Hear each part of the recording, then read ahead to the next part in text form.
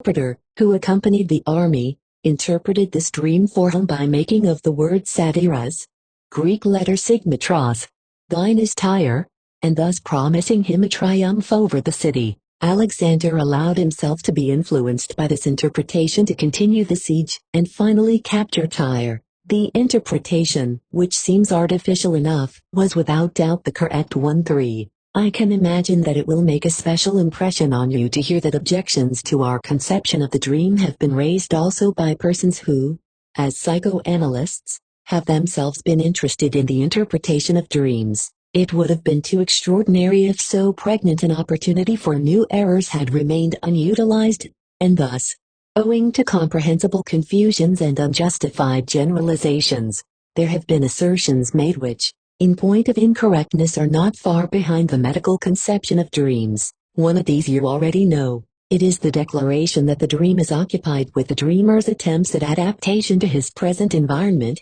and attempts to solve future problems. In other words, that the dream follows a prospective tendency a meter. We have already shown that this assertion is based upon a confusion of the dream with the latent thoughts of the dream. That as a premise it overlooks the existence of the dream work, in characterizing that psychic activity which is unconscious, and to which the latent thoughts of the dream belong. The above assertion is no novelty, nor is it exhaustive, for this unconscious psychic activity occupies itself with many other things besides preparation for the future. A much worse confusion seems to underlie the assurance that back of every dream one finds the death clause, or death wish.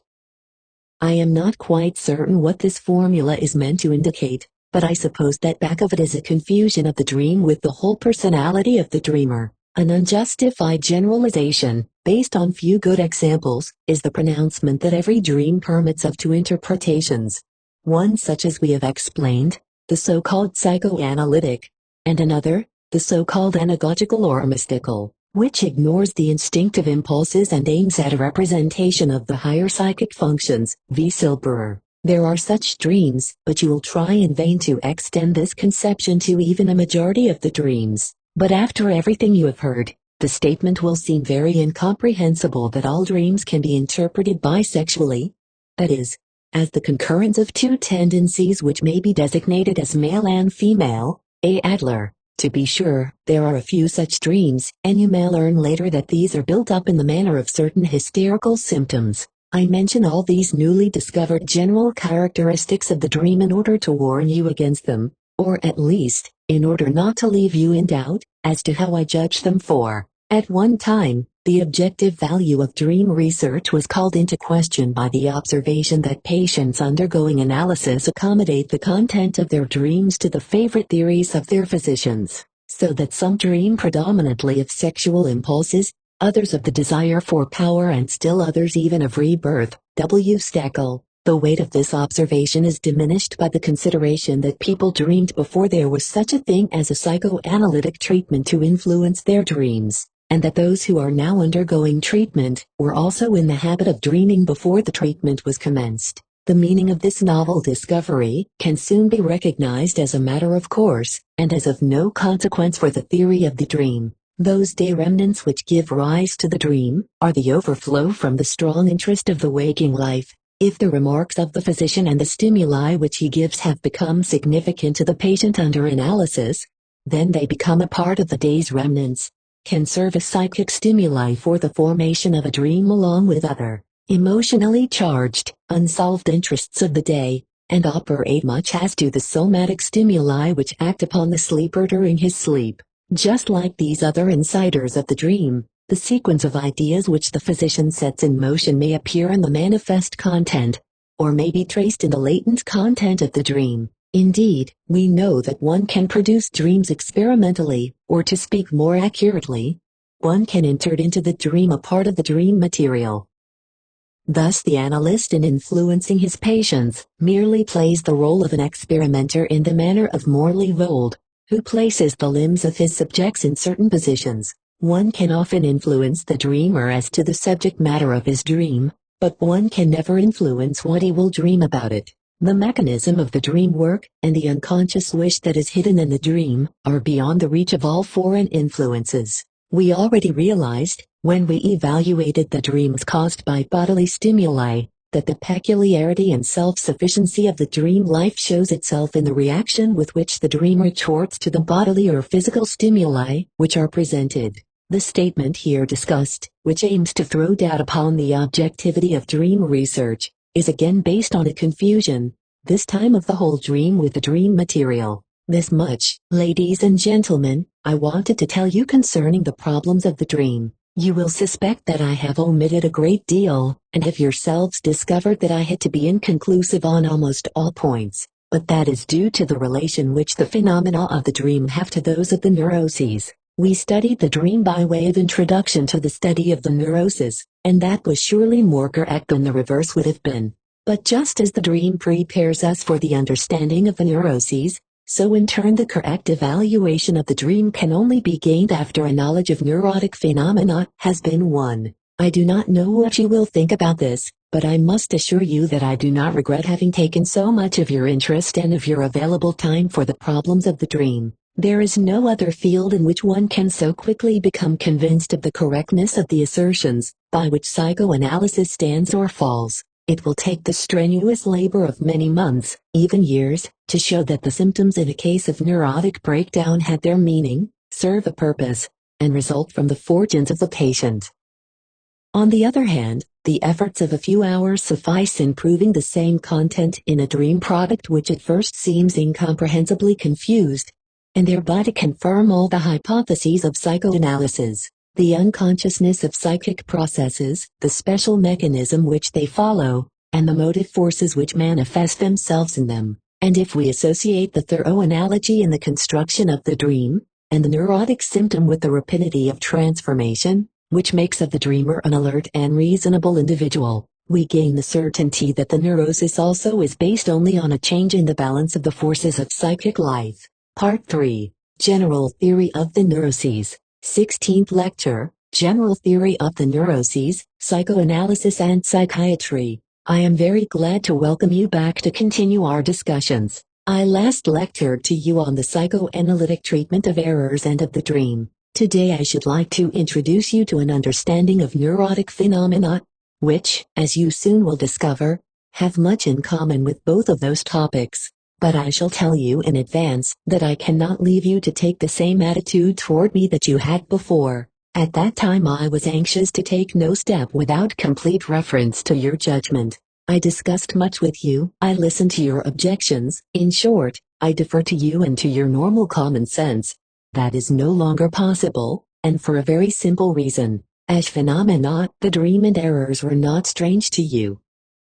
One might say that you had as much experience as I, or that you could easily acquire as much. But neuroses are foreign to you, since you are not doctors yourselves. You have had access to them only through what I have told you. Of what use is the best judgment, if it is not supported by familiarity with the material in question? Do not, however, understand this as an announcement of dogmatic lectures which demand your unconditional belief. That would be a gross misunderstanding. I do not wish to convince you. I am out to stimulate your interest and shake your prejudices. If, in consequence of not knowing the facts, you are not in a position to judge, neither should you believe nor condemn. Listen and allow yourself to be influenced by what I tell you. One cannot be so easily convinced, at least if he comes by convictions without effort. They soon prove to be valueless and unable to hold their own. He only has a right to conviction who has handled the same material for many years, and who in so doing has gone through the same new and surprising experiences again and again.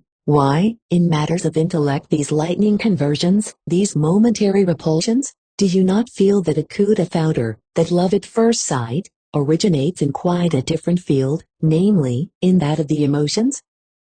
We do not even demand that our patients should become convinced of and predisposed to psychoanalysis. When they do, they seem suspicious to us. The attitude we prefer in them is one of benevolent skepticism. Will you not also try to let the psychoanalytic conception develop in your mind beside the popular or psychiatric? They will influence each other, mutually measure their strength, and someday work themselves into a decision on your part. On the other hand, you must not think for a moment that what I present to you as the psychoanalytic conception is a purely speculative system. Indeed, it is a sum total of experiences and observations, either their direct expression or their elaboration. Whether this elaboration is done adequately, and whether the method is justifiable will be tested in the further progress of the science. After 2.5 decades, now that I am fairly advanced in years, I may say that it was particularly difficult, intensive and all-absorbing work which yielded these observations.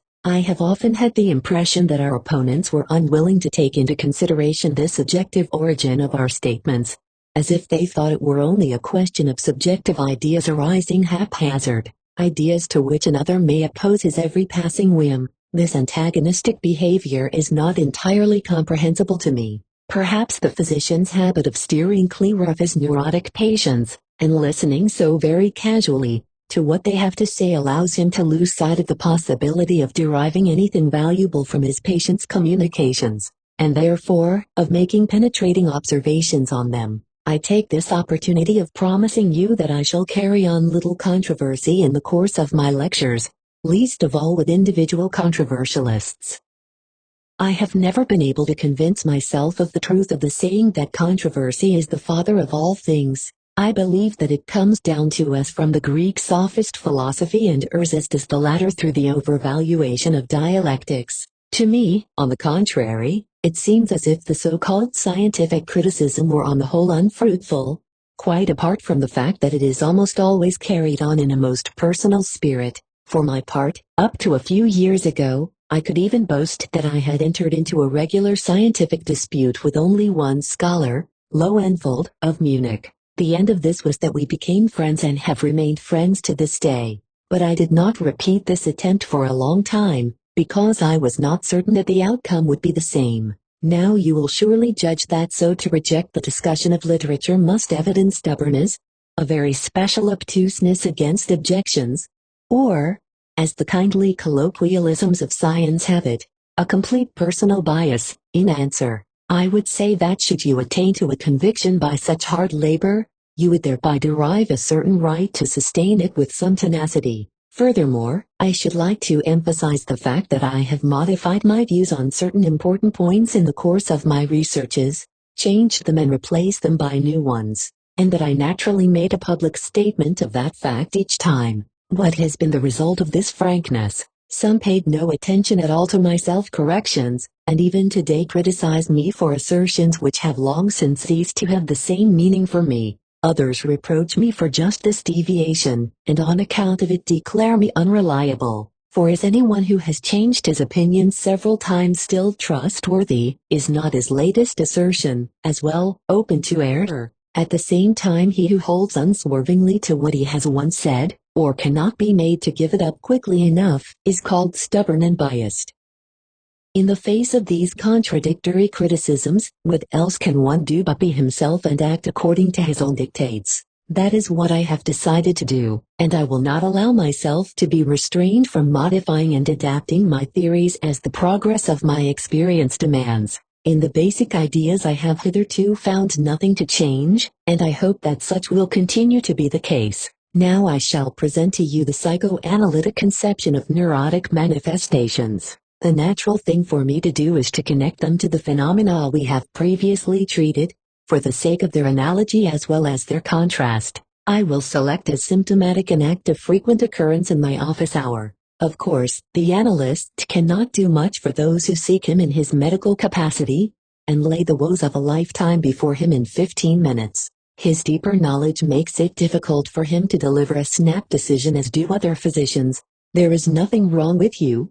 And to give the advice, go to a watering place for a while. One of our colleagues, in answer to the question as to what he did with his office patients, said, shrugging his shoulders, that he simply finds them so many kronen for their mischief making. So it will not surprise you to hear that even in the case of very busy analysts, the hours for consultation are not very crowded. I have had the ordinary door between my waiting room and my office doubled and strengthened by a covering of felt. The purpose of this little arrangement cannot be doubted. Now it happens over and over again that people who are admitted from my waiting room omit to close the door behind them. In fact, they almost always leave both doors open. As soon as I have noticed this, I insist rather gruffly that he or she go back in order to rectify the omission, even though it be an elegant gentleman or a lady in all her finery. This gives an impression of misapplied pedantry. I have, in fact, occasionally discredited myself by such a demand, since the individual concerned was one of those who cannot touch even a doorknob, and prefer as well to have their attendants spared this contact. But most frequently I was right, for he who conducts himself in this way, and leaves the door from the waiting room into the physician's consultation room open, belongs to the rabble and deserves to be received inhospitably. Do not, I beg you, defend him until you have heard what follows, for the fact is that this negligence of the patients only occurs when he has been alone in the waiting room, and so leaves an empty room behind him, never when others, strangers, have been waiting with him. If that latter is the case, he knows very well that it is in his interest not to be listened to while he is talking to the physician, and never omits to close both the doors with care. This omission of the patients is so predetermined that it becomes neither accidental nor meaningless, indeed, not even unimportant, for, as we shall see, it throws light upon the relation of this patient to the physician. He is one of the great number of those who seek authority, who want to be dazzled, intimidated. Perhaps he had inquired by telephone as to what time he had best call. He had prepared himself to come on a crowd of suppliants somewhat like those in front of a branch milk station. He now enters an empty waiting room which is, moreover, most modestly furnished, and he is disappointed. He must demand reparation from the physician for the wasted respect that he had tendered him, and so he omits to close the door between the reception room and the office. By this, he means to say to the physician, "Oh, well, there is no one here anyway, and probably no one will come as long as I am here." He would also be quite unmannerly and supercilious during the consultation if his presumption were not at once restrained by a sharp reminder. You will find nothing in the analysis of this little symptomatic act which was not previously known to you. That is to say, it asserts that this act is not accidental, but has a motive, a meaning, a purpose, that it has its assignable connection psychologically, and that it serves as a small indication of a more important psychological process.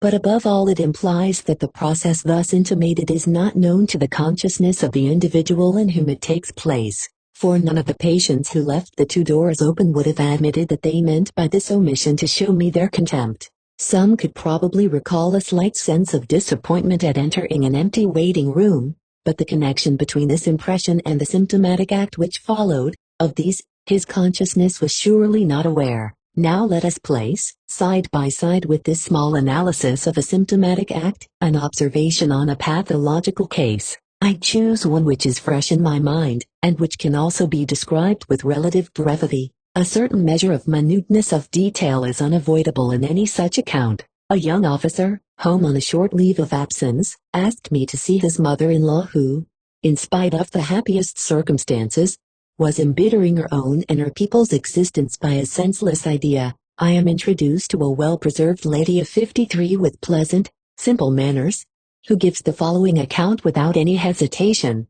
She is most happily married and lives in the country with her husband, who operates a large factory. She cannot say enough for the kind thoughtfulness of her husband. They had married for love 30 years ago, and since then there had never been a shadow, a quarrel or cause for jealousy. Now, even though her 2 children are well married, the husband and father does not yet want to retire, from a feeling of duty. A year ago there happened the incredible thing, incomprehensible to herself as well. She gave complete credence to an anonymous letter which accused her excellent husband of having an affair with a young girl, and since then her happiness is destroyed. The more detailed circumstances were somewhat as follows. She had a chambermaid with whom she had perhaps too often discussed intimate matters.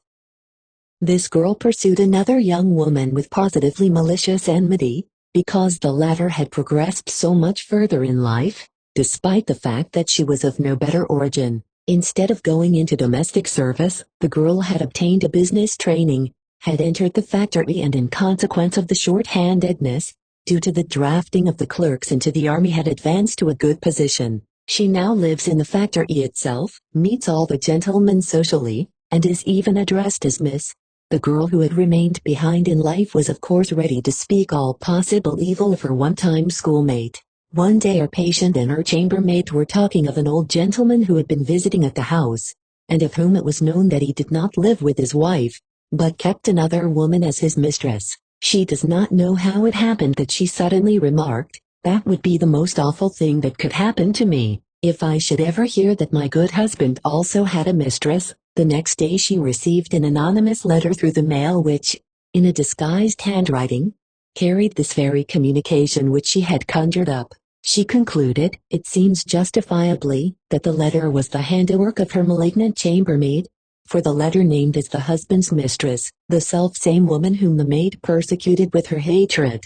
Our patient, in spite of the fact that she immediately saw through the intrigue, and had seen enough in her tale to know how little credence such cowardly denunciations deserve, was nevertheless at once prostrated by the letter. She became dreadfully excited and promptly sent for her husband in order to heap the bitterest reproaches upon him. Her husband laughingly denied the accusation and did the best that could be done. He called in the family physician, who was as well the doctor in attendance at the factory, and the latter added his efforts to quiet the unhappy woman. Their further procedure was also entirely reasonable. The chambermaid was dismissed, but the pretended rival was not. Since then, the patient claims she has repeatedly so far calmed herself as no longer to believe the contents of the anonymous letter, but this relief was neither thoroughgoing nor lasting.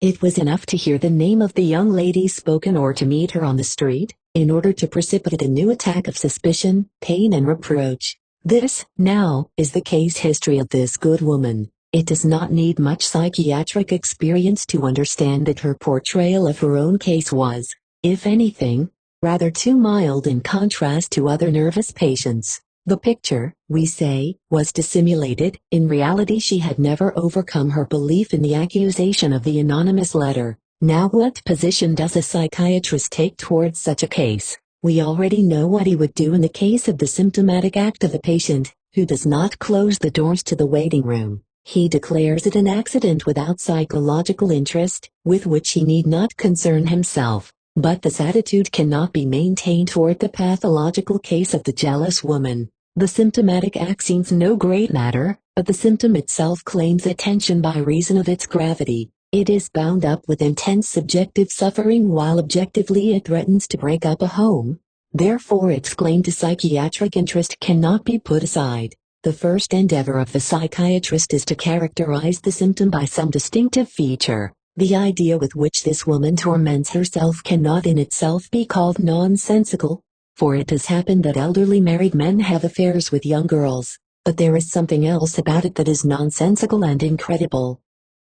The patient has no reason beyond the declaration in the anonymous letter to believe that her tender and faithful husband belongs to this sort of married men, otherwise not uncommon. She knows that this letter in itself carries no proof. She can satisfactorily explain its origin. Therefore she ought to be able to persuade herself that she has no reason to be jealous. Indeed she does this, but in spite of it she suffers every bit as much as she would if she acknowledged this jealousy as fully justified. We are agreed to call ideas of this sort, which are inaccessible to arguments based on logic or on facts, obsessions. Thus the good lady suffers from an obsession of jealousy. That is surely a distinctive characterization for this pathological case. Having reached this first certainty, our psychiatric interest will have become aroused. If we cannot do away with the delusion by taking reality into account, it can hardly have arisen from reality. But the delusion, what is its origin?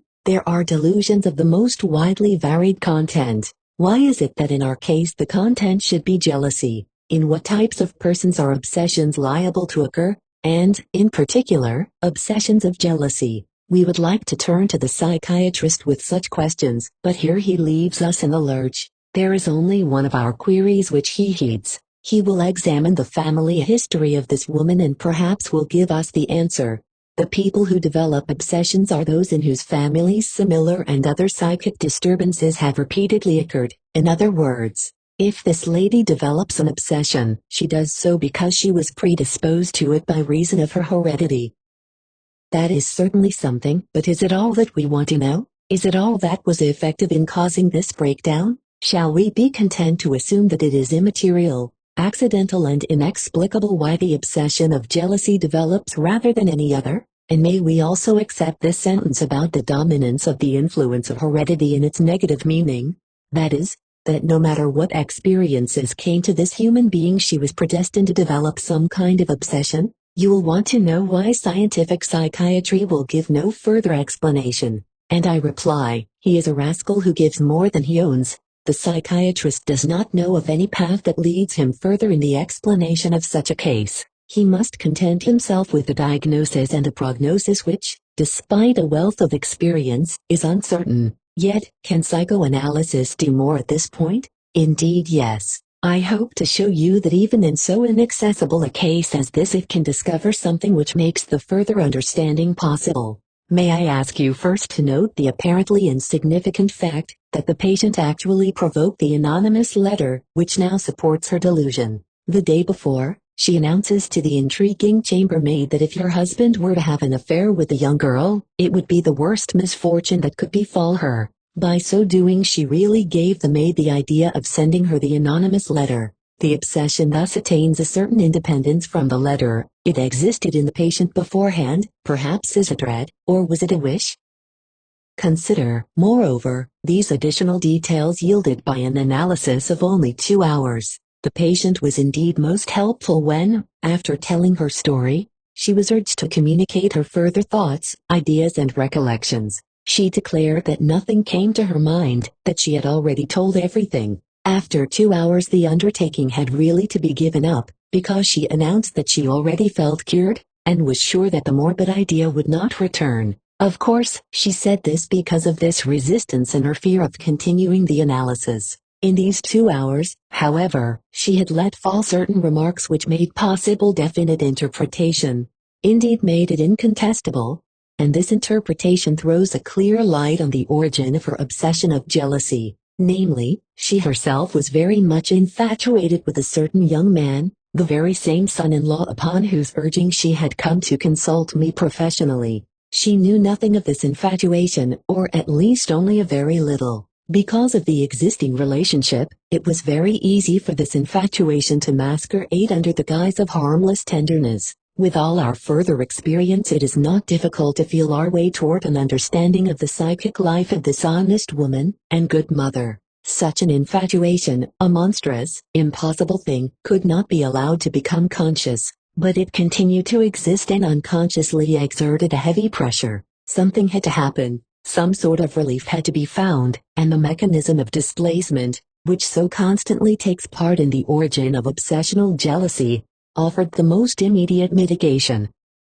If not only she, old woman that she was in love with a young man, but if also her old husband had an affair with a young girl, then she would be freed from the voice of her conscience which accused her of infidelity. The fantasy of her husband's infidelity was thus like a cooling salve on her burning wound. Of her own love she never became conscious, but the reflection of it, which would bring her such advantages, now became compulsive, obsessional and conscious. Naturally, all arguments directed against the obsession were of no avail, since they were directed only to the reflection, and not to the original force to which it owed its strength and which, unimpeachable, lay buried in the unconscious. Let us now piece together these fragments to see what a short and unimpeded psychoanalysis can nevertheless contribute to the understanding of this case. It is assumed, of course, that our inquiries were carefully conducted, a point which I cannot at this place submit to your judgment. In the first place, the obsession becomes no longer nonsensical nor incomprehensible. It is full of meaning, well motivated and an integral part of the patient's emotional experience. Secondly, it is a necessary reaction toward an unconscious psychological process, revealed in other ways, and it is to this very circumstance that it owes its obsessional nature, that is, its resistance to arguments based on logic or fact. In itself the obsession is something wished for, a kind of consolation. Finally, the experiences underlying the condition are such as unmistakably determine an obsession of jealousy and no other. You will also recognize the part played by the two important analogies in the analysis of the symptomatic act, with reference to its meaning and intent and also to its relation to an unconscious factor in a situation. Naturally, we have not yet answered all the questions which may be put on the basis of this case. Rather, the case bristles with further problems of a kind which we have not yet been able to solve in any way, and of others which could not be solved because of the disadvantage of the circumstances under which we were working. For example, why is this happily married woman open to an infatuation for her son-in-law? And why does the relief which could have been obtained in other ways come to her by way of this mirror image, this projection of her own condition upon her husband? I trust you will not think that it is idle and wanton to open such problems. Already we have much material at our disposal for their possible solution. This woman is in that critical age when her sexual needs undergo a sudden and unwelcome exaggeration. This might in itself be sufficient. In addition, her good and faithful mate may for many years have been lacking in that sufficient sexual capacity, which the well-preserved woman needs for her satisfaction. We have learned by experience to know that those very men whose faithfulness is thus placed beyond a doubt are most gentle in their treatment of their wives, and unusually forbearing toward their nervous complaints. Furthermore, the fact that it was just the young husband of a daughter who became the object of her abnormal infatuation, is by no means insignificant. A strong erotic attachment to the daughter, which in the last analysis leads back to the mother's sexual constitution, will often find a way to live on under such a disguise. May I perhaps remind you in this connection that the relationship between mother and son-in-law has seemed particularly delicate since all time, and is one which among primitive peoples gave rise to very powerful taboos and avoidances. 37. It often transgresses our cultural standards positively as well as negatively. I cannot tell you of course which of these three factors were at work in our case, whether two of them only, or whether all of them cooperated, for as you know I did not have the opportunity to continue the analysis beyond 2 hours. I realize at this point, ladies and gentlemen, that I have been speaking entirely of things for which your understanding was not prepared. I did this in order to carry through the comparison of psychiatry and psychoanalysis. May I now ask one thing of you? Have you noticed any contradiction between them? Psychiatry does not apply the technical methods of psychoanalysis, and neglects to look for any significance in the content of the obsession. Instead of first seeking out more specific and immediate causes, psychiatry refers us to the very general and remote source, heredity. But does this imply a contradiction, a conflict between them? Do they not rather supplement one another? For does the hereditary factor deny the significance of the experience? Is it not rather true that both operate together in the most effective way? You must admit that there is nothing in the nature of psychiatric work which must repudiate psychoanalytic research. Therefore, it is the psychiatrists who oppose psychoanalysis, not psychiatry itself. Psychoanalysis stands in about the same relation to psychiatry as does histology to anatomy. The one studies the outer forms of organs, the other the closer structure of tissues and cells. A contradiction between two types of study, where one simplifies the other, is not easily conceivable. You know that anatomy today forms the basis of scientific medicine, but there was a time when the dissection of human corpses to learn the inner structure of the body was as much frowned upon as the practice of psychoanalysis, which seeks to ascertain the inner workings of the human soul, seems proscribed today. And presumably a not too distant time will bring us to the realization that a psychiatry which aspires to scientific depth is not possible without a real knowledge of the deeper unconscious processes in the psychic life. Perhaps this much attacked psychoanalysis has now found some friends among you who are anxious to see it justify itself as well from another aspect, namely, the therapeutic side. You know that the therapy of psychiatry has hitherto not been able to influence obsessions. Can psychoanalysis perhaps do so, thanks to its insight into the mechanism of these symptoms? No, ladies and gentlemen, it cannot. For the present at least it is just as powerless in the face of these maladies as every other therapy. We can understand what it was that happened within the patient, but we have no means of making the patient himself understand this. In fact, I told you that I could not extend the analysis of the obsession beyond the first steps. Would you therefore assert that analysis is objectionable in such cases because it remains without result? I think not. We have the right, indeed we have the duty to pursue scientific research without regard to an immediate practical effect. Someday, though we do not know when or where, every little scrap of knowledge will have been translated into skill, even into therapeutic skill. If psychoanalysis were as unsuccessful in all other forms of nervous and psychological disease, as it is in the case of the obsession, it would nevertheless remain fully justified as an irreplaceable method of scientific research. It is true that we would then not be in a position to practice it, for the human subjects from which we must learn, live and will in their own right, they must have motives of their own in order to assist in the work, but they would deny themselves to us. Therefore, let me conclude this session by telling you that there are comprehensive groups of nervous diseases, concerning which our better understanding has actually been translated into therapeutic power. Moreover, that in disturbances which are most difficult to reach we can under certain conditions secure results, which are second to none in the field of internal therapeutics. 17th Lecture, General Theory of the Neurosis, the Meaning of the Symptoms. In the last lecture I explained to you that clinical psychiatry concerns itself very little with the form under which the symptoms appear, or with the burden they carry, but that it is precisely here that psychoanalysis steps in and shows that the symptom carries a meaning, and is connected with the experience of the patient. The meaning of neurotic symptoms was first discovered by J. Breuer in the study and felicitous cure of a case of hysteria which has since become famous, 1880 to 1882. It is true that P. Janet independently reached the same result.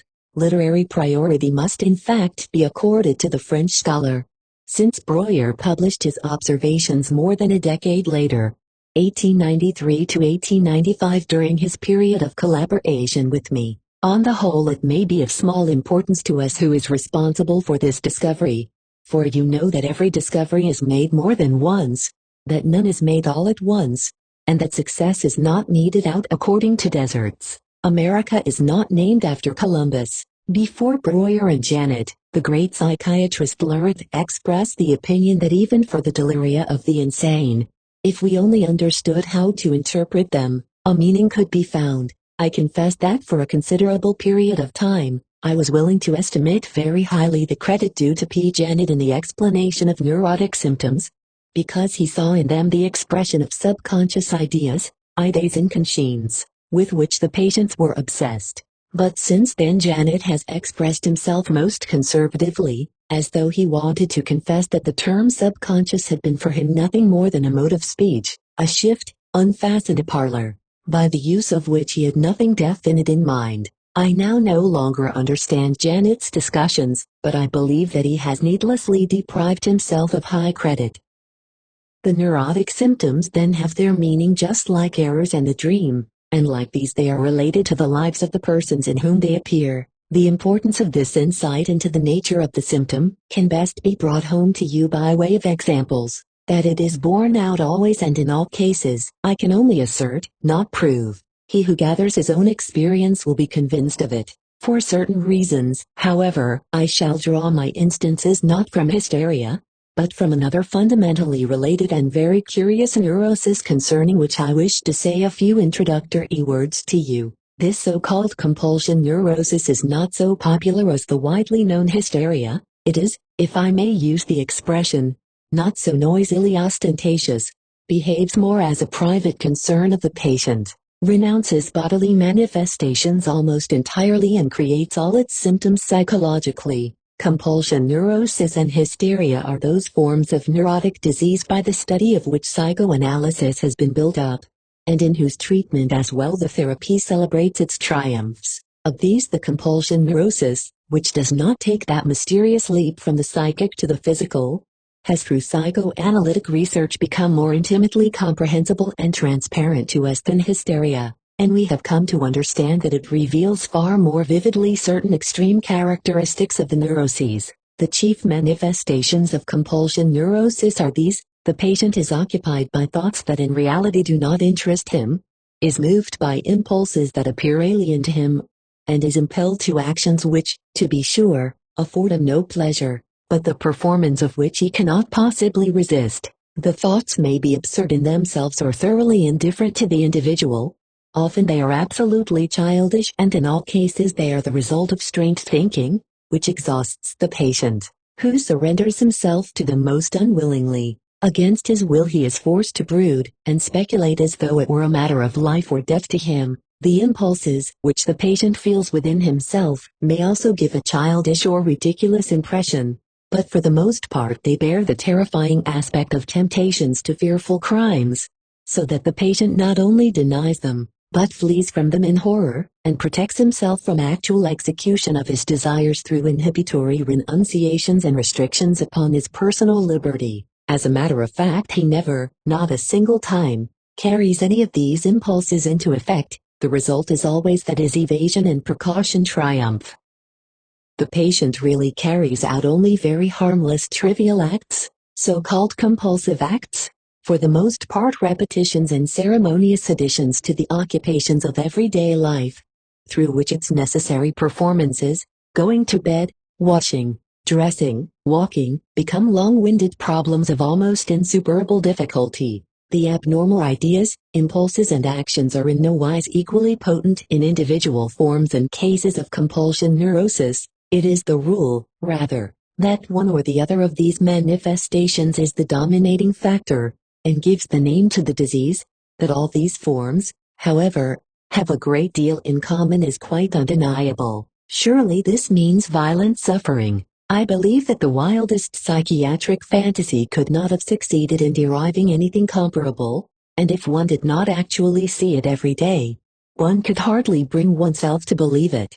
Do not think, however, that you give the patient any help when you coax him to divert himself, to put aside these stupid ideas, and to set himself to something useful in the place of his whimsical occupations. This is just what he would like of his own accord, for he possesses all his senses, shares your opinion of his compulsion symptoms, in fact volunteers it quite readily, but he cannot do otherwise. Whatever activities actually are released under compulsion neurosis are carried along by a driving energy, such as is probably never met with in normal psychic life. He has only one remedy, to transfer and change. In place of one stupid idea he can think of a somewhat milder absurdity, he can proceed from one precaution and prohibition to another, or carry through another ceremonial. He may shift, but he cannot annul the compulsion. One of the chief characteristics of the sickness is the instability of the symptoms. They can be shifted very far from their original form. It is moreover striking that the contrasts present in all psychological experience are so very sharply drawn in this condition.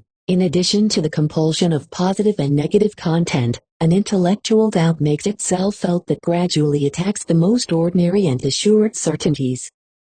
All of these things merge into steadily increasing uncertainty, lack of energy, curtailment of personal liberty, despite the fact that the patient suffering from compulsion neurosis is originally a most energetic character, often of extraordinary obstinacy, as a rule intellectually gifted above the average. For the most part he has attained a desirable stage of ethical development, is over-conscientious and more than usually correct. You can imagine that it takes no inconsiderable piece of work to find one's way through this maze of contradictory characteristics and symptoms. Indeed, for the present our only object is to understand and to interpret some symptoms of this disease. Perhaps in reference to our previous discussions, you would like to know the position of present-day psychiatry to the problems of the compulsion neurosis. This is covered in a very slim chapter. Psychiatry gives names to the various forms of compulsion, but says nothing further concerning them. Instead it emphasizes the fact that those who show these symptoms are degenerates.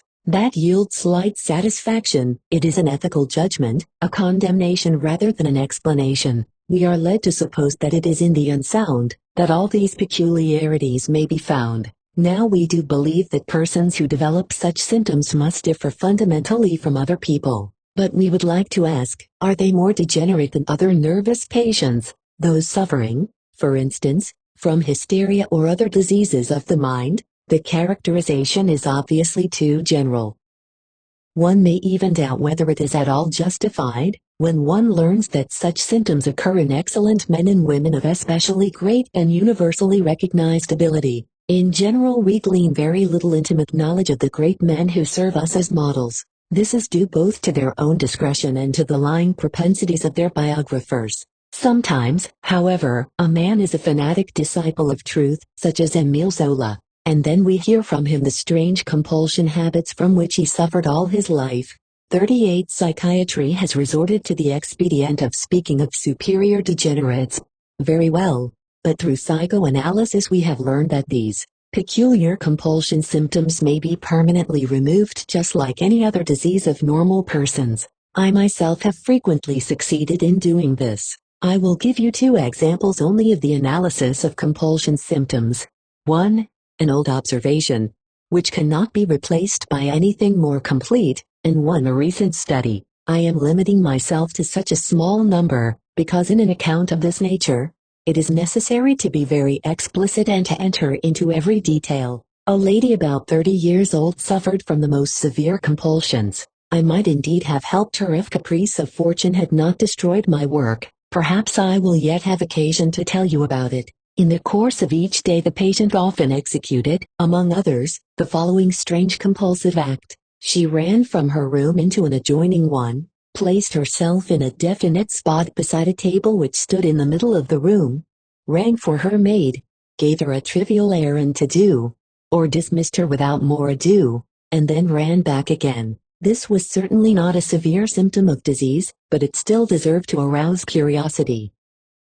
Its explanation was found, absolutely without any assistance on the part of the physician, in the very simplest way, a way to which no one can take exception. I hardly know how I alone could have guessed the meaning of this compulsive act, or have found any suggestion toward its interpretation. As often as I had asked the patient, "Why do you do this? Of what use is it?" she had answered, "I don't know," but one day after I'd succeeded in surmounting a grave ethical doubt of hers, she suddenly saw the light and related the history of the compulsive act. More than 10 years prior she had married a man far older than herself, who had proved impotent on the bridal night. Countless times during the night he had run from his room to hers to repeat the attempt, but each time without success. In the morning he said angrily, "It is enough to make one ashamed before the maid who does the beds," and took a bottle of red ink that happened to be in the room, and poured its contents on the sheet, but not on the place where such a stain would have been justifiable. At first I did not understand the connection between this reminiscence and the compulsive act in question,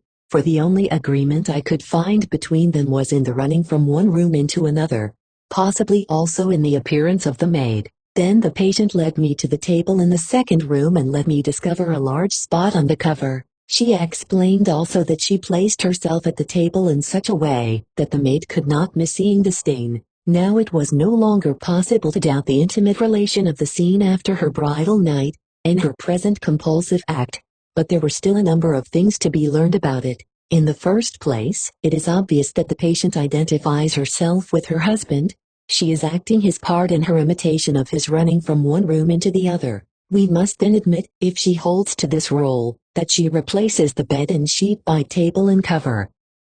This may seem arbitrary, but we have not studied dream symbolism in vain. In dreams also a table which must be interpreted as a bed is frequently seen. Bed and board together represent married life, one may therefore easily be used to represent the other. The evidence that the compulsive act carries meaning would thus be plain. It appears as a representation, a repetition of the original significant scene. However, we are not forced to stop at this semblance of a solution. When we examine more closely the relation between these two people, we shall probably be enlightened concerning something of wider importance, namely, the purpose of the compulsive act. The nucleus of this purpose is evidently the summoning of the maid. To her she wishes to show the stain and refute her husband's remark. It is enough to shame one before the maid. He, whose part she is playing, therefore feels no shame before the maid, hence the stain must be in the right place. So we see that she has not merely repeated the scene, rather she has amplified it,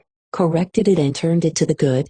Thereby, however, she also corrects something else. The thing which was so embarrassing that night and necessitated the use of the red ink, impotence. The compulsive act then says, no, it is not true. He did not have to be ashamed before the maid. He was not impotent. After the manner of a dream she represents the fulfillment of this wish in an overt action. She is ruled by the desire to help her husband over that unfortunate incident. Everything else that I could tell you about this case supports this clue more specifically. All that we otherwise know about her tends to strengthen this interpretation of a compulsive act incomprehensible in itself. For years the woman has lived separated from her husband, and is struggling with the intention to obtain a legal divorce. But she is by no means free from him. She forces herself to remain faithful to him. She retires from the world to avoid temptation. In her imagination she excuses and idealizes him. The deepest secret of her malady is that by means of it she shields her husband from malicious gossip, justifies her separation from him, and renders possible for him a comfortable separate life. Thus the analysis of a harmless compulsive act leads to the very heart of this case, and at the same time reveals no inconsiderable portion of the secret of the compulsion neurosis in general. I shall be glad to have you dwell upon this instance, as it combines conditions that one can scarcely demand in other cases. The interpretation of the symptoms was discovered by the patient herself in one flash, without the suggestion or interference of the analyst. It came about by the reference to an experience, which did not, as is usually the case, belong to the half-forgotten period of childhood, but to the mature life of the patient, in whose memory it had remained unobliterated. All the objections which critics ordinarily offer to our interpretation of symptoms fail in this case. Of course, we are not always so fortunate. And one thing more, have you not observed how this insignificant compulsive act initiated us into the intimate life of the invalid? A woman can scarcely relate anything more intimate than the story of her bridal night, and is it without further significance that we just happened to come on the intimacies of her sexual life? It might of course be the result of the selection I have made in this instance.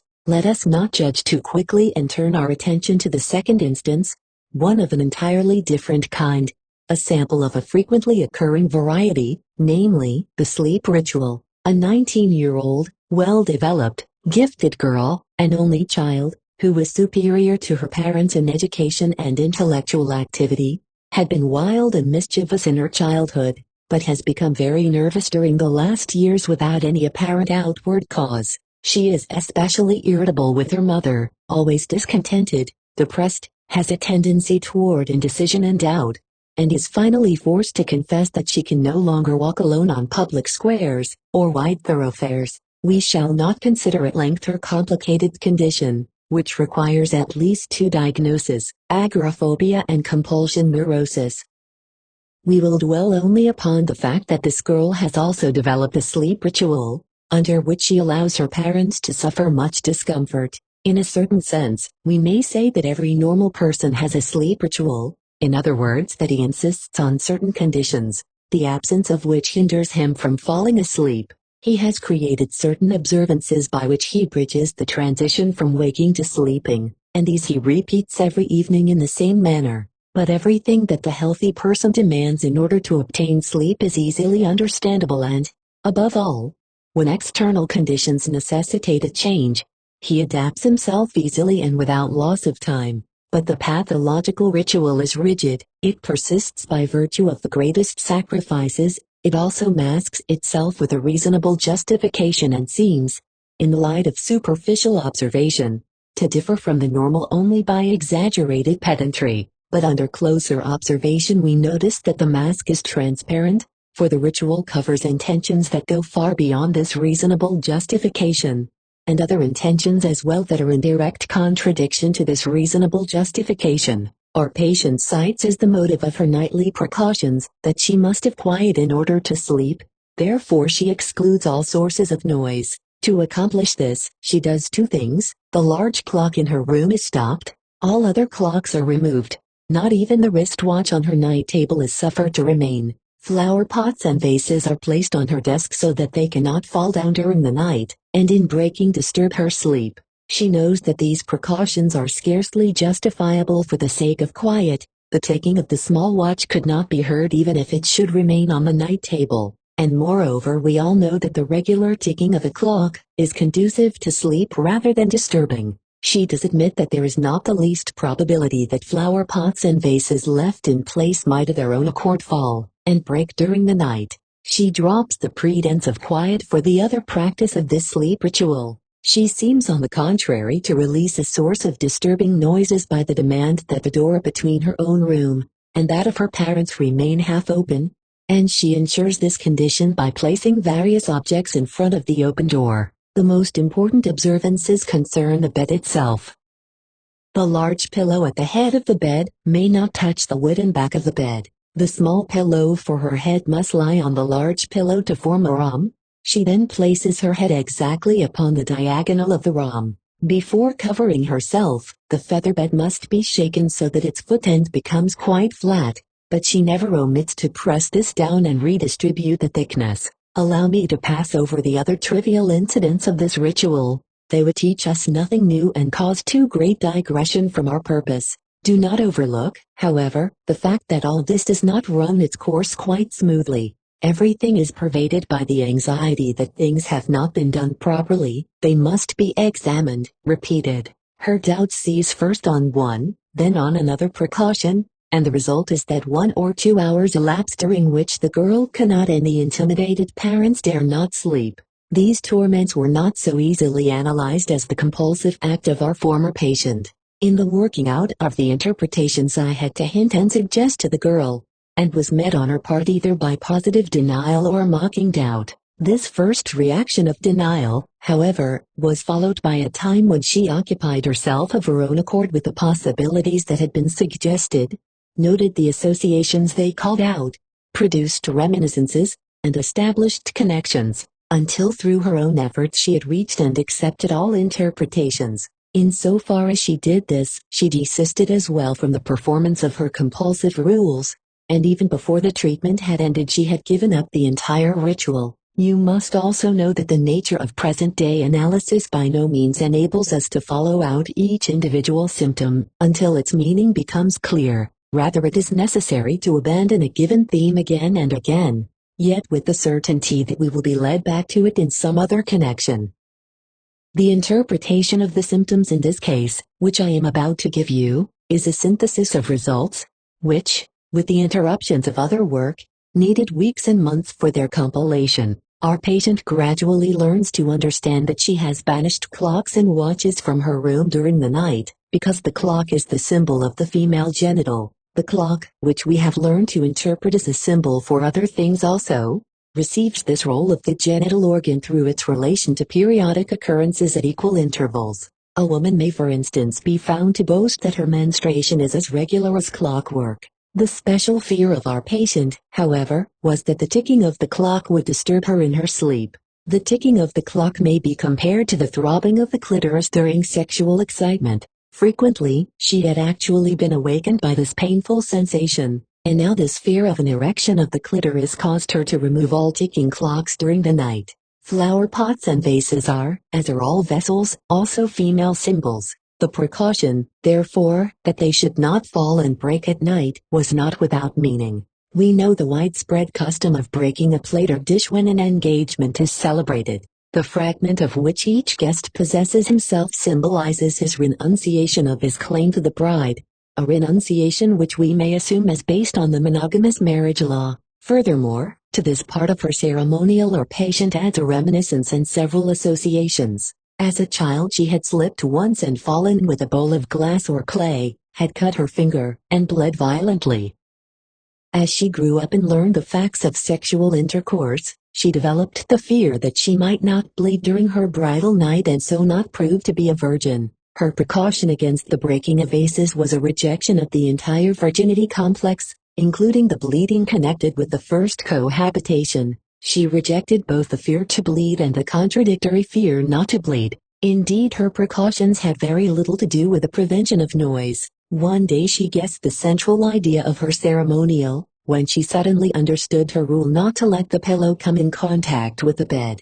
The pillows always had seemed a woman to her, the erect back of the bed a man. By means of magic, we may say, she wished to keep apart man and wife. It was her parents she wished to separate, so to prevent their marital intercourse, she had sought to attain the same end by more direct methods in earlier years. Before the institution of her ceremonial, she had simulated fear, or exploited a genuine timidity in order to keep open the door between the parents' bedroom and the nursery. This demand had been retained in her present ceremonial. Thus she had gained the opportunity of overhearing her parents, a proceeding which at one time subjected her to months of sleeplessness. Not content with this disturbance to her parents, she was at that time occasionally able to gain her point and sleep between father and mother in their very bed. Then pillow and wooden wall could really not come in contact.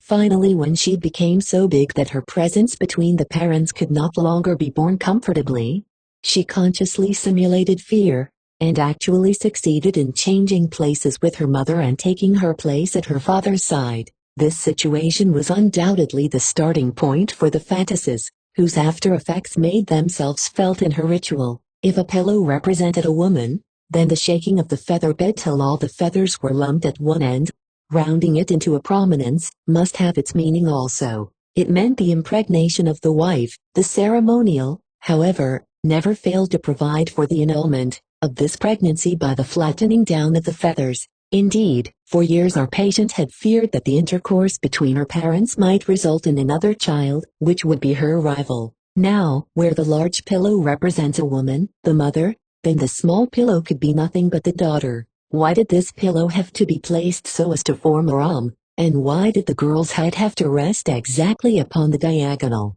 It was easy to remind the patient that the rhomb on all walls is the rune, used to represent the open female genital. She herself then played the part of the man, the father, and her head took the place of the male organ. Cf. the symbol of beheading to represent castration. Wild ideas, you will say, to run right in the head of a virgin girl. I admit it, but do not forget that I have not created these ideas but merely interpreted them. A sleep ritual of this kind is itself very strange, and you cannot deny the correspondence between the ritual and the fantasies that yielded us the interpretation.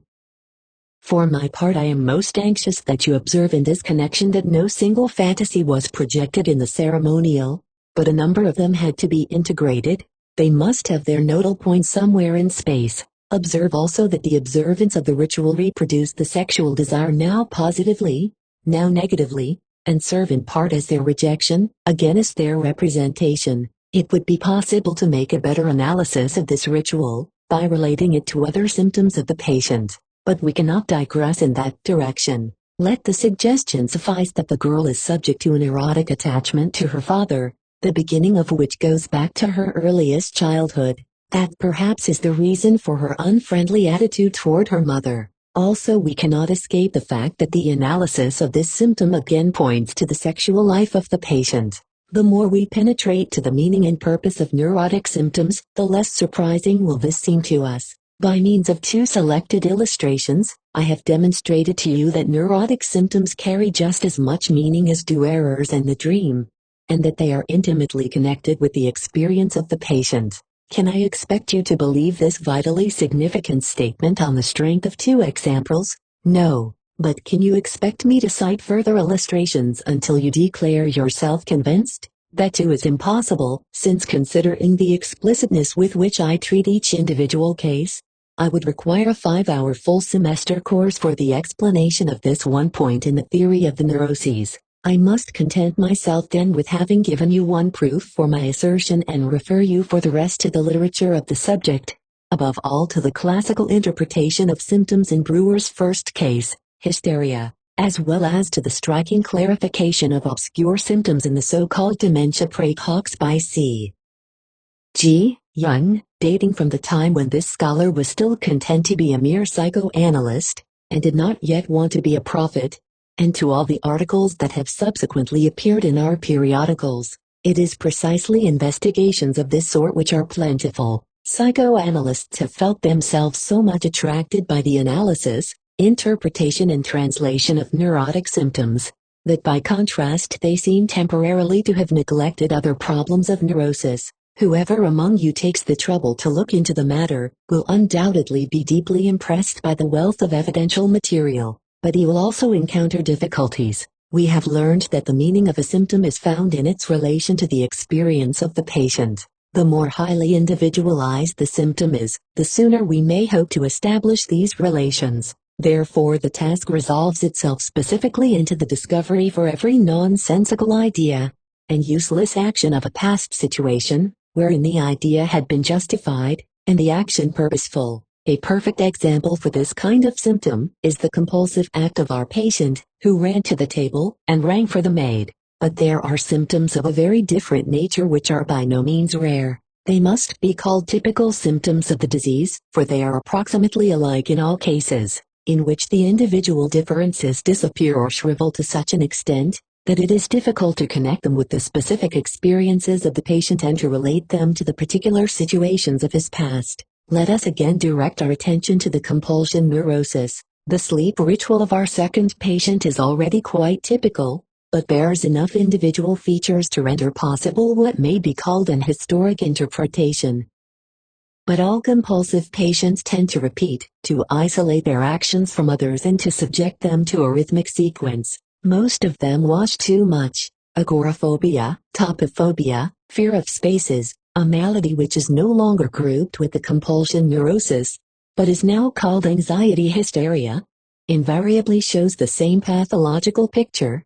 It repeats with exhausting monotony the same feature. The patient's fear of closed spaces, of large open squares, of long-stretched streets and parkways, and their feeling of safety when acquaintances accompany them, when a carriage drives after them, etc. On this identical groundwork, however, the individual differences between the patients are superimposed. Moods, one might almost call them, which are sharply contrasted in the various cases. The one fears only narrow streets, the other only wide ones. The one can go out walking only when there are few people abroad, the other when there are many. Hysteria also, aside from its wealth of individual features, has a superfluity of common typical symptoms that appear to resist any facile historical methods of tracing them. But do not let us forget that it is by these typical symptoms that we get our bearings in reaching a diagnosis. When, in one case of hysteria, we have finally traced back a typical symptom to an experience or a series of similar experiences, for instance followed back an hysterical vomiting to its origin in a succession of disgust impressions, another case of vomiting will confuse us by revealing an entirely different chain of experiences, seemingly just as effective. It seems almost as though hysterical patients must vomit for some reason as yet unknown, and that the historic factors, revealed by analysis, are chance pretexts, seized on as opportunity best offered to serve the purposes of a deeper need. Thus we soon reach the discouraging conclusion that although we can satisfactorily explain the individual neurotic symptom by relating it to an experience, our science fails us when it comes to the typical symptoms that occur far more frequently. In addition, remember that I am not going into all the detailed difficulties which come up in the course of resolutely hunting down an historic interpretation of the symptom. I have no intention of doing this, for though I want to keep nothing from you, and so paint everything in its true colors, I still do not wish to confuse and discourage you at the very outset of our studies. It is true that we have only begun to understand the interpretation of symptoms, but we wish to hold fast to the results we have achieved, and struggle forward step by step toward the mastery of the still unintelligible data. I therefore try to cheer you with the thought that a fundamental between the two kinds of symptoms can scarcely be assumed. Since the individual symptoms are so obviously dependent upon the experience of the patient, there is a possibility that the typical symptoms revert to an experience that is in itself typical and common to all humanity. Other regularly recurring features of neurosis, such as the repetition and doubt of the compulsion neurosis, may be universal reactions which are forced upon the patient by the very nature of the abnormal change. In short, we have no reason to be prematurely discouraged. We shall see what our further results will yield. We meet a very similar difficulty in the theory of dreams, which in our previous discussion of the dream I could not go into. The manifest content of dreams is most profuse and individually varied, and I have shown very explicitly what analysis may glean from this content. But side by side with these dreams, there are others which may also be termed typical, and which occur similarly in all people. These are dreams of identical content, which offer the same difficulties for their interpretation as the typical symptom. They are the dreams of falling, flying, floating, swimming, of being hemmed in, of nakedness, and various other anxiety dreams that yield first one and then another interpretation for the different patients, without resulting in an explanation of their monotonous and typical recurrence. In the matter of these dreams also, we see a fundamental groundwork enriched by individual additions. Probably they as well can be fitted into the theory of dream life, built up on the basis of other dreams, not however by straining the point, but by the gradual broadening of our views. 18th Lecture, General Theory of the Neuroses, Traumatic fixation, the unconscious. I said last time that we would not continue our work from the standpoint of our doubts, but on the basis of our results. We have not even touched upon two of the most interesting conclusions, derived equally from the same two sample analyses. In the first place, both patients give us the impression of being fixated upon some very definite part of their past. They are unable to free themselves therefrom, and have therefore come to be completely estranged both from the present and the future. They are now isolated in their ailment, just as in earlier days people withdrew into monasteries there to carry along the burden of their unhappy fates. In the case of the first patient, it is her marriage with her husband, really abandoned, that has determined her lot. By means of her symptoms she continues to deal with her husband. We have learned to understand those voices which plead his case, which excuse him, exalt him, lament his loss. Although she is young and might be coveted by other men, she has seized upon all manner of real and imaginary, magic precautions to safeguard her virtue for him. She will not appear before strangers. She neglects her personal appearance. Furthermore, she cannot bring herself to get up readily from any chair on which she has been seated. She refuses to give her signature, and finally, since she is motivated by her desire not to let anyone have anything of hers, she is unable to give presents. In the case of the second patient, the young girl, it is an erotic attachment for her father that had established itself in the years prior to puberty, which plays the same role in her life. She also has arrived at the conclusion that she may not marry so long as she is sick. We may suspect she became ill in order that she need not marry, and that she might stay with her father. It is impossible to evade the question of how, in what manner, and driven by what motives, an individual may come by such a remarkable and unprofitable attitude toward life. Granted of course that this bearing is a general characteristic of neurosis, and not a special peculiarity of these two cases, it is nevertheless a general trait in every neurosis of very great importance in practice. Brewer's first hysterical patient was fixated in the same manner upon the time when she nursed her very sick father. In spite of her recuperation she has, in certain respects, since that time, been done with life. Although she remained healthy and able, she did not enter on the normal life of women. In every one of our patients we may see, by the use of analysis, that in his disease symptoms, and their results he has gone back again into a definite period of his past. In the majority of cases he even chooses a very early phase of his life, sometime a childhood phase, indeed, laughable as it may appear, a phase of his very suckling existence. The closest analogies to these conditions of our neurotics are furnished by the types of sickness, which the war has just now made so frequent, the so-called traumatic neuroses. Even before the war there were such cases after railroad collisions, and other frightful occurrences, which endangered life. The traumatic neuroses are, fundamentally, not the same as the spontaneous neuroses which we have been analyzing and treating.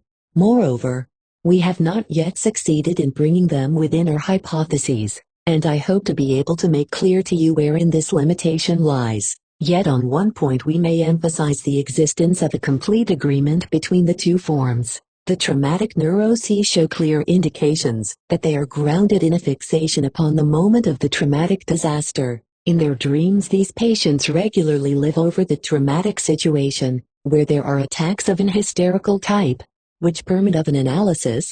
We learn that the attack approximates a complete transposition into this situation. It is as if these patients had not yet gotten through with the traumatic situation, as if it were actually before them as a task which was not yet mastered. We take this view of the matter in all seriousness. It shows the way to an economic view of psychic occurrences.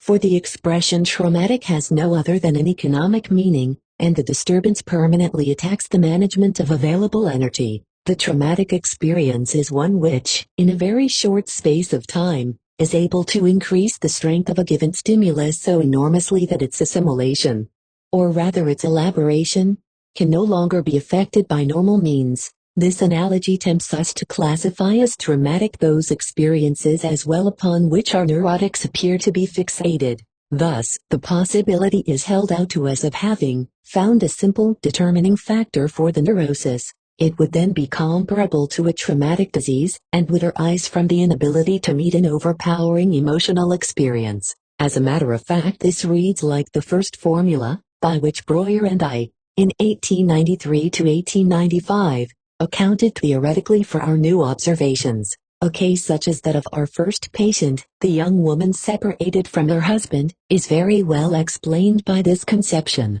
She was not able to get over the unfeasibility of her marriage, and has not been able to extricate herself from this trauma. But her very next, that of the girl attached to her father, shows us that the formula is not sufficiently comprehensive. On the one hand, such baby love of a little girl for her father is so usual, and so often outlived that the designation traumatic would carry no significance. On the other hand, the history of the patient teaches us that this first erotic fixation apparently passed by harmlessly at the time, and did not again appear until many years later in the symptoms of the compulsion neurosis. We see complications before us, the existence of a greater wealth of determining factors in the disease, but we also suspect that the traumatic viewpoint will not have to be given up as wrong.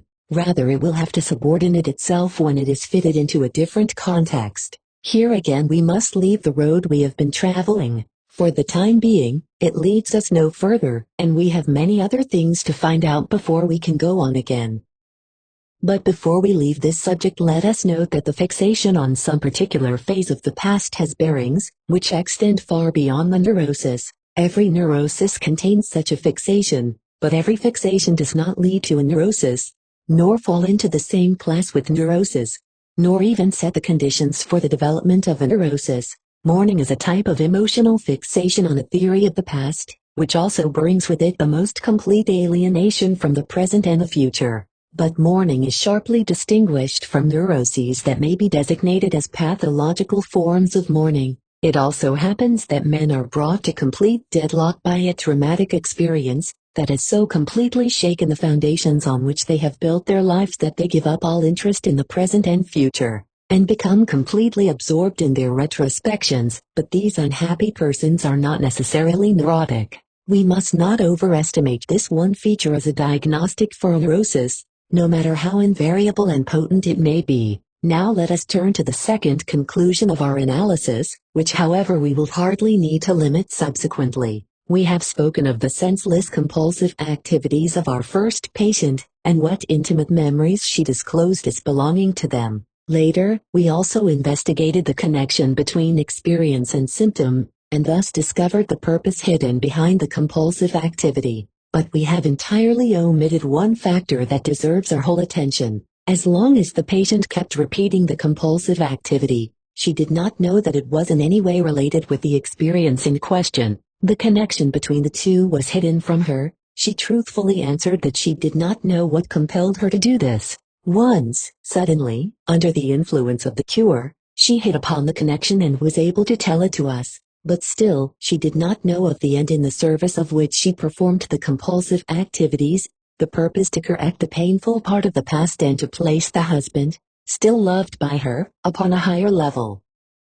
It took quite a long time, and a great deal of trouble for her to grasp and admit to me that such a motive alone could have been the motive force of the compulsive activity. The relation between the scene after the unhappy bridal night and the tender motive of the patient yield what we have called the meaning of the compulsive activity. But both the whens and the why remained hidden from her as long as she continued to carry out the compulsive act. Psychological processes had been going on within her for which the compulsive act found an expression. She could, in a normal frame of mind, observe their effect, but none of the psychological antecedents of her action had come to the knowledge of her consciousness. She had acted in just the same manner as a hypnotized person to whom Bernheim had given the injunction that 5 minutes after his awakening in the ward he was to open an umbrella, and he had carried out this order on awakening, but could give no motive for his so doing. We have exactly such facts in mind when we speak of the existence of unconscious psychological processes.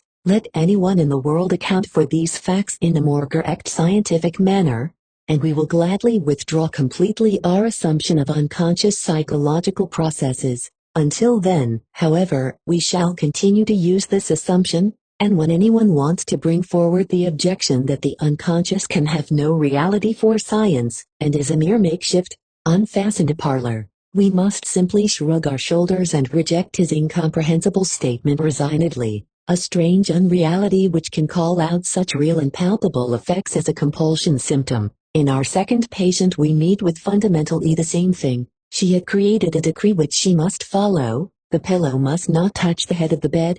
Yet she does not know how it originated, what its meaning is, nor to what motive it owes the source of its power. It is immaterial whether she looks upon it with indifference or struggles against it, storms against it, determines to overcome it. She must nevertheless follow it and carry out its ordinance, though she asks herself, in vain, why. One must admit that these symptoms of compulsion neurosis offer the clearest evidence for a special sphere of psychological activity, cut off from the rest. What else could be back of these images and impulses, which appear from one knows not where, which have such great resistance to all the influences of an otherwise normal psychic life, which give the patient himself the impression that here are super-powerful guests from another world, immortals mixing in the affairs of mortals? Neurotic symptoms lead unmistakably to a conviction of the existence of an unconscious psychology, and for that very reason clinical psychiatry, which recognizes only a conscious psychology, has no explanation other than that they are present as indications of a particular kind of degeneration. To be sure, the compulsive images and impulses are not themselves unconscious, no more so than the carrying out of the compulsive acts escapes conscious observation. They would not have been symptoms had they not penetrated through into consciousness, but their psychological antecedents is disclosed by the analysis. The associations into which we place them by our interpretations are unconscious, at least until we have made them known to the patient during the course of the analysis. Consider now, in addition, that the facts established in our two cases are confirmed in all the symptoms of all neurotic diseases, that always and everywhere the meaning of the symptoms is unknown to the sufferer. That analysis shows without fail that these symptoms are derivatives of unconscious experiences which can, under various favorable conditions, become conscious. You will understand then that in psychoanalysis we cannot do without this unconscious psyche, and are accustomed to deal with it as with something tangible. Perhaps you will also be able to understand how those who know the unconscious only as an idea, who have never analyzed, never interpreted dreams, or never translated neurotic symptoms into meaning and purpose, are most ill suited to pass an opinion on this subject. Let us express our point of view once more. Our ability to give meaning to neurotic symptoms by means of analytic interpretation is an irrefutable indication of the existence of unconscious psychological processes, or, if you prefer, an irrefutable proof of the necessity for their assumption. But that is not all. Thanks to a second discovery of Brewer's, for which he alone deserves credit and which appears to me to be even more far-reaching, we are able to learn still more concerning the relationship between the unconscious and the neurotic symptom. Not alone is the meaning of the symptoms invariably hidden in the unconscious, but the very existence of the symptom is conditioned by its relation to this unconscious. You will soon understand me. With Breuer I maintain the following: every time we hit upon a symptom we may conclude that the patient cherishes definite unconscious experiences, which withhold the meaning of the symptoms. Vice versa. In order that the symptoms may come into being, it is also essential that this meaning be unconscious. Symptoms are not built up out of conscious experiences. As soon as the unconscious processes in question become conscious, the symptom disappears. You will at once recognize here the approach to our therapy, a way to make symptoms disappear. It was by these means that Breuer actually achieved the recovery of his patient, that is, freed her of her symptoms. He found a technique for bringing into her consciousness the unconscious experiences that carried the meaning of her symptoms, and the symptoms disappeared. This discovery of Breuer's was not the result of a speculation, but of a felicitous observation made possible by the cooperation of the patient. You should therefore not trouble yourself to find things you already know to which you can compare these occurrences. Rather you should recognize herein a new fundamental fact, which in itself is capable of much wider application. Toward this further end permit me to go over this ground again in a different way. The symptom develops as a substitution for something else that has remained suppressed. Certain psychological experiences should normally have become so far elaborated that consciousness would have attained knowledge of them. This did not take place, however, but out of these interrupted and disturbed processes, imprisoned in the unconscious, the symptom arose. That is to say, something in the nature of an interchange had been effected, as often as therapeutic measures are successful in again reversing this transposition. Psychoanalytic therapy solves the problem of the neurotic symptom. Accordingly, Brewer's discovery still remains the foundation of psychoanalytic therapy. The assertion that the symptoms disappear when one has made their unconscious connections conscious has been borne out by all subsequent research, although the most extraordinary and unexpected complications have been met with in its practical execution. Our therapy does its work by means of changing the unconscious into the conscious, and is effective only insofar as it has the opportunity of bringing about this transformation. Now we shall make a hasty digression, so that you do not by any chance imagine that this therapeutic work is too easy. From all we have learned so far, the neurosis would appear as the result of a sort of ignorance, the incognizance of psychological processes that we should know of. We would thus very closely approximate the well-known Socratic teachings, according to which evil itself is the result of ignorance. Now the experienced physician will, as a rule, discover fairly readily what psychic impulses in his several patients have remained unconscious. Accordingly, it would seem easy for him to cure the patient by imparting this knowledge to him, and freeing him of his ignorance. At least the part played by the unconscious meaning of the symptoms could easily be discovered in this manner, and it would only be in dealing with the relationship of the symptoms to the experiences of the patient that the physician would be handicapped. In the face of these experiences, of course, he is the ignorant one of the two, for he did not go through these experiences, and must wait until the patient remembers them and tells them to him. But in many cases this difficulty could be readily overcome. One can question the relatives of the patient concerning these experiences, and they will often be in a position to point out those that carry any dramatic significance. They may even be able to inform the analyst of experiences of which the patient knows nothing because they occurred in the very early years of his life. By a combination of such means, it would seem that the pathogenic ignorance of the patient could be cleared up in a short time, and without much trouble. If only that were all. We have made discoveries for which we were at first unprepared. Knowing and knowing is not always the same thing.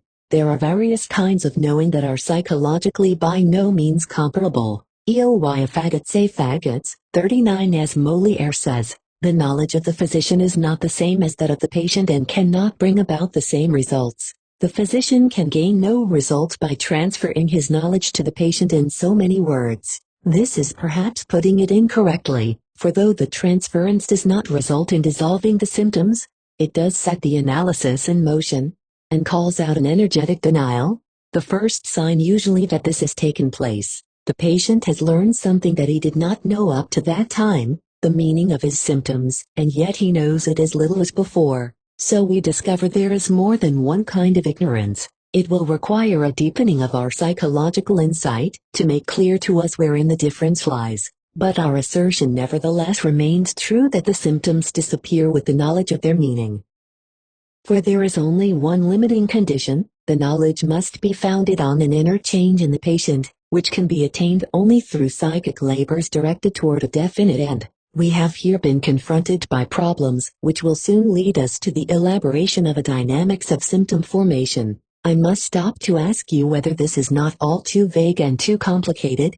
Do I not confuse you by so often retracting my words and restricting them, spinning out trains of thought and then rejecting them? I should be sorry if this were the case. However, I strongly dislike simplification at the expense of truth, and I am not averse to having you receive the full impression of how many-sided and complicated the subject is. I also think that there is no harm done if I say more on every point than you can at the moment make use of.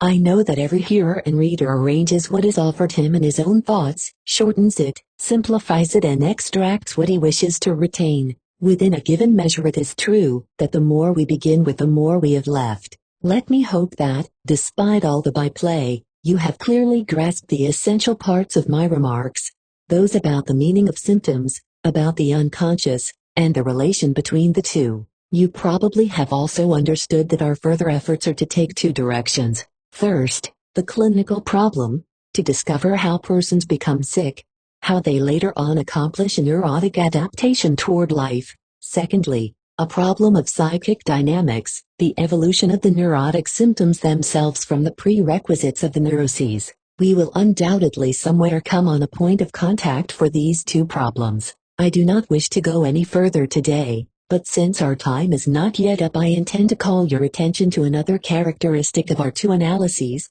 namely, the memory gaps or amnesias, whose full appreciation will be possible later. You have heard that it is possible to express the object of psychoanalytic treatment in a formula. All pathogenic unconscious experience must be transposed into consciousness. You will perhaps be surprised to learn that this formula can be replaced by another. All the memory gaps of the patient must be filled out, his amnesias must be abolished. Practically this amounts to the same thing. Therefore, an important role in the development of his symptoms must be accredited to the amnesias of the neurotic. The analysis of our first case, however, will hardly justify this valuation of the amnesia. The patient has not forgotten the scene from which the compulsion act arrives. On the contrary, she remembers it vividly, nor is there any other forgotten factor which comes into play in the development of these symptoms. Less clear, but entirely analogous, is the situation in the case of our second patient, the girl with the compulsive ritual. She, too, has not really forgotten the behavior of her early years, the fact that she insisted that the door between her bedroom and that of her parents be kept open, and that she banished her mother out of her place in her parents' bed. She recalls all this very clearly, although hesitatingly and unwillingly. Only one factor stands out strikingly in our first case, that though the patient carries out her compulsive act innumerable times, she is not once reminded of its similarity with the experience after the bridal night, nor was this memory even suggested when by direct questions she was asked to search for its motivation. The same is true of the girl, for in her case not only her ritual, but the situation which provoked it, is repeated identically night after night. In neither case is there any actual amnesia, no lapse of memory, but an association is broken off which should have called out a reproduction, a revival in the memory. Such a disturbance is enough to bring on a compulsion neurosis. Hysteria, however, shows a different picture, for it is usually characterized by most grandiose amnesias. As a rule, in the analysis of each hysterical symptom, one is led back to a whole chain of impressions which, upon their recovery, are expressly designated as forgotten up to the moment. On the one hand, this chain extends back to the earliest years of life, so that the hysterical amnesias may be regarded as the direct continuation of the infantile amnesias, which hides the beginnings of our psychic life from those of us who are normal. On the other hand, we discover with surprise that the most recent experiences of the patient are blurred by these losses of memory, that especially the provocations which favored or brought on the illness are, if not entirely wiped out by the amnesia, at least partially obliterated. Without fail, important details have disappeared from the general picture of such a recent memory, or are placed by false memories. Indeed, it happens almost regularly that just before the completion of an analysis, certain memories of recent experiences suddenly come to light. They had been held back all this time, and had left noticeable gaps in the context. We have pointed out that such a crippling of the ability to recall is characteristic of hysteria. In hysteria, symptomatic conditions also arise, hysterical attacks, which need leave no trace in the memory. If these things do not occur in compulsion neurosis, you are justified in concluding that these amnesias exhibit psychological characteristics of the hysterical change, and not a general trait of the neuroses. The significance of this difference will be more closely limited by the following observations. We have combined two things as the meaning of a symptom, its whence, on the one hand, and its whither or why, on the other. By these we mean to indicate the impressions and experiences whence the symptom arises, and the purpose the symptom serves.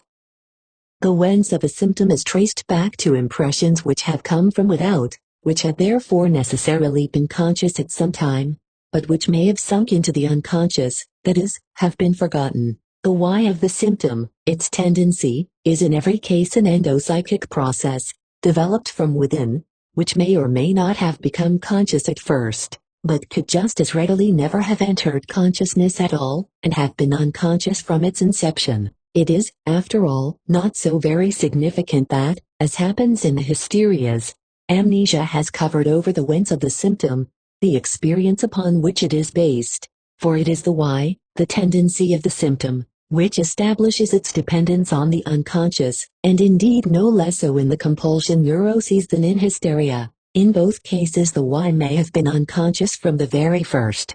By thus bringing into prominence the unconscious in psychic life, we have raised the most evil spirits of criticism against psychoanalysis. Do not be surprised at this, and do not believe that the opposition is directed only against the difficulties offered by the conception of the unconscious, or against the relative inaccessibility of the experiences which represent it. I believe it comes from another source. Humanity, in the course of time, has had to endure from the hands of science two great outrages against its naive self-love. The first was when humanity discovered that our Earth was not the center of the universe, but only a tiny speck in a world system hardly conceivable in its magnitude. This is associated in our minds with the name Copernicus, although Alexandrian science had taught much the same thing. The second occurred when biological research robbed man of his apparent superiority under special creation, and rebuked him with his descent from the animal kingdom, and his ineradicable animal nature. This revaluation, under the influence of Charles Darwin, Wallace and their predecessors, was not accomplished without the most violent opposition of their contemporaries. But the third and most irritating insult is flung at the human mania of greatness by present-day psychological research, which wants to prove to the eye that it is not even master in its own home, but is dependent upon the most scanty information concerning all that goes on unconsciously in its psychic life. We psychoanalysts were neither the first nor the only ones to announce this admonition to look within ourselves. It appears that we are fated to represent it most insistently, and to confirm it by means of empirical data, which are of importance to every single person. This is the reason for the widespread revolt against our science, the omission of all considerations of academic urbanity, and emancipation of the opposition from all restraints of impartial logic. We were compelled to disturb the peace of the world, in addition, in another manner, of which you will soon come to know. 19th Lecture, General Theory of the Neuroses, Resistance and Suppression. In order to progress in our understanding of the neuroses, we need new experiences, and we are about to obtain two. Both are very remarkable and were at the time of their discovery very surprising. You are, of course, prepared for both from our discussions of the past semester. In the first place, when we undertake to cure a patient, to free him from the symptoms of his malady, he confronts us with a vigorous, tenacious resistance that lasts during the whole time of the treatment. That is so peculiar a fact that we cannot expect much credence for it. The best thing is not to mention this fact to the patient's relatives, for they never think of it otherwise than as a subterfuge on our part in order to excuse the length or the failure of our treatment. The patient, moreover, produces all the phenomena of this resistance without even recognizing it as such. It is always a great advance to have brought him to the point of understanding this conception and reckoning with it. Just consider, this patient suffers from his symptoms and causes those about him to suffer with him. He is willing, moreover, to take upon himself so many sacrifices of time, money, effort and self-denial in order to be freed, and yet he struggles, in the very interests of his malady, against one who would help him. How improbable this assertion must sound, and yet it is so, and if we are reproached with its improbability, we need only answer that this fact is not without its analogies. Whoever goes to a dentist with an unbearable toothache may very well find himself thrusting away the dentist's arm, when the man makes for his sick tooth, with a pair of pincers. The resistance which the patient shows is highly varied, exceedingly subtle, often difficult to recognize, protean-like in its manifold changes of form. It means that the doctor must become suspicious and be constantly on his guard against the patient. In psychoanalytic therapy we make use, as you know, of that technique which is already familiar to you from the interpretation of dreams. We tell the patient that without further reflection he should put himself into a condition of calm self-observation, and that he must then communicate whatever results this introspection gives him, feelings, thoughts, reminiscences, in the order in which they appear to his mind. At the same time, we warn him expressly against yielding to any motive which would induce him to choose or exclude any of his thoughts as they arise. In whatever way the motive may be couched and however it may excuse him from telling us the thought that is too unpleasant or too indiscreet for him to tell, or it is too unimportant, or it does not belong here, it is nonsensical, we impress upon him the fact that he must skim only across the surface of his consciousness, and must drop the last vestige of a critical attitude toward that which he finds. We finally inform him that the result of the treatment and above all its length is dependent on the conscientiousness with which he follows this basic rule of the analytic technique. We know, in fact, from the technique of interpreting dreams, that of all the random notions which may occur, those against which such doubts are raised, are invariably the ones to yield the material which leads to the uncovering of the unconscious. The first reaction we call out by laying down this basic technical rule is that the patient erects his entire resistance against it. The patient tries in every way to escape its requirements. First he will declare that he cannot think of anything, then, that so much comes to his mind that it is impossible to seize on anything definite. Then we discover with no slight displeasure that he has yielded to this or that critical objection, for he betrays himself by the long pauses which he allows to occur in his speaking. He then confesses that he really cannot bring himself to this, that he is ashamed to. He prefers to let this motive get the upper hand over his promise. He may say that he did think of something, but that it concerns someone else, and is for that reason exempt. Or he says that what he just thought of is really too trivial, too stupid and too foolish. I surely could not have meant that he should take such thoughts into account. Thus it goes on, with untold variations, in the face of which we continually reiterate that telling everything really means telling everything. One can scarcely find a patient who does not make the attempt to reserve some province for himself against the intrusion of the analysis. One patient, whom I must reckon among the most highly intelligent, thus concealed an intimate love relation for weeks, and when he was asked to explain this infringement of our inviolable rule, he defended his action with the argument that he considered this one thing was his private affair. Naturally, analytic treatment cannot countenance such right of sanctuary. One might as well try in a city like Vienna to allow an exception to be made of great public squares, like the Hohmarkt or the Stephansplatz, and say that no one should be arrested in those places, and then attempt to round up some particular wrongdoer. He will be found nowhere but in those sanctuaries. I once brought myself around to permit such an exception in the case of a man on whose capacity for work a great deal depended, and who was bound by his oath of service, which forbade him to tell anyone of certain things. To be sure, he was satisfied with the results, but not I. I resolved never to repeat such an attempt under these conditions. Compulsion neurotics are exceedingly adept at making this technical rule almost useless by bringing to bear all their overconscientiousness and their doubts upon it. Patients suffering from anxiety hysteria sometimes succeed in reducing it to absurdity by producing only notions so remote from the thing sought for that analysis is quite unprofitable. But it is not my intention to go into the way in which these technical difficulties may be met. It is enough to know that finally, by means of resolution and perseverance, we do succeed in wresting a certain amount of obedience from the patient toward this basic rule of the technique. The resistance then makes itself felt in other ways. It appears in the form of an intellectual resistance, battles by means of arguments, and makes use of all difficulties and improbabilities which a normal yet uninstructed thinking is bound to find in the theory of analysis. Then we hear from one voice alone the same criticisms and objections which thunder about us in mighty chorus in the scientific literature. Therefore the critics who shout to us from outside cannot tell us anything new. It is a veritable tempest in a teapot. Still the patient can be argued with. He is anxious to persuade us to instruct him, to teach him, to lead him to the literature, so that he may continue working things out for himself. He is very ready to become an adherent of psychoanalysis on condition that analysis spare him personally.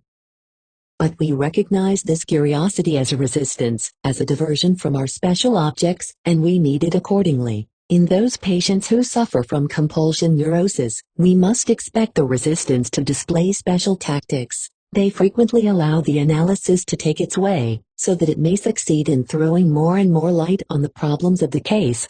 But we finally begin to wonder how it is that this clearing up brings with it no practical progress, no diminution of the symptom. then we may discover that the resistance is entrenched itself in the doubts of the compulsion neurosis itself, and in this position, is able successfully to resist our efforts. The patient has said something like this to himself: "This is all very nice and interesting, and I would be glad to continue it. It would affect my malady considerably if it were true. But I don't believe that it is true, and as long as I don't believe it, it has nothing to do with my sickness." And so it may go on for a long time until one finally has shaken this position itself. It is then that the decisive battle takes place. The intellectual resistances are not the worst. One can always get ahead of them. But the patient can also put up resistances, within the limits of the analysis, whose conquest belongs to the most difficult tasks of our technique. Instead of recalling, he actually goes again through the attitudes and emotions of his previous life which, by means of the so-called transference, can be utilized as resistances to the physician and the treatment. If the patient is a man, he takes this material as a rule from his relations to his father, in whose place he now puts the physician, and in so doing constructs a resistance out of his struggle for independence of person and opinion, out of his ambition to equal or to excel his father, out of his unwillingness to assume the burden of gratitude a second time in his life. For long times at a stretch one receives the impression that the patient desires to put the physician in the wrong and to let him feel his helplessness by triumphing over him, and that this desire has completely replaced his better intention of making an end to his sickness. Women are adepts at exploiting, for the purposes of the resistance, a tender, erotically tinged transference to the physician. When this leaning attains a certain intensity, all interest for the actual situation of the treatment is lost, together with every sense of the responsibility which was assumed by undertaking it. The never-failing jealousy as well as the embitterment over the inevitable repudiation, however gently affected, all must serve to spoil the personal understanding between patient and physician and thus to throw out one of the most powerful propelling forces of the analysis. Resistances of this sort must not be narrow-mindedly condemned. They contain so much of the most important material of the patient's past, and reproduce it in such a convincing manner, that they become of the greatest aid to the analysis, if a skillful technique is able to turn them in the right direction. It is only remarkable that this material is at first always in the service of the resistance, for which it serves as a barrier against the treatment. One can also say that here are traits of character, adjustments of the ego which were mobilized in order to defeat the attempted change. We are thus able to learn how these traits arose under the conditions of the neurosis, as a reaction to its demands, and to see features more clearly in this character, which could otherwise not have shown up so clearly or at least not to this extent, and which one may therefore designate as latent. You must also not get the impression that we see an unforeseen endangering of the analytic influence in the appearance of these resistances. On the contrary, we know that these resistances must come to light. We are dissatisfied only when we do not provoke them in their full strength, and so make them plain to the patient. Indeed, we at last understand that overcoming these resistances is the essential achievement of analysis, and is that portion of the work which alone assures us that we have accomplished something with the patient. You must also take into account the fact that any accidental occurrences which arise during the treatment will be made use of by the patient as a disturbance. Every diverting incident, every statement about analysis from an inimical authority in his circle, any chance illness or any organic affection which complicates the neurosis. Indeed, he even uses every improvement of his condition as a motive for abating his efforts. You will then have gained an approximate, though still an incomplete picture of the forms and devices of the resistance, which must be met and overcome in the course of every analysis. I have given this point such detailed consideration, because I am about to inform you that our dynamic conception of the neurosis is based on this experience with the resistance of neurotic patients against the banishment of their symptoms. Breuer and I both originally practiced psychotherapy by means of hypnosis. Breuer's first patient was treated throughout under a condition of hypnotic suggestibility, and I at first followed his example. I admit that my work at that time progressed easily and agreeably and also took much less time. But the results were capricious and not permanent, therefore I finally gave up hypnotism. Then only did I realize that no insight into the forces which produce these diseases was possible, as long as one used hypnotism. The condition of hypnosis could prevent the physician from realizing the existence of a resistance. Hypnosis drives back the resistance and frees a certain field for the work of analysis, but similarly to the doubt and the compulsion neurosis, in so doing it clogs the boundaries of this field till they become impenetrable. That is why I can say that true psychoanalysis began when the help of hypnotism was renounced. But if the establishment of the resistance thus becomes a matter of such importance,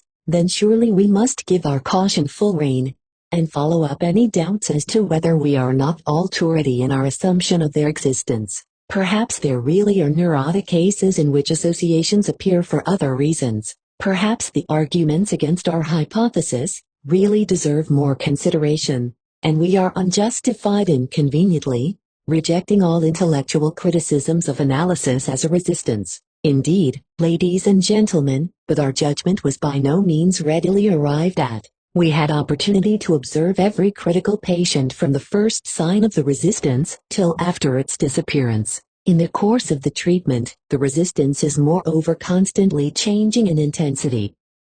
It is always on the increase as we approach a new theme, is strongest at the height of its elaboration, and dies down again when this theme has been abandoned. Furthermore, unless we have made some unusual and awkward technical error, we never have to deal with the full measure of resistance of which the patient is capable. We could therefore convince ourselves that the same man took up and discarded his critical attitude innumerable times in the course of the analysis. Whenever we are on the point of bringing before his consciousness some piece of unconscious material which is especially painful to him, then he is critical in the extreme. Even though he had previously understood and accepted a great deal, nevertheless all record of these gains seems now to have been wiped out. He may, in his desire to resist at any cost, present a picture of veritable emotional feeble-mindedness. If one succeeds in helping him to overcome this new resistance, then he regains his insight and his understanding. Thus his criticism is not an independent function to be respected as such.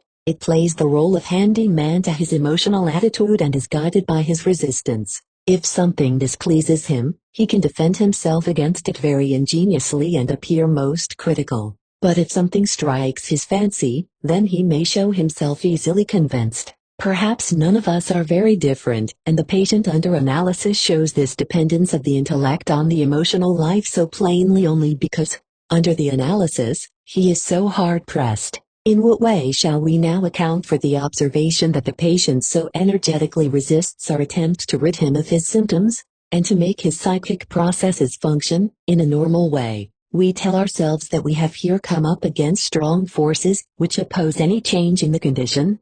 Furthermore, that these forces must be identical with those which originally brought about the condition.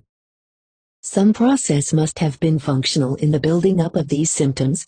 A process which we can now reconstruct by means of our experience is in solving the meaning of the symptoms. We already know from Brewer's observations that the existence of a symptom presupposes that some psychic process was not carried to its normal conclusion, so that it could not become conscious. The symptom is the substitute for that which did not take place. Now we know where the forces whose existence we suspect must operate. Some violent antagonism must have been aroused to prevent the psychic process in question from reaching consciousness, and it therefore remained unconscious. As an unconscious thought it had the power to create a symptom. The same struggle during the analytic treatment opposes anew the efforts to carry this unconscious thought over into consciousness. This process we felt is a resistance. That pathogenic process which is made evident to us through the resistance we will name repression. We are now ready to obtain a more definite idea of this process of repression. It is the preliminary condition for the formation of symptoms. It is also a thing for which we have no parallel.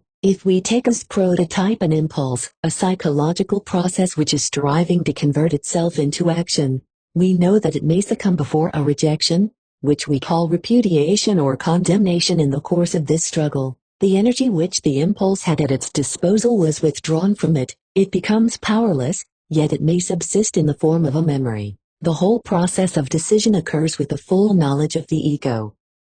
The state of affairs is very different if we imagine that this same impulse has been subjected to repression. In that case, it would retain its energy and there would be no memory of it left. In addition, the process of repression would be carried out without the knowledge of the ego. Through this comparison, however, we have come no nearer understanding the nature of repression. I now go into the theoretical ideas, which alone have shown themselves useful in making the conception of repression more definite. It is above all necessary that we progress from a purely descriptive meaning of the word unconscious to its more systematic meaning, that is, we come to a point where we must call the consciousness or unconsciousness of a psychic process only one of its attributes.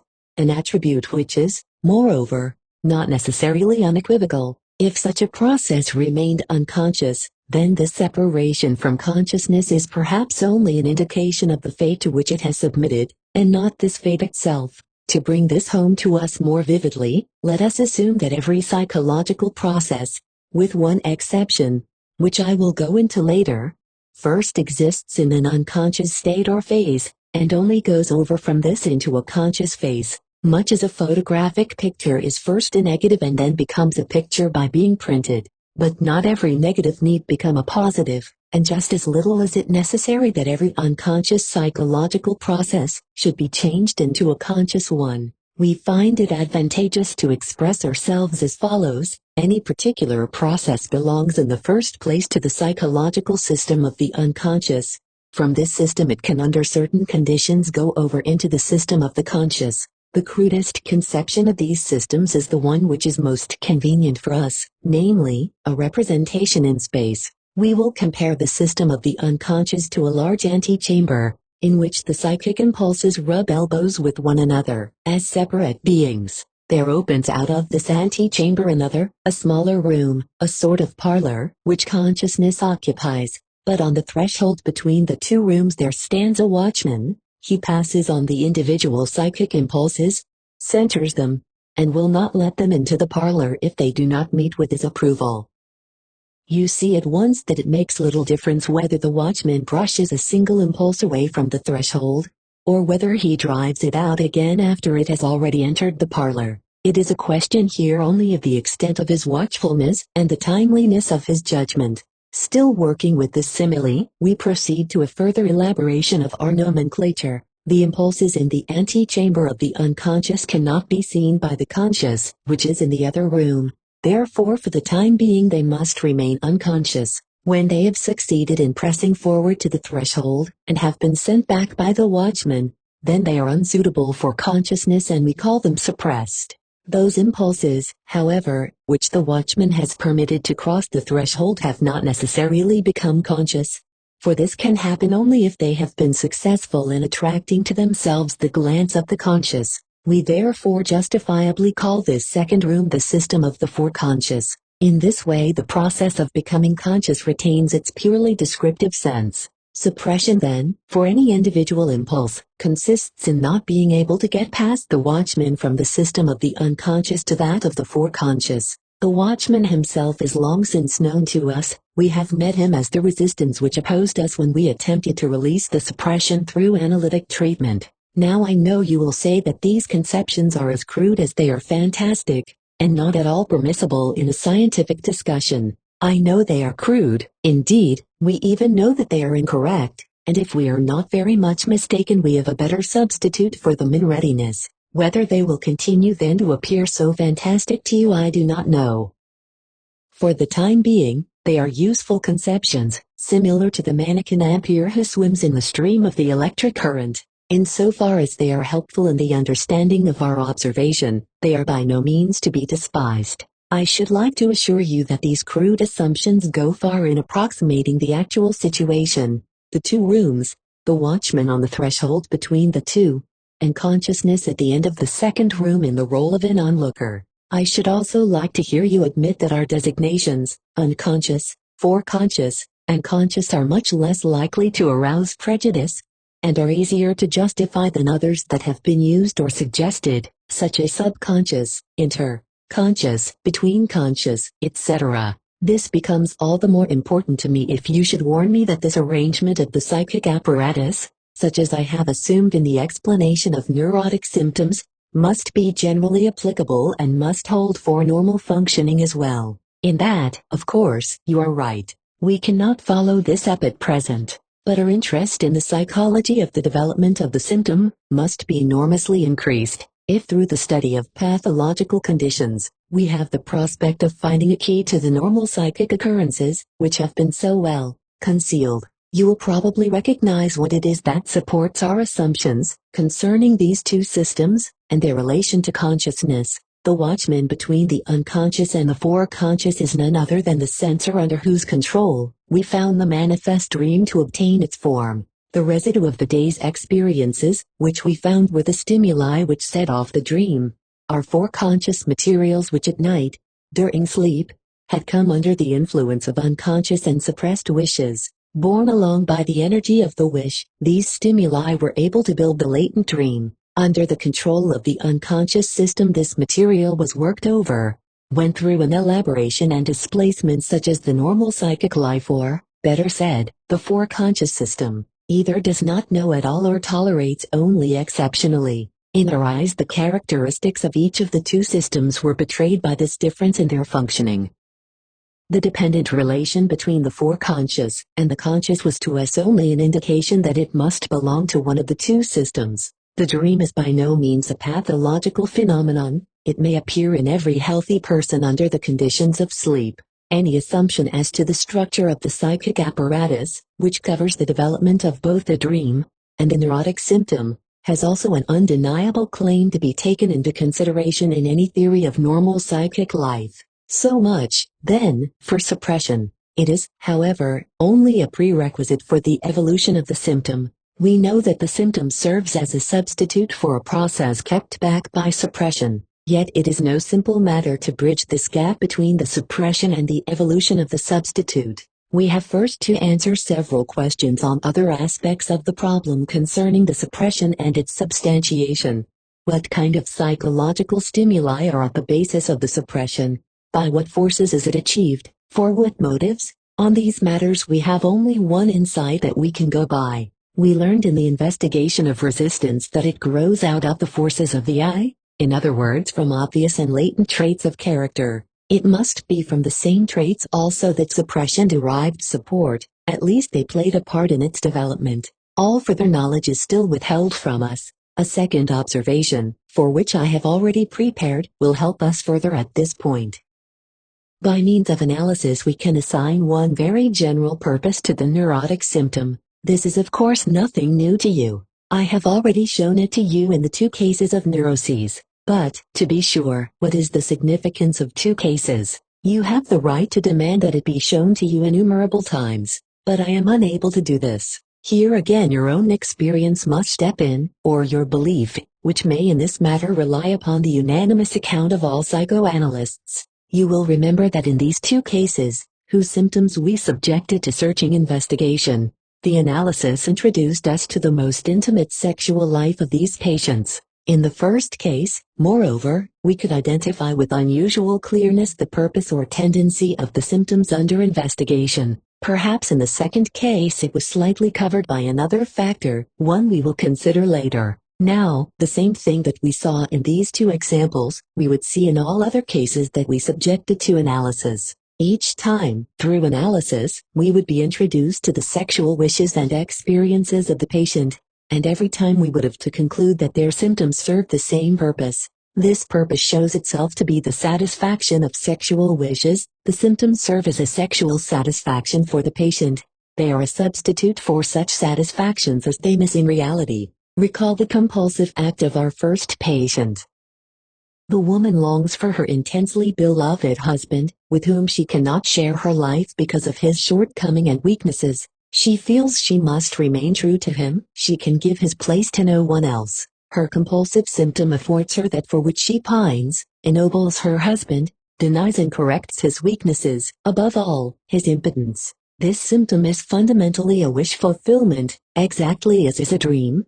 Moreover, it is what a dream not always is, an erotic wish fulfillment. In the case of our second patient, you can see that one of the component purposes of her ceremonial was the prevention of the intercourse of her parents, or the hindrance of the creation of a new child thereby. You have perhaps also guessed that essentially she strove to put herself in the place of her mother. Here again we find the removal of disturbances to sexual satisfaction, and the fulfillment of personal sexual wishes. We shall soon turn to the complications of whose existence we have given you several indications. I do not want to make reservations as to the universal applicability of these declarations later on, and therefore I wish to call to your attention the fact that everything that I say here about suppression, symptom development and symptom interpretation has been learned from three types of neuroses: anxiety hysteria, conversion hysteria, and compulsion neurosis, and for the time being is relevant to these forms only.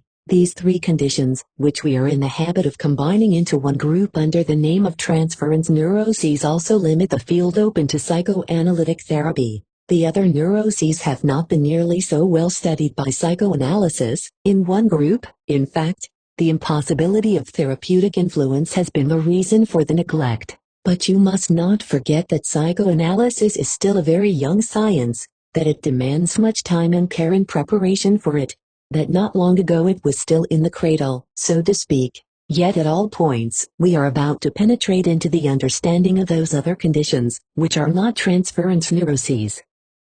I hope I shall still be able to speak to you of the developments that our assumptions and results have undergone by being correlated with this new material, and to show you that these further studies have not led to contradictions, but rather to the production of still greater uniformity. Granted that everything, then, that has been said here, holds good for the three transference neuroses, allow me to add a new bit of information to the evaluation of its symptoms. A comparative investigation into the causes of the disease discloses a result that may be confined into the formula: in some way or other these patients fell through self-denial when reality withheld from them the satisfaction of their sexual wishes. You recognize how excellently well these two results are found to agree. The symptoms must be understood, then, as a substitute satisfaction for that which is missed in life. To be sure, there are all kinds of objections possible to the declaration that neurotic symptoms are substitutes for sexual satisfaction. I shall still go into two of them today. If you yourself have analytically examined a fairly large number of neurotics, you will perhaps gravely inform me that in one class of cases this is not at all applicable. The symptoms appear rather to have the opposite purpose, to exclude sexual satisfaction or discontinue it. I shall not deny the correctness of your interpretation. The psychoanalytic content has a habit of being more complicated than we should like to have it. Had it been so simple, perhaps we should have had no need for psychoanalysis to bring it to light. As a matter of fact, some of the traits of the ceremonial of our second patient may be recognized as of this ascetic nature, inimical to sexual satisfaction. For example, the fact that she removes the clocks, which have the magic qualities of preventing nightly erections, or that she tries to prevent the falling and breaking of vessels, which symbolizes a protection of her virginity. In other cases of bed ceremonials which I was able to analyze, this negative character was far more evident. The ceremonial might consist throughout of protective regulations against sexual recollections and temptations. On the other hand, we have often discovered in psychoanalysis that opposites do not mean contradictions. We might extend our assertion, and say the symptoms purpose either a sexual satisfaction, or a guard against it, that in hysteria the positive wish fulfillment takes precedence, while in the compulsion neuroses the negative, ascetic characteristics have the ascendancy. We have not yet been able to speak of that aspect of the mechanism of the symptoms, their two-sidedness, or polarity, which enables them to serve this double purpose, both the sexual satisfaction and its opposite. The symptoms are, as we shall see, compromise results, arising from the integration of two opposed tendencies. They represent not only the suppressed force but also the suppressing factor, which was originally potent in bringing about the negation. The result may then favor either one side or the other, but seldom is one of the influences entirely lacking. In cases of hysteria, the meeting of the two purposes in the same symptom is most often achieved.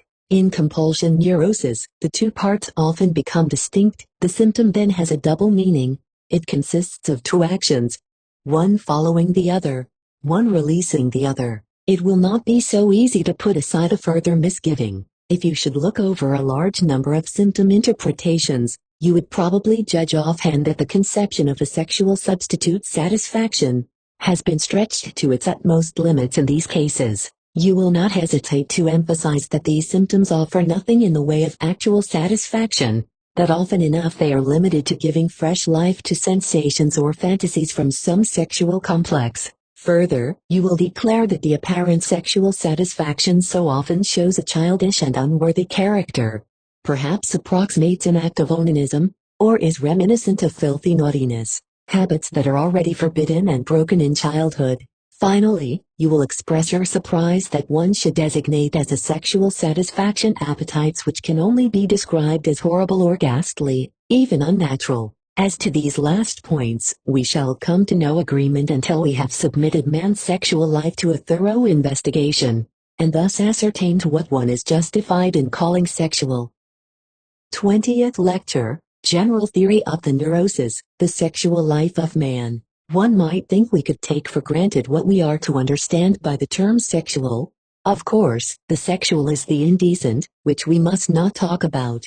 I have been told that the pupils of a famous psychiatrist once took the trouble to convince their teacher that the symptoms of hysteria very frequently represent sexual matters. With this intention they took him to the bedside of a woman suffering from hysteria, whose attacks were unmistakable imitations of the act of delivery. He, however, threw aside their suggestion with the remark, "A delivery is nothing sexual." Assuredly, a delivery need not under all circumstances be indecent. I see that you take it amiss that I jest about such serious matters, but this is not altogether a jest. In all seriousness, it is not altogether easy to define the concept sexual. Perhaps the only accurate definition would be everything that is connected with the difference between the two sexes. But this you may find too general and too colorless. If you emphasized the sexual act as the central factor, you might say that everything is sexual which seeks to obtain sensual excitement from the body, and especially from the sexual organs of the opposite sex, and which aims toward the union of the genitals and the performance of the sexual act. But then you are really very close to the comparison of sexual and indecent, and the act of delivery is not sexual. But if you think of the function of reproduction as the nucleus of sexuality, you are in danger of excluding a number of things that do not aim at reproduction, but are certainly sexual, such as onanism or even kissing. But we are prepared to realize that attempts at definition always lead to difficulties. Let us give up the attempt to achieve the unusual in our particular case. We may suspect that in the development of the concept sexual something occurred, which resulted in a false disguise. On the whole, we are quite well oriented as to what people call sexual. The inclusion of the following factors in our concept sexual amply suffices for all practical purposes in ordinary life: the contrast between the sexes, the attainment of sexual excitement, the function of reproduction, the characteristic of an indecency that must be kept concealed. But this is no longer satisfactory to science, for through careful examinations, rendered possible only by the sacrifices and the unselfishness of the subjects, we have come in contact with groups of human beings whose sexual life deviates strikingly from the average. One group among them, the perverse, have, as it were, crossed off the difference between the sexes from their program. Only the same sex can arouse their sexual desires. The other sex, even the sexual parts, no longer serve as objects for their sexual desires, and in extreme cases, become a subject for disgust. They have to that extent, of course, foregone any participation in reproduction. We call such persons homosexual or inverted. Often, though not always, they are men and women of high physical, intellectual and ethical development, who are affected only with this one portentous abnormality. Through their scientific leaders they proclaim themselves to be a special species of mankind, a third sex, which shares equal rights with the two other sexes. Perhaps we shall have occasion to examine their claims critically. Of course they are not, as they would like to claim, the elect of humanity, but comprise just as many worthless second-rate individuals as those who possess a different sexual organization.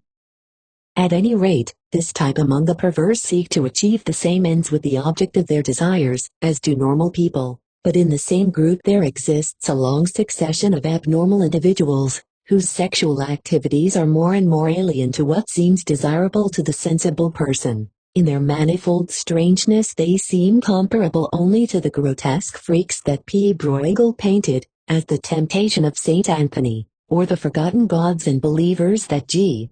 Flaubert pictures in the long procession that passes before his pious penitent. This ill-assorted array fairly clamors for orderly classification if it is not to bewilder our senses. We first divide them, on the one hand, into those whose sexual object has changed, as is the case with homosexualists, and, on the other, those whose sexual aim has changed. Those of the first group have dispensed with the mutual union of the genital organs, and have, as one of the partners of the act, replaced the genitals by another organ or part of the body. They have thus overcome both the shortcomings of organic structure and the usual disgust involved. There are others of this group who still retain the genitals as their object, but not by virtue of their sexual function.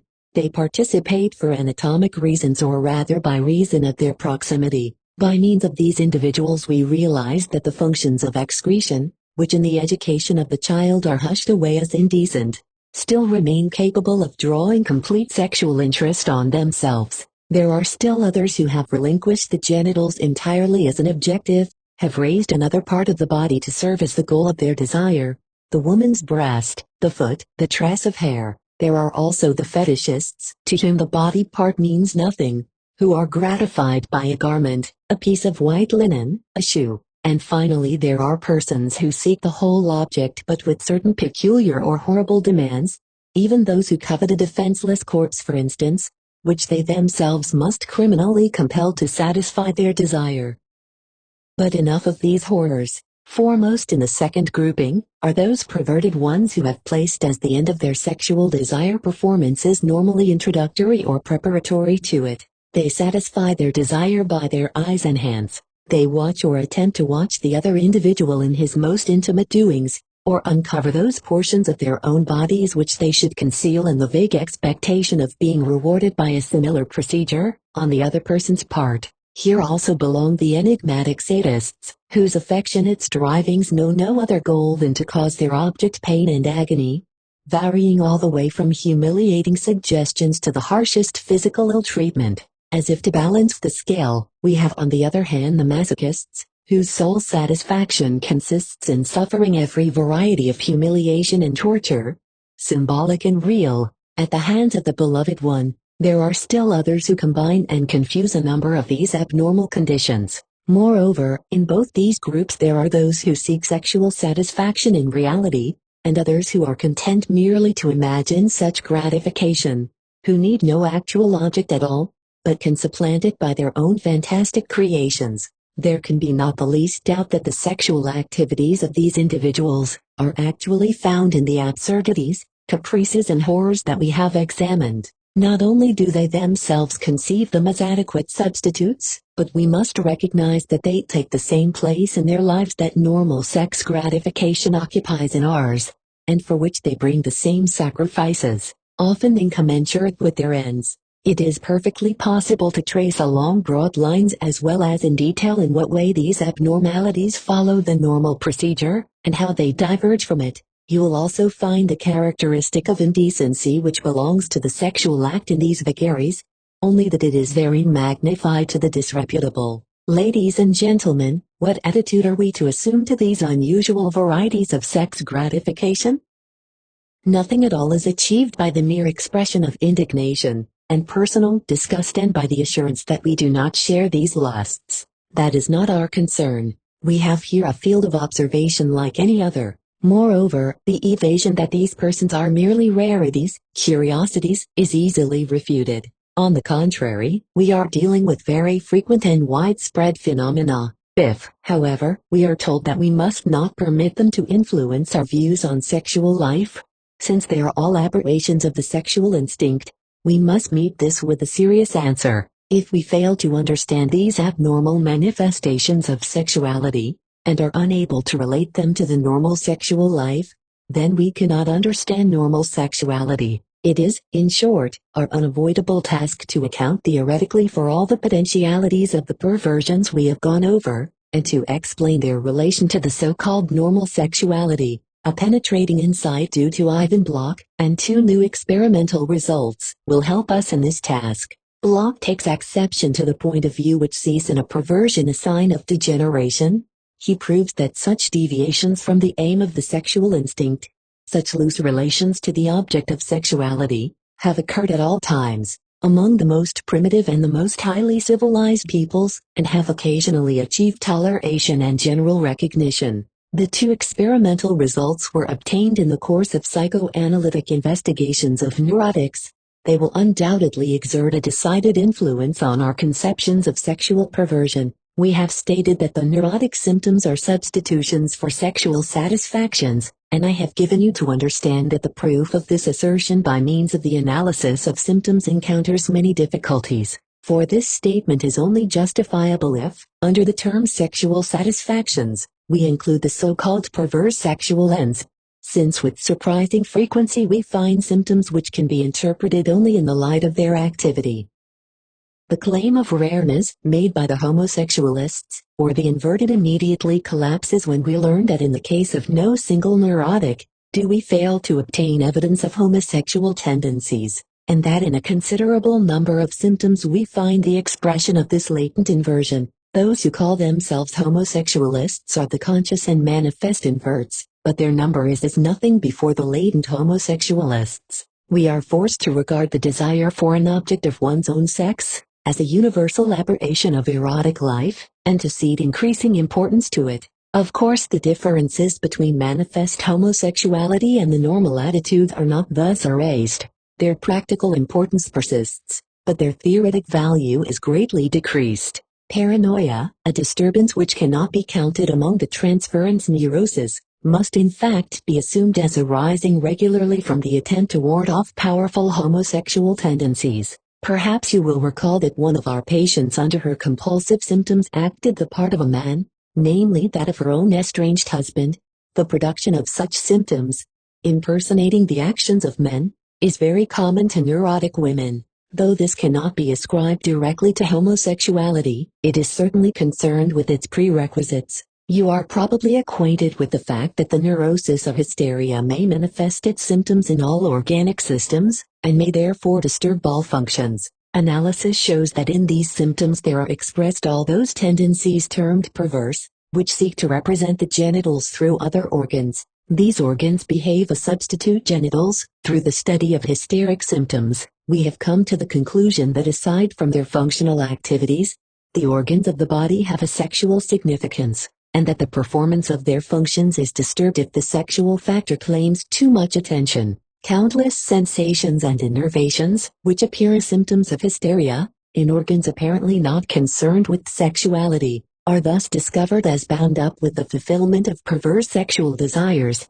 through the transference of sex instincts to other organs. These symptoms bring home to us the extent to which the organs used in the consumption of food, and in excretion, may become the bearers of sexual excitement. We see repeated here the same picture which the perversions have openly and unmistakably laid before us. In hysteria, however, we must make the detour of interpreting symptoms, and in this case the perverse sexual tendencies must be ascribed not to the conscious but to the unconscious life of the individual.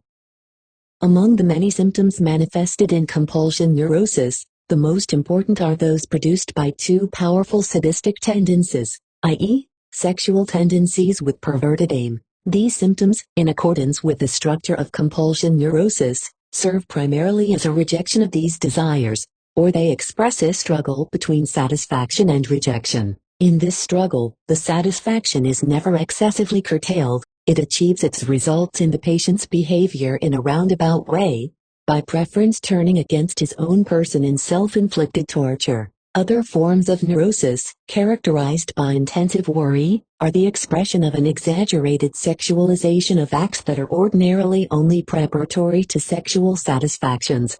Such are the desires to see, to touch, to investigate. Here is thus explained the great importance of the fear of contact and, also of the compulsion to wash. An unbelievably large portion of compulsion acts may, in the form of disguised repetitions and modifications, be traced back to onanism, admittedly the only uniform action which accompanies the most varied flights of the sexual imagination. It would cost me very little effort to interweave far more closely the relation between perversion and neurosis, but I believe that what I have said is sufficient for our purposes. We must avoid the error of overestimating the frequency and intensity of perverse inclinations. In the light of these interpretations of symptoms, you have heard that a neurosis may develop from the denial of normal sexual satisfactions. Through this actual denial, the need is forced into the abnormal paths of sex excitement. You will later obtain a better insight into the way this happens. You certainly understand that through such collateral hindrance, the perverse tendencies must become more powerful than they would have been if no actual obstacle had been put in the way of a normal sexual satisfaction. As a matter of fact, a similar influence may be recognized in manifest perversions.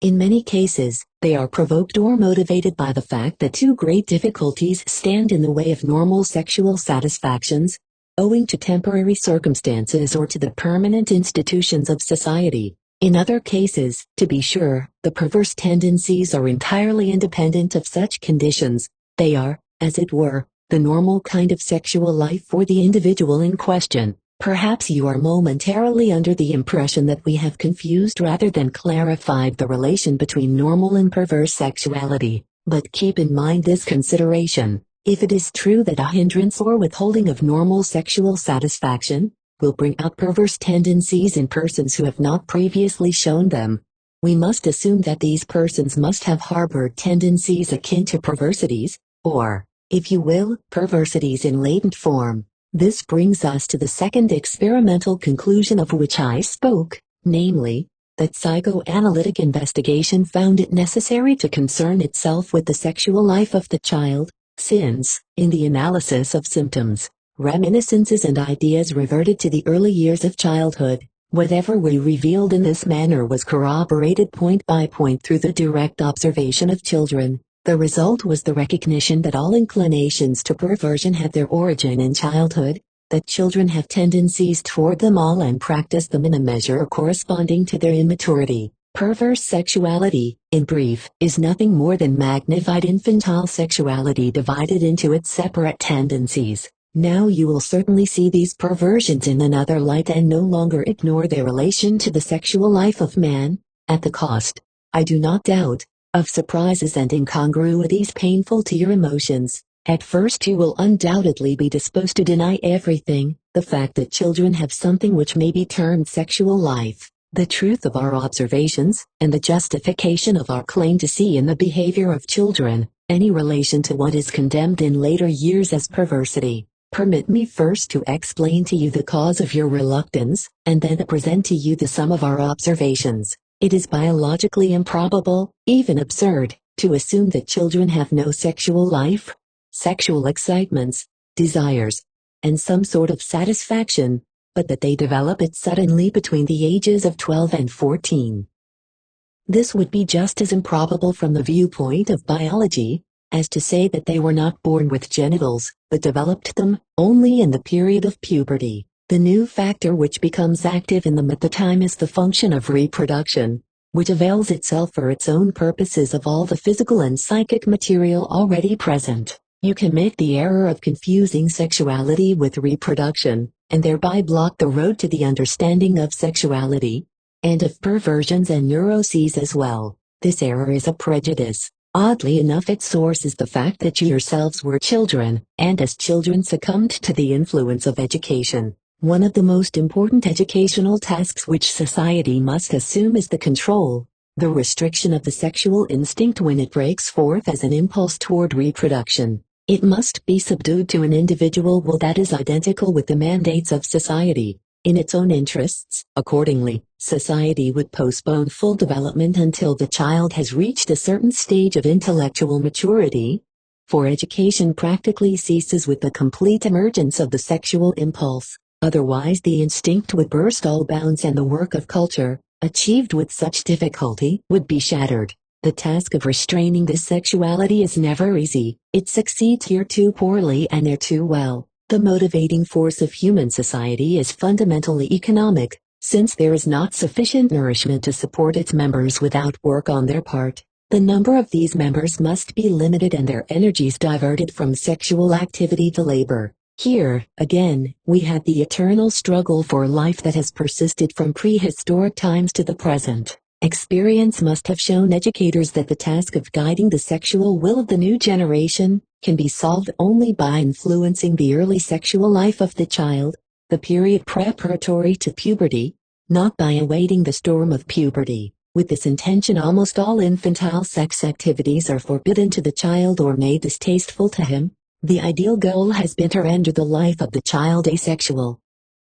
In the course of time, it has really come to be considered asexual, and this point of view has actually been proclaimed by science. In order not to contradict our belief and intentions, we ignore the sexual activity of the child, no slight thing, at that, or are content to interpret it differently. The child is supposed to be pure and innocent, and whoever says otherwise may be condemned as a shameless blasphemer of the tender and sacred feelings of humanity. The children are the only ones who do not join in carrying out these conventions, who assert their animal rights, who prove again and again that the road to purity is still before them. It is strange that those who deny the sexuality of children do not therefore slacken in their educational efforts, but rather punish severely the manifestations of the very thing they maintain does not exist, and call it childish naughtiness theoretically. It is highly interesting to observe that the period of life which offers most striking evidence against the biased conception of asexual childhood is the time up to 5 or 6 years of age. After that, everything is enveloped by a veil of amnesia, which is rent apart only by thorough scientific investigation. It may previously have given way partially in certain forms of dreams. Now I shall present to you what is most easily recognizable in the sexual life of the child. At first, for the sake of convenience, let me explain to you the conception of the libido. Libido, analogous to hunger, is the force through which the instinct, here the sex instinct, as in the case of hunger it is the instinct to eat, expresses itself. Other conceptions, such as sexual excitement and satisfaction, require no elucidation. You will easily see that interpretation plays the greatest part in disclosing the sexuality of the suckling. In fact, you will probably cite this as an objection. These interpretations proceed from a foundation of analytic investigation that trace backwards from a given symptom. The suckling reveals the first sexual impulses in connection with other functions necessary for life. His chief interest, as you know, is directed toward the taking in of food. When it has fallen asleep at its mother's breast, fully satisfied, it bears the expression of blissful content that will come back again in later life, after the experience of the sexual orgasm. That, of course, would be too slight evidence to form the basis of a conclusion. But we observe that the suckling wishes to repeat the act of taking in food without actually demanding more food. He is therefore no longer urged by hunger. We say he is sucking, and the fact that after this he again falls asleep with a blissful expression shows us that the act of sucking in itself has yielded him satisfaction. As you know, he speedily arranges matters so that he cannot fall asleep without sucking. Dr. Lindner, an old pediatrist in Budapest, was the first one to ascertain the sexual nature of this procedure. Persons attending to the child, who surely make no pretensions to a theoretic attitude, seem to judge sucking in a similar manner. They do not doubt that it serves a pleasurable satisfaction, term it naughty, and force the child to relinquish it against his will, and if he will not do so of his own accord, through painful measures. And so we learn that the suckling performs actions that have no object save the obtaining of a sensual gratification.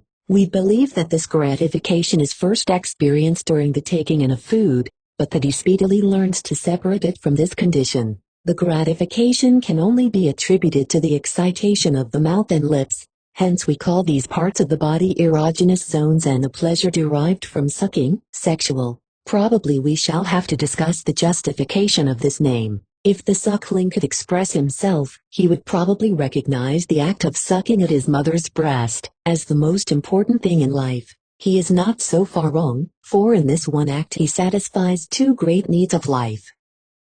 With no small degree of surprise, we learn through psychoanalysis how much of the physical significance of this act is retained through life. The sucking at the mother's breast becomes the term of departure for all of sexual life, the unattained ideal of later sex gratification, to which the imagination often reverts in times of need. The mother's breast is the first object for the sexual instinct. I can scarcely bring home to you how significant this object is for centering on the sexual object in later life, what profound influence it exerts upon the most remote domains of psychic life through evolution and substitution. The suckling, however, soon relinquishes it and fills its place by a part of his own body. The child sucks his thumb or his own tongue. Thereby he renders himself independent of the consent of the outer world in obtaining his sensual satisfactions, and moreover increases the excitement by including a second zone of his body. The erogenous zones are not equally satisfactory. It is therefore an important experience when,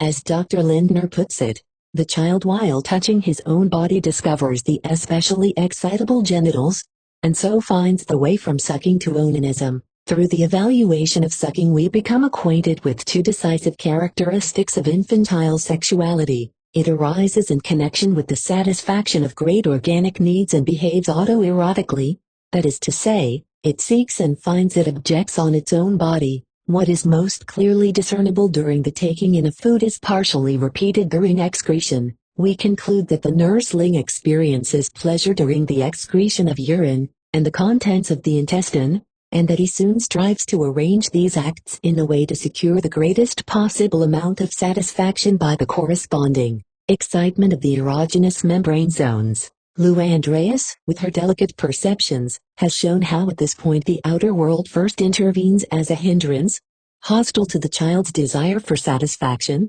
the first vague suggestion of outer and inner conflicts. He may not let his excretions pass from him at a moment agreeable to him, but only when other persons set the time to induce him to renounce these sources of satisfaction. Everything relating to these functions is declared indecent and must be concealed. Here, for the first time, he is to exchange pleasure for social dignity. His own relation to his excretions is originally quite different. He experiences no disgust toward his feces, values them as a part of his body from which he does not part lightly, for he uses them as the first present he can give to persons he esteems particularly. Even after education has succeeded in alienating him from these tendencies, he transfers the evaluation of the feces to the present and to money.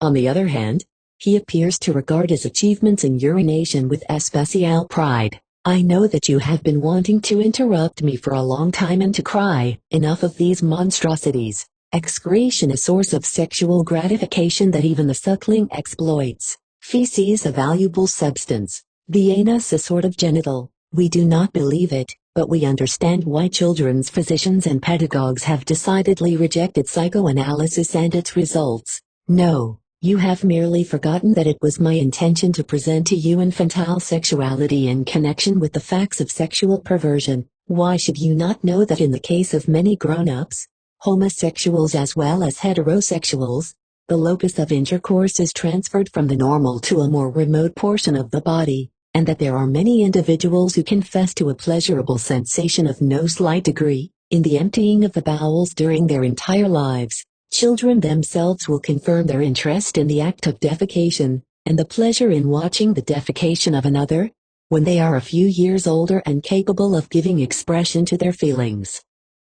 Of course, if these children have previously been systematically intimidated, they will understand all too well the wisdom of preserving silence on the subject. As for the other things that you do not wish to believe, let me refer you to the results of analysis in the direct observation of children, and you will realize that it is difficult not to see these things, or to see them in a different light. I do not even object to making the relation between child sexuality and sexual perversion quite obvious to you. It is really only natural. If the child has sexual life at all, it must necessarily be perverse, because aside from a few hazy illusions, the child does not know how sexuality gives rise to reproduction. The common characteristic of all perversions, on the other hand, is that they have abandoned reproduction as their aim. We term sexual activity perverse when it has renounced the aim of reproduction, and follows the pursuit of pleasure as an independent goal. And so you realize that the turning point in the development of sexual life lies in its subjugation to the purpose of reproduction. Everything this side of the turning point, everything that has given up this purpose and serves the pursuit of pleasure alone, must carry the term perverse and as such be regarded with contempt. Permit me, therefore, to continue with my brief presentation of infantile sexuality. What I have told you about two organic systems, I could supplement by a discussion of all the others. The sexual life of the child exhausts itself in the exercise of a series of partial instincts, which seek, independently of one another, to gain satisfaction from his own body or from an external object. Among these organs the genitals speedily predominate. There are persons who continue the pursuit of satisfaction by means of their own genitals, without the aid of another genital or object, uninterruptedly from the onanism of the suckling to the onanism of necessity which arises in puberty, and even indefinitely beyond that. The theme of onanism alone would occupy us for a long period of time. It offers material for diverse observations. In spite of my inclination to shorten the theme, I must tell you something about the sexual curiosity of children. It is most characteristic for child sexuality and significant for the study of neurotic symptoms. The sexual curiosity of children begins very early, sometimes before the 3rd year. It is not connected with the differences of sexes, which means nothing to the child, since the boy, at any rate, ascribes the same male genital to both sexes. When the boy first discovers the primary sexual structure of the female, he tries at first to deny the evidence of his senses, for he cannot conceive a human being who lacks the part of his body that is of such importance to him. Later he is terrified at the possibility revealed to him, and he feels the influence of all the former threats, occasioned by his intensive preoccupation with his little organ. He becomes subject to the domination of the castration complex, the formation of which plays an important part in the development of his character, provided he remains healthy, of his neurosis, if he becomes diseased, of his resistance, if he is treated analytically. We know that the little girl feels injured on account of her lack of a large, visible penis, envies the boy his possession, and primarily from this motive desires to be a man. This wish manifests itself subsequently in neurosis, arising from some failure in her role as a woman. During childhood, the clitoris of the girl is the equivalent of the penis. It is especially excitable, the zone where autoerotic satisfaction is achieved. In the transition to womanhood it is most important that the sensations of the clitoris are completely transferred at the right time to the entrance of the vagina. In cases of so-called sexual anesthesia of women, the clitoris has obstinately retained its excitability. The sexual interest of children generally turns first to the mystery of birth, the same problem that is the basis of the questions asked by the Sphinx of Thebes. This curiosity is for the most part aroused by the selfish fear of the arrival of a new child. The answer which the nursery has ready for the child, that the stork brings children, is doubted far more frequently than we imagine, even by very young children. The feeling that he has been cheated out of the truth by grown-ups contributes greatly to the child's sense of solitude and to his independent development. But the child is not capable of solving this problem unaided. His undeveloped sexual constitution restricts his ability to understand. At first he assumes that children are produced by a special substance in one's food, and does not know that only women can bear children. Later he learns of this limitation and relinquishes the derivation of children from food, a supposition retained in the fairy tale. The growing child soon notices that the father plays some part in reproduction, but what it is he cannot guess. If, by chance, he is witness of a sexual act, he sees in it an attempt to subjugate, a scuffle, the sadistic miscomprehension of coitus.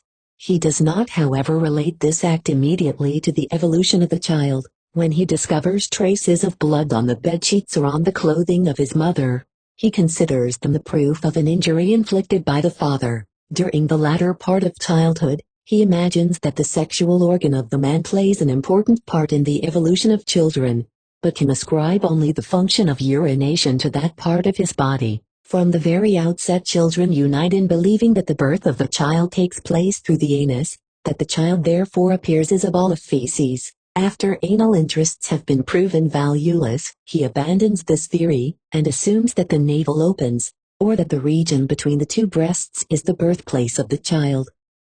In this way the curious child approaches the knowledge of sexual facts, which, clouded by his ignorance, he often fails to see. In the years prior to puberty he generally receives an incomplete, disparaging explanation which often causes traumatic consequences. You have probably heard that the conception sexual is unduly expanded by psychoanalysis in order that it may maintain the hypothesis that all neuroses are due to sexual causes, and that the meaning of the symptoms is sexual. You are now in a position to judge whether or not this expansion is unjustifiable. We have expanded the conception sexual only to include the sexual life of children and of perverse persons. That is to say, we have re-established its proper boundaries. Outside of psychoanalysis, sexuality means only a very limited thing: normal sexual life in the service of reproduction. 21st Lecture, General Theory of the Neuroses, Development of the Libido and Sexual Organizations. I am under the impression that I did not succeed in convincing you of the significance of perversions for our conception of sexuality. I should therefore like to clarify and add as much as I can. It was not only perversions that necessitated an alteration of our conception of sexuality, which roused such vehement contradiction. The study of infantile sexuality did a great deal more along that line, and its close correspondence to the perversions became decisive for us.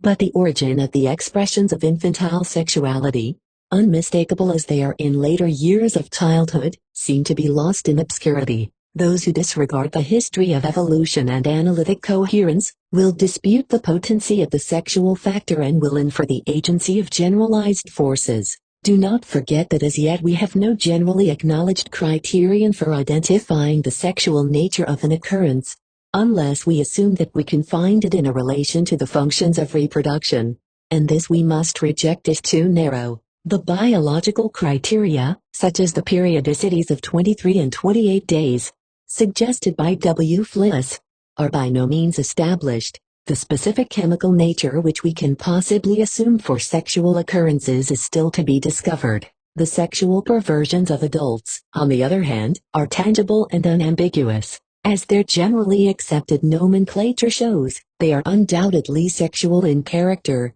whether we designate them as signs of degeneration or otherwise.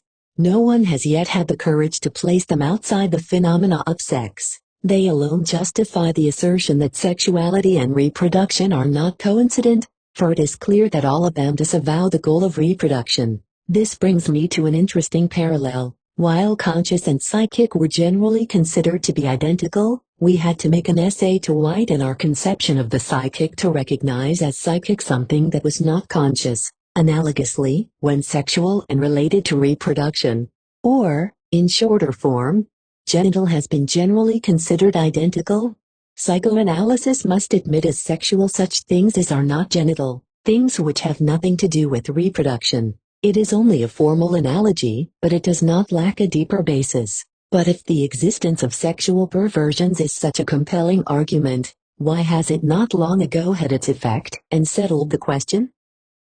I really am unable to say. It appears to be because the sexual perversions are subject to a peculiar ban that extends even into theory, and stands in the way of their scientific appreciation. It seems as if no one could forget that they are not only revolting, but even unnatural, dangerous, as if they had a seductive influence, and that at bottom one had to stifle a secret envy of those who enjoyed them. As the Count who passes judgment in the famous Tannhauser parody admits, and in The Mount of Venus, his honor slipped his mind.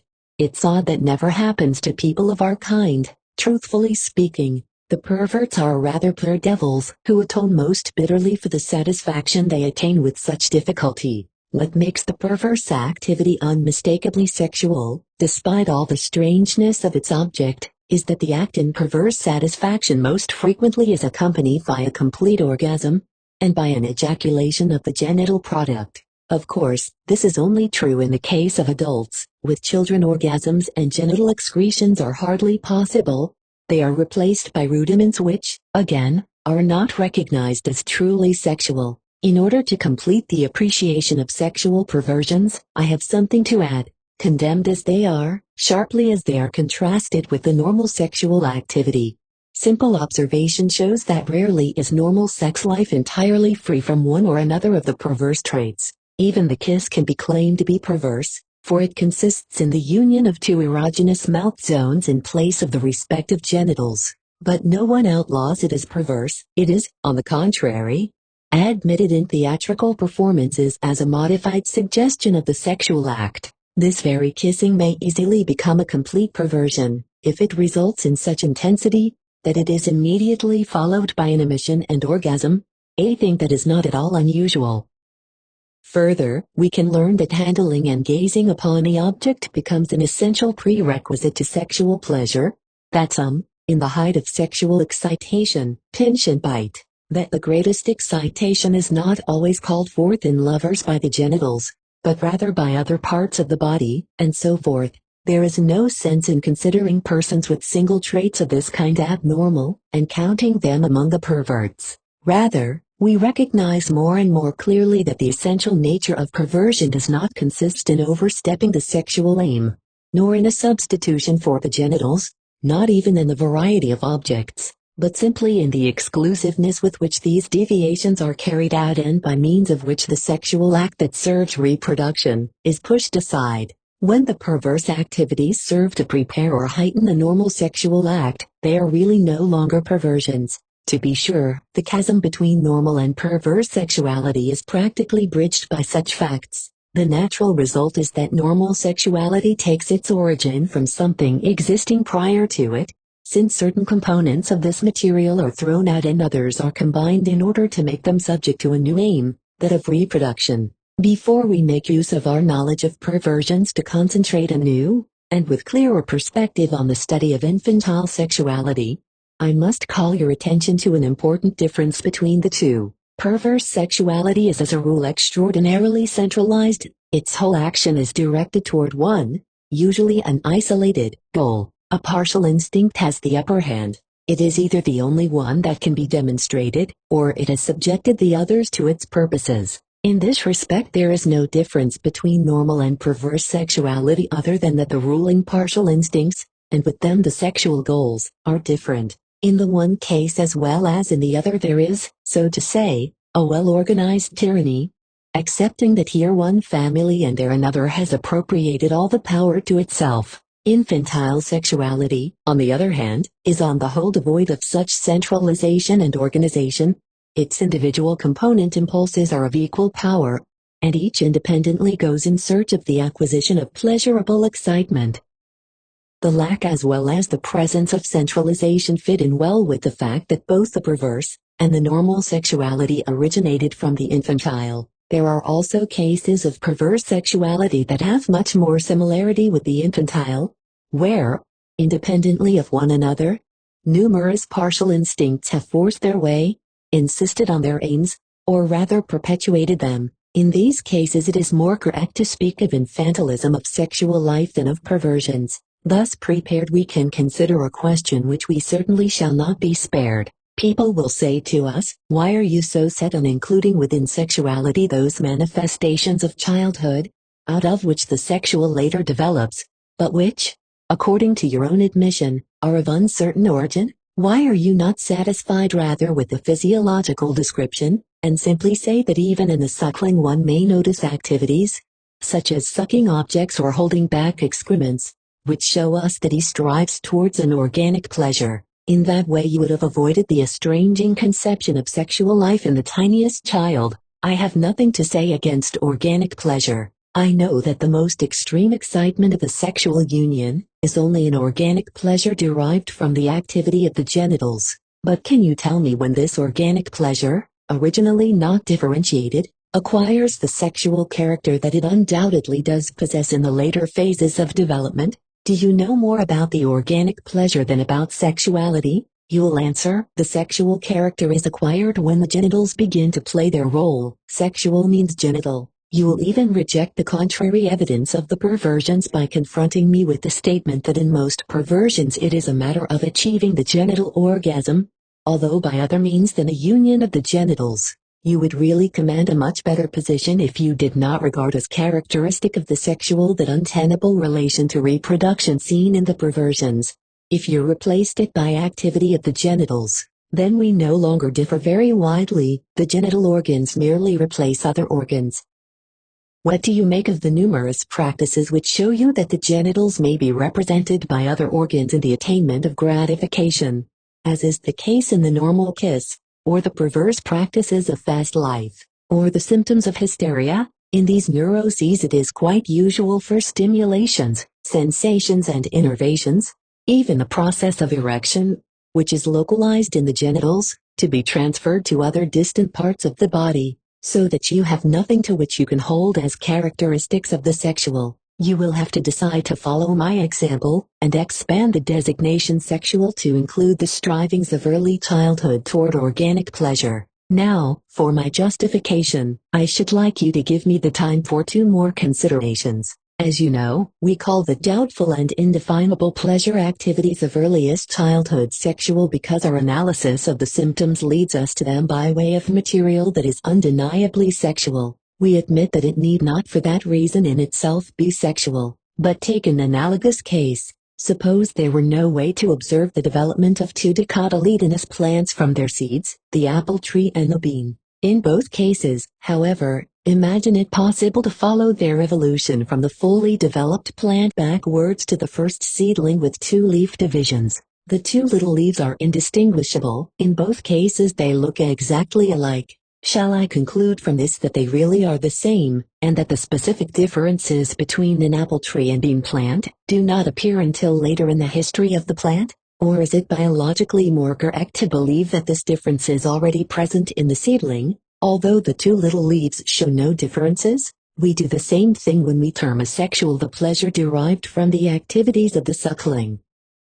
Whether each and every organic enjoyment may be called sexual, or if besides the sexual there is another that does not deserve this name, is a matter I cannot discuss here. I know too little about organic pleasure and its conditions, and will not be at all surprised if the retrogressive character of the analysis leads us back finally to a generalized factor. One thing more, you have on the whole gained very little for what you are so anxious to maintain, the sexual purity of the child, even when you can convince me that the activities of the suckling had better not be called sexual, for from the third year on, there is no longer any doubt concerning the presence of a sexual life in the child. At this time the genitals already begin to become active. There is perhaps regularly a period of infantile masturbation, in other words, a gratification by means of the genitals. The psychic and social expressions of the sexual life are no longer absent. Choice of an object, affectionate preference for certain persons,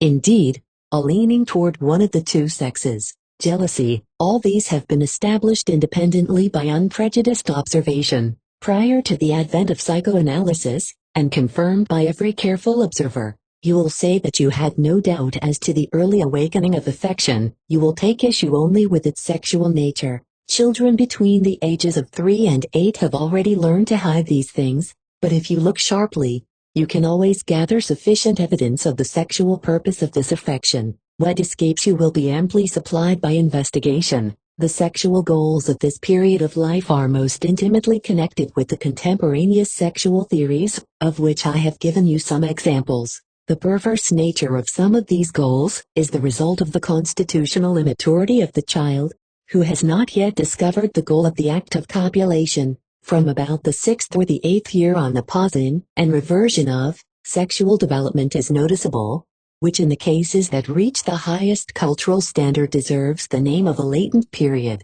The latent period may also fail to appear, and there need not be an interruption of sexual activity and sexual interests at any period.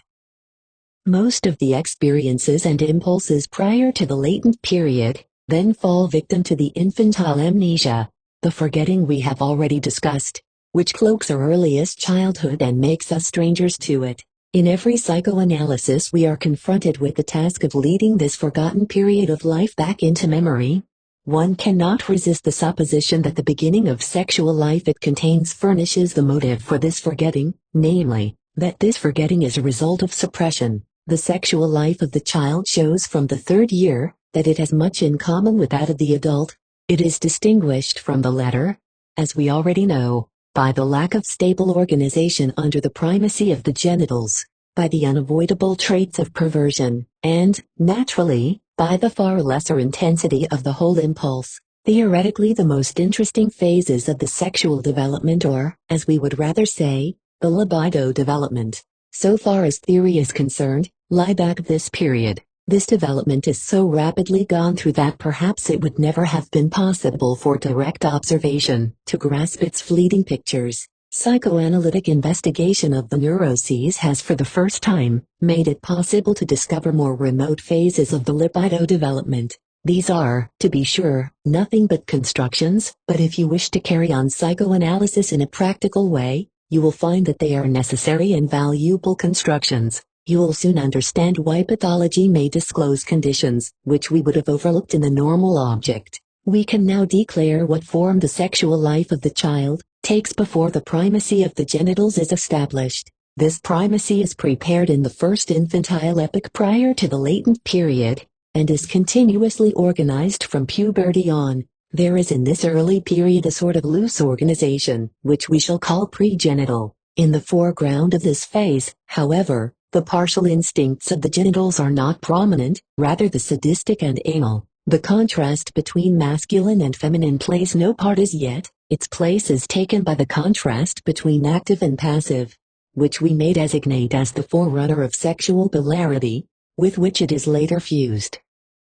That which appears masculine to us in the activity of this phase, observed from the standpoint of the later genital stage, is the expression of an instinct to mastery, which may border on cruelty. Impulses with passive goals attach themselves to the erogenous zone of the rectal opening. Most important at this time, curiosity and the instinct to watch are powerful. The genital really takes part in the sexual life, only in its role as excretory organ for the bladder. Objects are not lacking to the partial impulses of this period, but they do not necessarily combine into a single object. The sadistico-anal organization is the step antecedent to the phase of genital primacy. A more penetrating study furnishes proof how much of this is retained for the later and final form, and in what ways its partial instincts are forced into line under the new genital organization. Back of the sadistico-anal phase of libido development, we get a view of an earlier, even more primitive phase of organization, in which the erogenous mouth zone plays the chief role. You may surmise that the sexual activity of sucking belongs to it, and may wonder at the intuition of the ancient Egyptians, whose art characterized the child, as well as the god Horus, with the finger in his month. Abraham only recently published material concerning the traces which this primitive oral phase has left upon the sexual life of later years. I can surmise that these details about sexual organization have burdened your mind more than they have informed you. Perhaps I have again gone into detail too much, but be patient, what you have heard will become more valuable through the uses to which it is later put. Keep well in mind the impression that sexual life, as we call it, the function of the libido, does not make its appearance as a completed whole, nor does it develop in its own image, but goes through a series of successive phases which are not similar to each other. In fact, it is a developmental sequence, like that from the grub to the butterfly. The turning point of the development is the subordination of all sexual partial instincts to the primacy of the genitals, and thereby the subjection of sexuality to the function of reproduction. Originally it is a diffused sexual life, one which consists of independent activities of single partial instincts which strive towards organic gratification. This anarchy is modified by approaches to pregenital organization, first of all the sadistico-anal phase. Prior to this the oral phase, which is perhaps the most primitive. Added to this there are the various processes, as yet not well known, which carry over one organization level to the later and more advanced phase. The significance, for the understanding of the neurosis, of the long evolutionary path of the libido which carries it over so many grades we shall discuss on another occasion. Today we shall look at another angle of the development, namely the relation of the partial instinct to the object. We shall make a hurried survey of this development, in order to spend more time upon a relatively later product. Some of the components of the sex instincts have had an object from the very beginning and hold fast to it.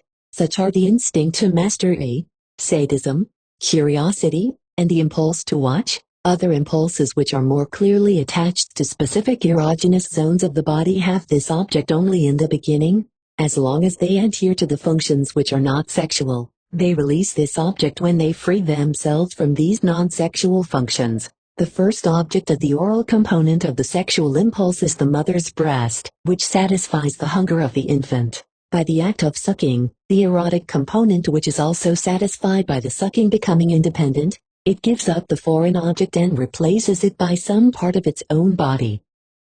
The oral impulse becomes autoerotic, just as the anal and other erogenous impulses are from the very beginning. Further development, to express it most briefly, has two goals. First, to give up autoeroticism, and, again, to substitute for the object of one's own body a foreign object. Second, to unify the different objects into a single impulse, replace them by a single object. To be sure, that can happen only if this single object is itself complete, a body similar to one's own, nor can it be consummated without leaving behind as useless a large number of the autoerotic instinctive impulses. The processes of finding the object are rather involved, and have as yet had no comprehensive exposition. For our purpose, let us emphasize the fact that when the process has come to a temporary cessation in the childhood years, before the latent period, the object it has found is seen to be practically identical with the first object derived from its relation to the object of the oral pleasure impulse.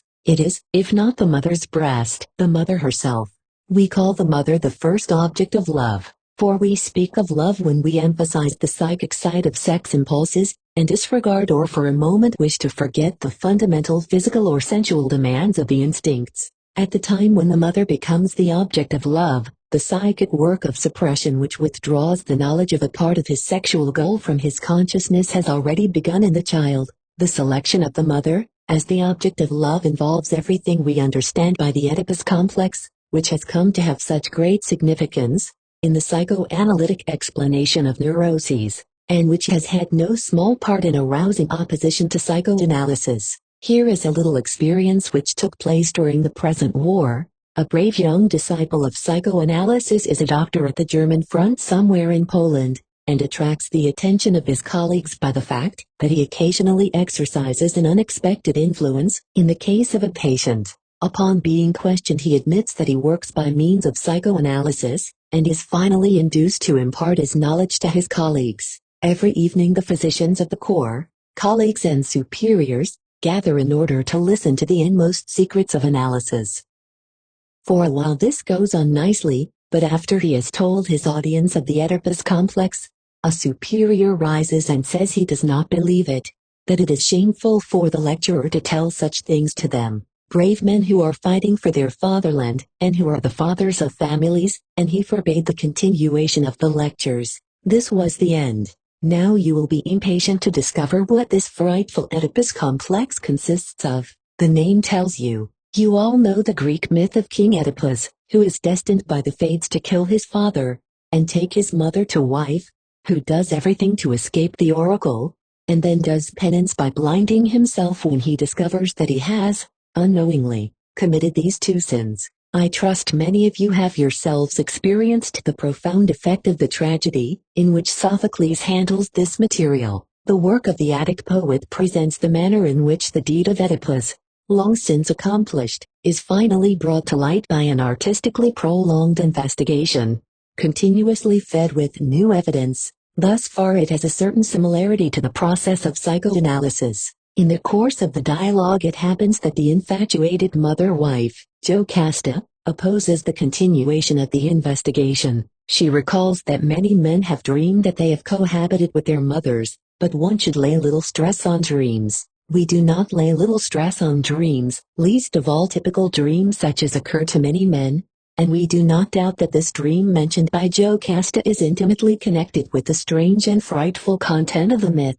It is surprising that Sophocles' tragedy does not call forth much greater indignation and opposition on the part of the audience, a reaction similar to, and far more justified, than the reaction to our simple military physician. For it is a fundamentally immoral play. It dispenses with the moral responsibility of men, it portrays godlike powers as instigators of guilt, and shows the helplessness of the moral impulses of men which contend against sin. One might easily suppose that the burden of the myth purposed accusation against the gods and fate, and in the hands of the critical Euripides, always at odds with the gods, it would probably have become such an accusation. But there is no trace of this in the work of the believer Sophocles. a pious sophistry which asserts that the highest morality is to bow to the will of the gods, even if they command a crime, helps him over the difficulty.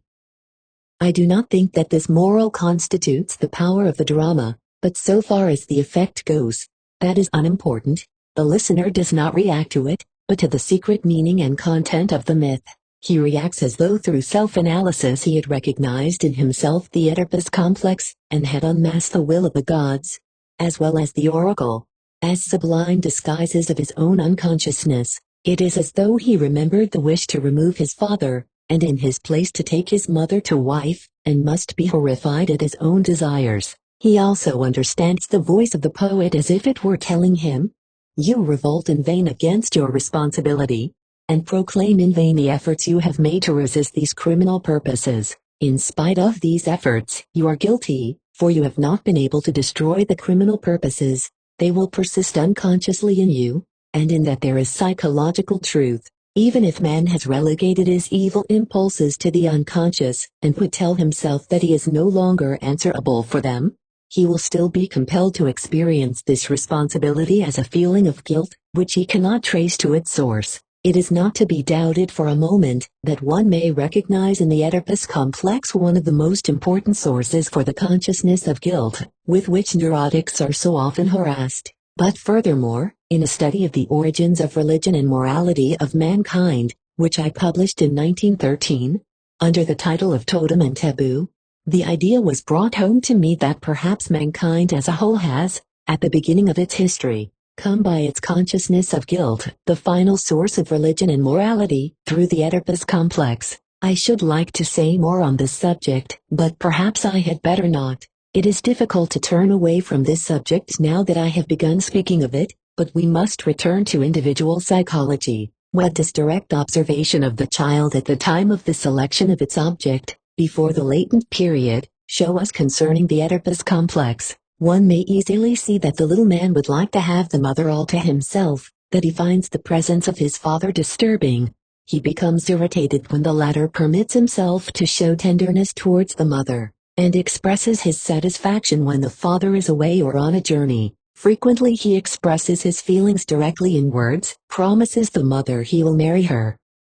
One may think this is very little in comparison with the deeds of Oedipus, but it is actually enough, for it is essentially the same thing. The observation is frequently clouded by the circumstance that the same child at the same time, on other occasions, gives evidence of great tenderness towards its father. It is only that such contradictory, or rather, ambivalent emotional attitudes as would lead to a conflict in the case of an adult readily take their place side by side in the child, just as later on they permanently exist in the unconscious. You might wish to interpose that the behavior of the child springs from egoistic motives, and does not justify the setting up of an erotic complex. The mother provides for all the necessities of the child, and it is therefore to the child's advantage that she troubles herself for no one else. This, too, is correct, but it will soon be clear that in this, as in similar situations, the egoistic interest offers only the opportunity upon which the erotic impulse seizes.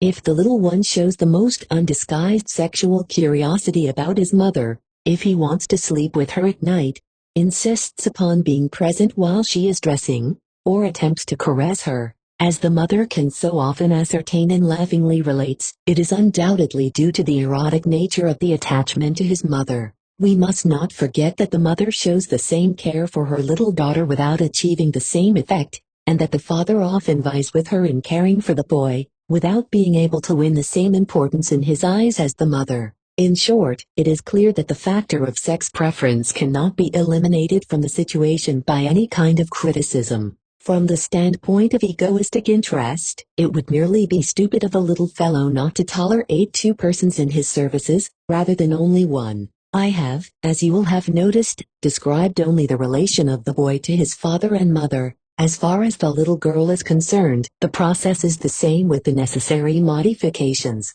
The affectionate devotion to the father, the desire to set aside the mother as superfluous and to take her place, a coquetry which already works with all the arts of later womanhood, gives such a charming picture, especially in the baby girl. that we are apt to forget its seriousness and the grave consequences which may result from this infantile situation. Let us not fail to add that frequently the parents themselves exert a decisive influence over the child in the awakening of the Oedipus attitude, in that they themselves follow a sex preference when there are a number of children. The father in the most unmistakable manner shows preference for the daughter, while the mother is most affectionate toward the son, but even this factor cannot seriously undermine the spontaneous character of the childish Oedipus complex. The Oedipus complex expands and becomes a family complex when other children appear. It becomes the motive force, revived by the sense of personal injury, which causes the child to receive its brothers and sisters with aversion, and to wish to remove them without more ado. It is much more frequent for the children to express these feelings of hatred than those arising from the parent complex. If such a wish is fulfilled, and death takes away the undesired increase in the family, after a short while we may discover through analysis what an important experience this death was for the child. Even though he had not remembered it, the child forced into second place by the birth of a little brother or sister, and for the first time practically isolated from his mother, is loath to forgive her for this. Feelings which we would call extreme bitterness in an adult are aroused in him, and often become the basis of a lasting estrangement. We have already mentioned that sexual curiosity with all its consequences usually grows out of these experiences of the child. With the growing up of these brothers and sisters, the relation to them undergoes the most significant changes. The boy may take his sister as the object for his love, to replace his faithless mother. Situations of dangerous rivalry, which are of vast importance for later life, arise even in the nursery among numerous brothers who court the affection of a younger sister. A little girl finds in her older brother a substitute for her father, who no longer acts towards her with the same affection as in former years, or she takes a younger sister as a substitute for the child that she vainly wished of her father. Such things, and many more of a similar character, are shown by the direct observation of children and the consideration of their vivid childish recollections, which are not influenced by the analysis. You will conclude, among other things, that the position of a child in the sequence of his brothers and sisters is of utmost importance for the entire course of his later life, a factor which should be considered in every biography. In the face of these explanations that are found with so little effort, you will hardly recall without smiling the scientific explanations for the prohibition of incest. What inventions! By living together from early childhood, the sexual attraction must have been diverted from these members of the family, who are of opposite sex, or a biological tendency against inbreeding finds its psychic equivalent in an innate dread of incest. In this no account is taken of the fact that there would be no need of so unrelenting a prohibition by law and morality, if there were any natural reliable guards against the temptation of incest. Just the opposite is true. The first choice of an object among human beings is regularly an incestuous one, in the man directed toward the mother and sister, and the most stringent laws are necessary to prevent this persisting infantile tendency from becoming active. Among the primitive races the prohibitions against incest are much more stringent than ours, and recently Th. Rake showed in a brilliant paper that the puberty rites of the savages, which represent a rebirth, have the significance of loosing the incestuous bonds of the boy to his mother, and of establishing the reconciliation with the father.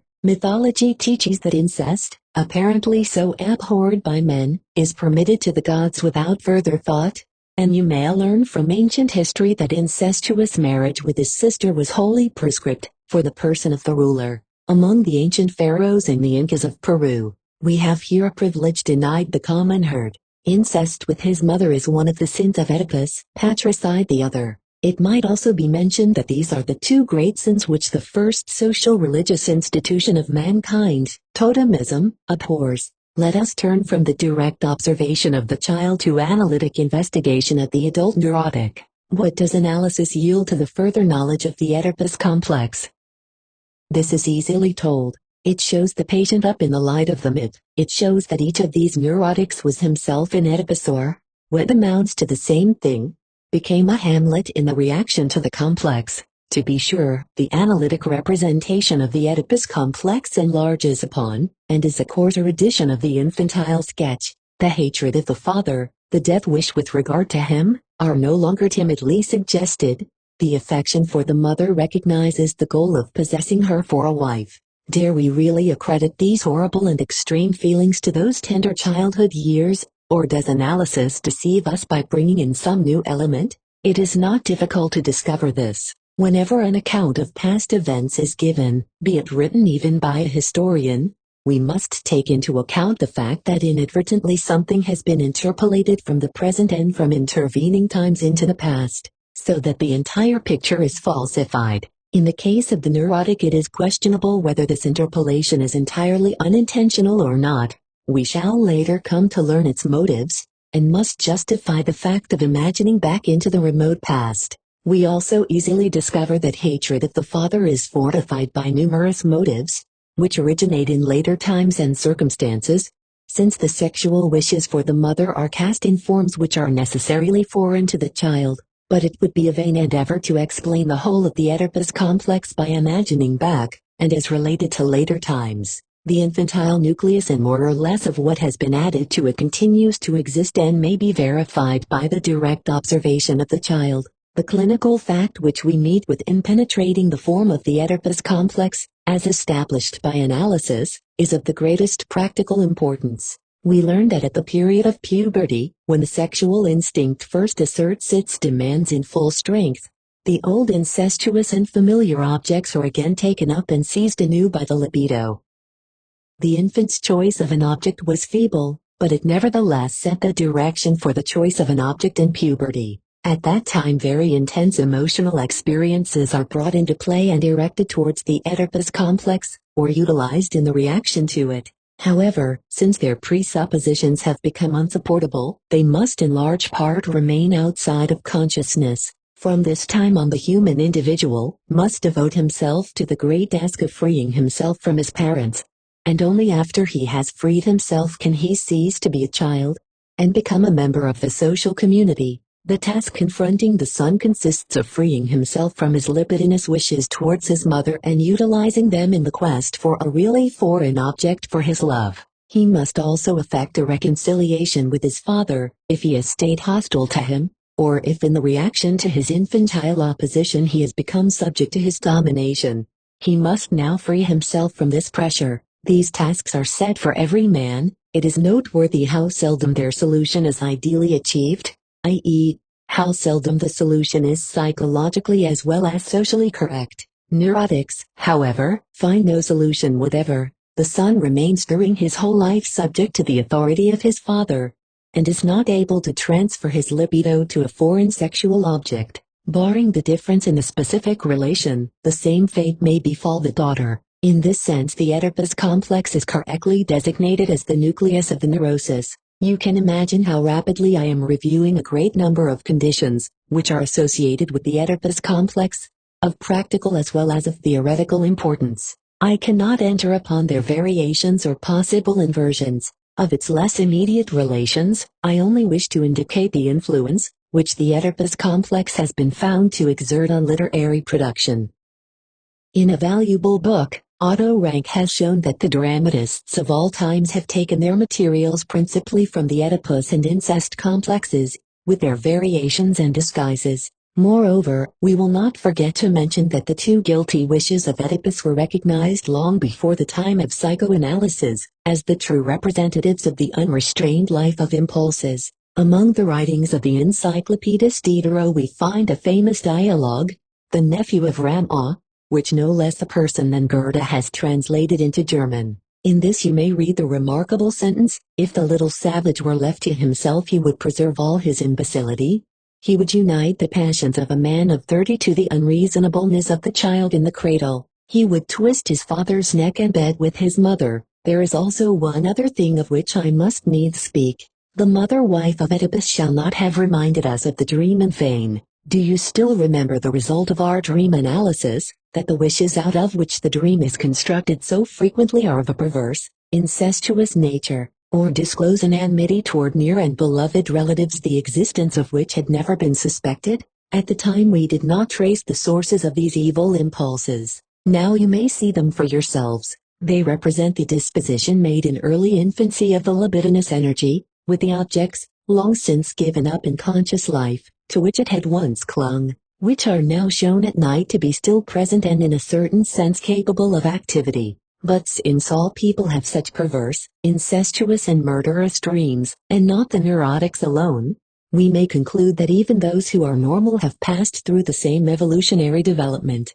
through the perversions and the direction of the libido toward the objects of the Oedipus complex. This, then, is the way of normal development, upon which the neurotics merely enlarge. They show in cruder form what dream analysis exposes in the healthy dreamer as well.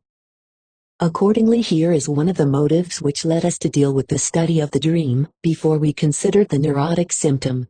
22nd lecture, General Theory of the Neuroses, Theories of Development and Regression, Etiology. We have learned that the libido goes through an extensive development, before it can enter the service of reproduction in a way which may be regarded as normal. Now I wish to present to you what importance this fact possesses for the causation of neuroses. I believe we are in harmony with the teachings of general pathology, in assuming that this development involves two dangers, inhibition and regression. In other words, with the universal tendency of biological processes toward variation, it must necessarily happen that not all preparatory phases of a given function are equally well passed through or accomplished with comparable thoroughness. Certain components of a function may be permanently held back in an early stage of development, and the complete development is therefore retarded to a certain extent. Let us seek analogies for these processes from other fields. If a whole people leaves its dwellings to seek a new home,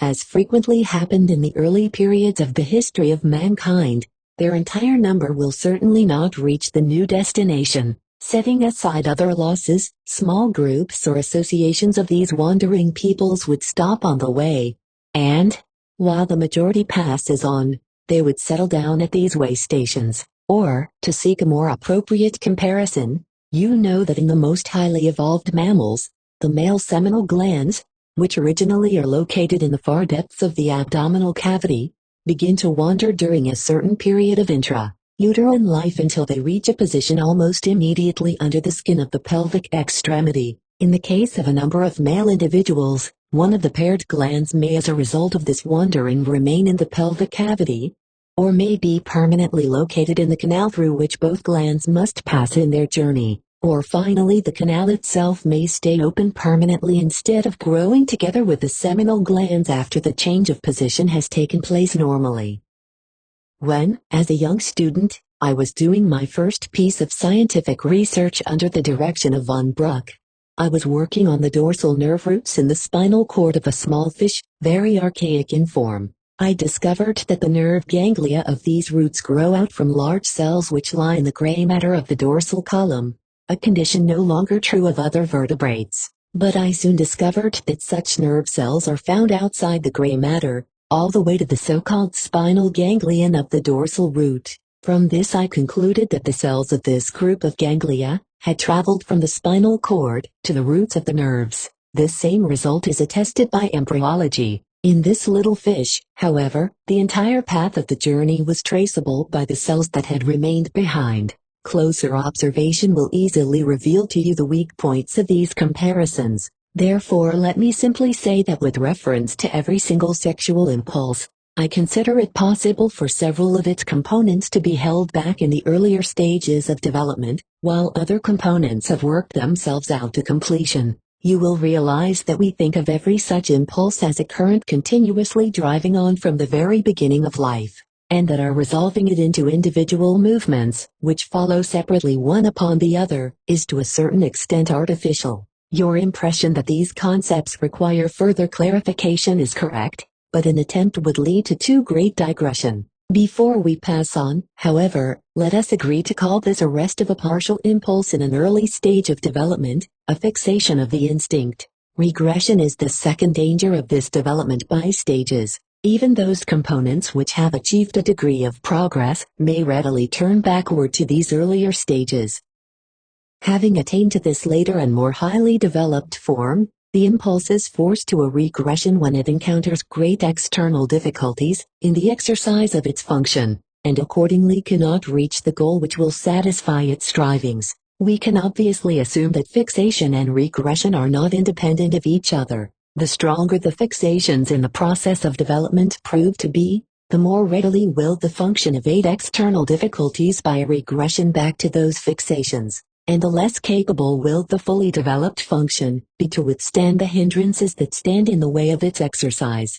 Remember that if a people in its wandering has left large groups at certain way stations, it is natural for those who have gone on to return to these stations, if they are beaten or encounter a mighty foe. The more they have left on the way, however, the greater is their chance of defeat. For your comprehension of the neurosis, it is necessary to keep in mind this connection between fixation and regression. This will give you a secure hold upon the question of the cause of neuroses, of the etiology of neurosis, which we shall soon consider. For the present we have still to discuss various aspects of regression. With the knowledge you have gained concerning the development of the function of libido, you must expect two kinds of regression. Incestuous return to the first libidinous objects and return of the entire sexual organization to an earlier stage of development. Both occur in the transference neuroses and play an important part in its mechanism, especially as the return to the first incestuous objects of libido a feature that the neurotic exhibits with positively tiresome regularity. We could say far more about regression of libido if we took into consideration another group of neuroses, neurotic narcissism.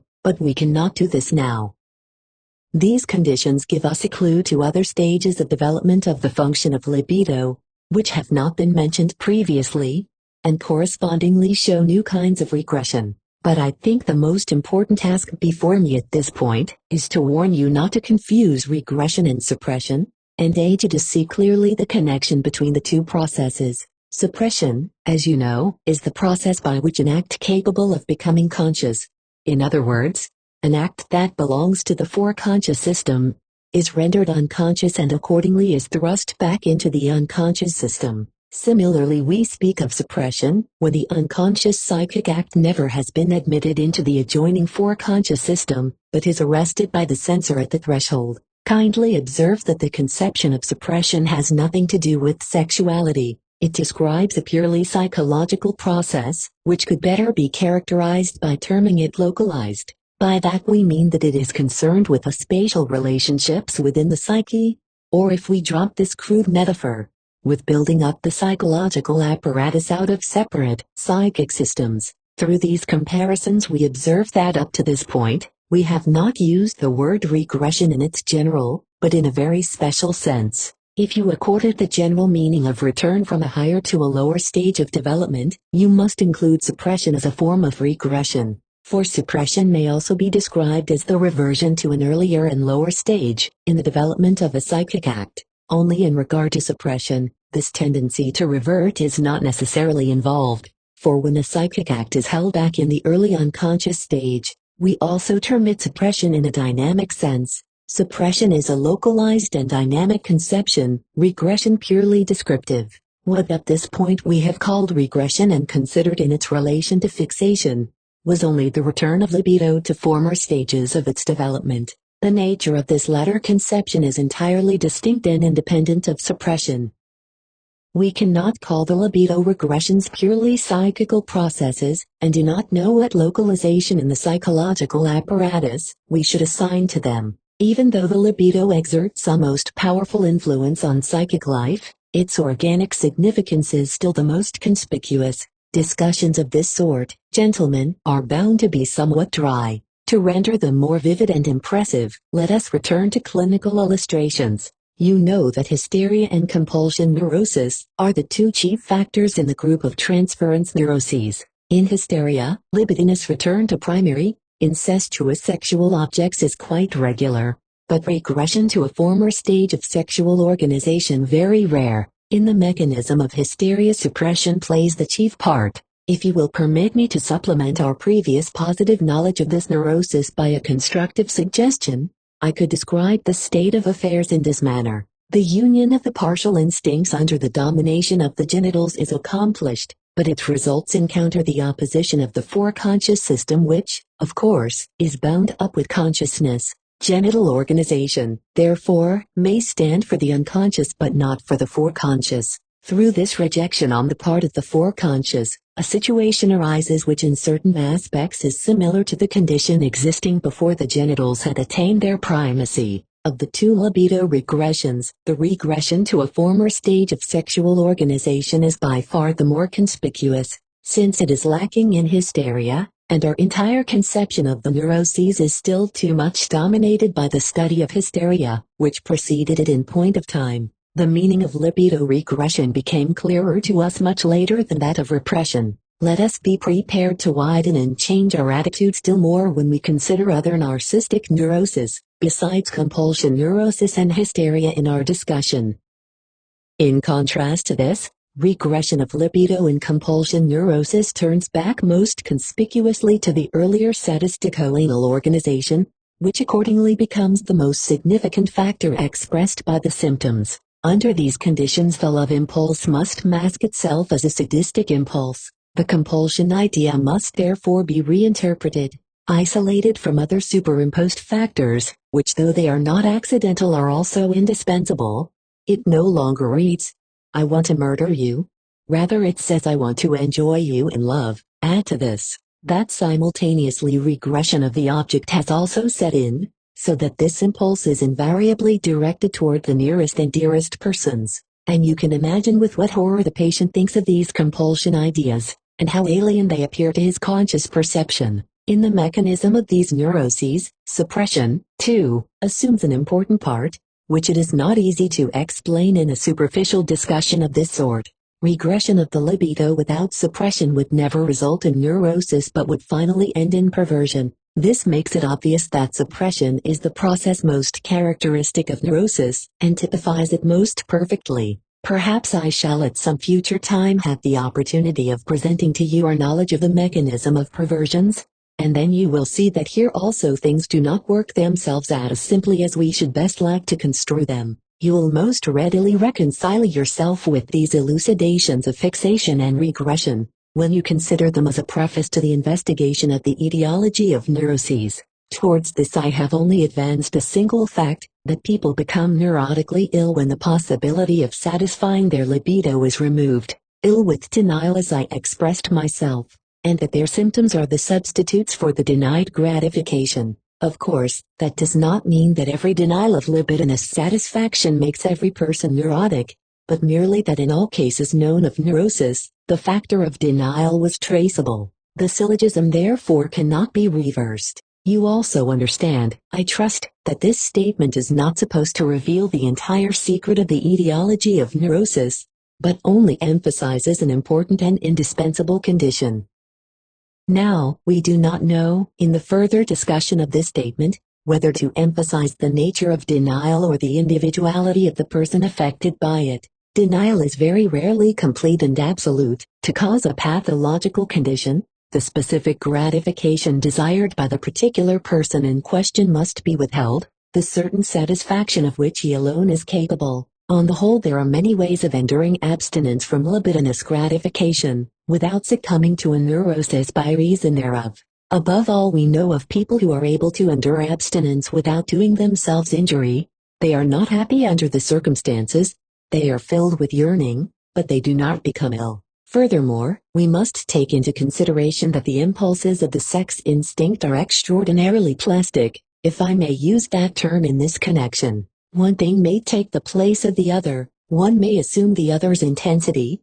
If reality refuses the one gratification, the satisfaction of another may offer full compensation. The sexual impulses are like a network of communicating channels filled with fluids. They are this in spite of their subjugation to the primacy of the genitals.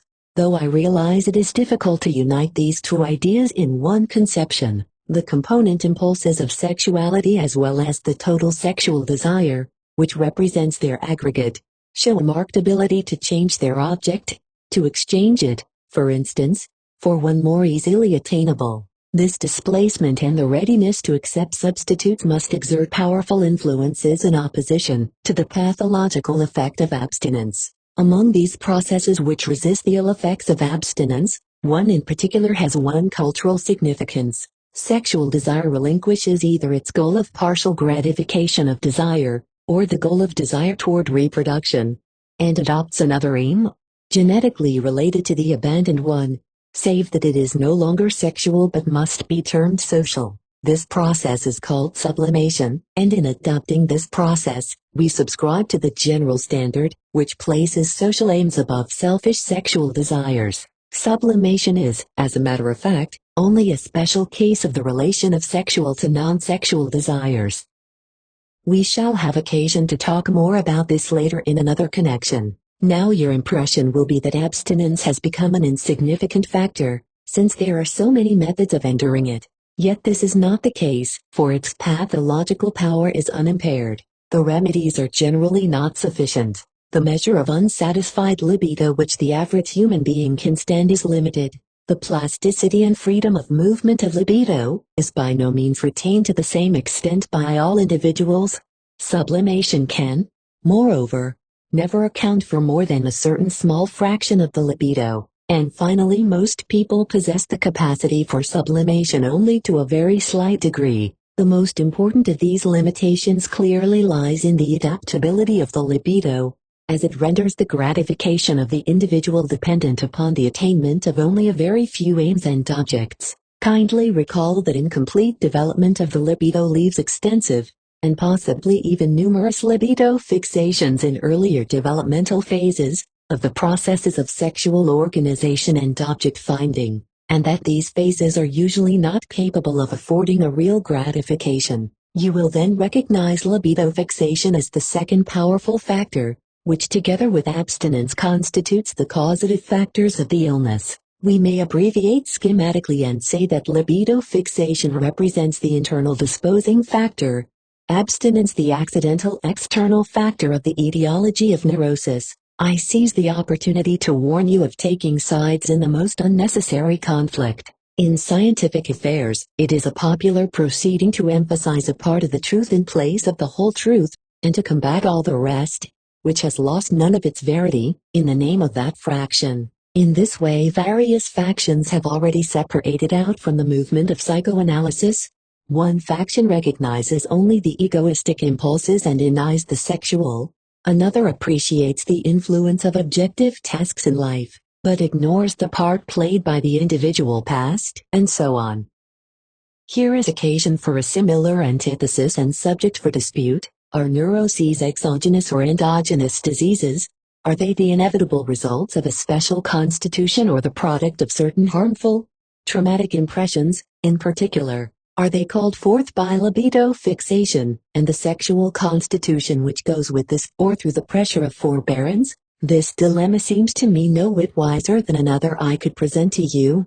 Is the child created through the generation of the father or the conception of the mother? Both factors are equally essential. You will answer very properly. The conditions which cause neuroses are very similar if not precisely the same. For the consideration of the causes of neurosis, we may arrange neurotic diseases in a series, in which two factors, sexual constitution and experience, or, if you wish, libido fixation and self-denial, are represented in such a way that one increases as the other decreases. At one end of the series are the extreme cases, of which you can say with full conviction, these persons would have become ill because of the peculiar development of their libido, no matter what they might have experienced, no matter how gently life might have treated them. At the other end are cases which would call forth the reverse judgment, that the patients would undoubtedly have escaped illness if life had not thrust certain conditions upon them. But in the intermediate cases of the series, predisposing sexual constitution and subversive demands of life combine. Their sexual constitution would not have given rise to neurosis, if the victims had not had such experiences, and their experiences would not have acted upon them traumatically, if the conditions of the libido had been otherwise. Within this series I may grant a certain preponderance to the weight carried by the predisposing factors, but this admission, too, depends upon the boundaries within which you wish to delimit nervousness. Allow me to suggest that you call such series complementary series. We shall have occasion to establish other series of this sort. The tenacity with which the libido clings to certain tendencies and objects, the so-called adhesiveness of the libido, appears to us as an independent factor, individually variable, the determining conditions of which are completely unknown to us, but the importance of which for the etiology of the neuroses we can no longer underestimate. At the same time, we must not overestimate the closeness of this interrelation. A similar adhesiveness of the libido occurs, for unknown reasons, in normal persons under various conditions, and is a determining factor in the perverse, who are in a certain sense the opposite of nervous. Before the period of psychoanalysis, it was known, Binet, that the amnesia of the perverse is often traced back to an early impression, an abnormality in the tendency of the instinct or its choice of object, and it is to this that the libido of the individual has clung for life. Frequently, it is hard to say how such an impression becomes capable of attracting the libido so intensively. I shall give you a case of this kind which I observed myself. A man, to whom the genital and all other sex stimuli of woman now mean nothing, who in fact can only be thrown into an irresistible sexual excitation by the sight of a shoe on a foot of a certain form, is able to recall an experience he had in his 6th year, which proved decisive for the fixation of his libido. One day he sat on a stool beside his governess, who was to give him an English lesson. She was an old, shriveled, unbeautiful girl with washed-out blue eyes and a pug nose, who on this day, because of some injury, had put a velvet slipper on her foot and stretched it out on a footstool. The leg itself she had most decorously covered. After a diffident attempt at normal sexual activity, undertaken during puberty, such a thin sinewy foot as his governess had become the sole object of his sexuality, and the man was irresistibly carried away if other features, reminiscent of the English governess, appeared in conjunction with the foot. Through this fixation of the libido the man did not become neurotic but perverse, a foot fetishist, as we say. So you see that, although exaggerated and premature fixation of the libido is indispensable for the causation of neurosis, its sphere of action exceeds the limits of neuroses immeasurably. This condition also, taken by itself, is no more decisive than abstinence, and so the problem of the cause of neuroses seems to become more complicated. Psychoanalytic investigation does, in fact, acquaint us with a new factor, not considered in our etiological series, which is recognized most easily in those cases where permanent well-being is suddenly disturbed by an attack of neurosis. These individuals regularly show signs of contradiction between their wishes, or, as we are wont to say, indication of psychic conflict. A part of their personality represents certain wishes, another rebels against them and resists them. A neurosis cannot come into existence without such conflict. This may seem to be of small significance. You know that our psychic life is continually agitated by conflicts for which we must find a solution. Certain conditions, therefore, must exist to make such a conflict pathological. We want to know what these conditions are, what psychic powers form the background for these pathological conflicts, what relation the conflict bears to the causative factors. I hope I shall be able to give you satisfactory answers to these questions,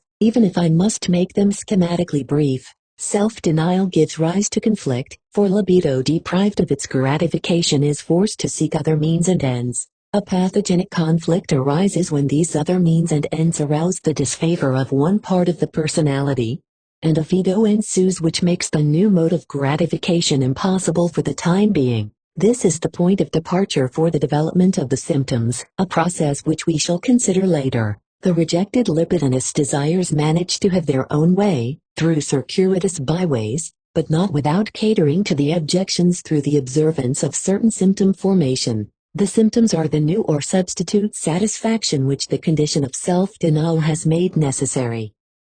We can express the significance of the psychic conflict in another way, by saying, the outer self-denial, in order to become pathological, must be supplemented by an inner self-denial. Outer denial removes one possibility of gratification, inner denial would like to exclude another possibility, and it is the second possibility which becomes the center of the ensuing conflict. I prefer this form of presentation because it possesses secret content. It implies the probability that the inner impediment found its origin in the prehistoric stage of human development, in real external hindrances. What powers are these which interpose objections to libidinous desire? Who are the other parties to the pathological conflict? They are, in the widest sense, the non-sexual impulses. We call them comprehensively the ego impulses. Psychoanalysis of transference neuroses does not grant us ready access to their further investigation, but we learn to know them,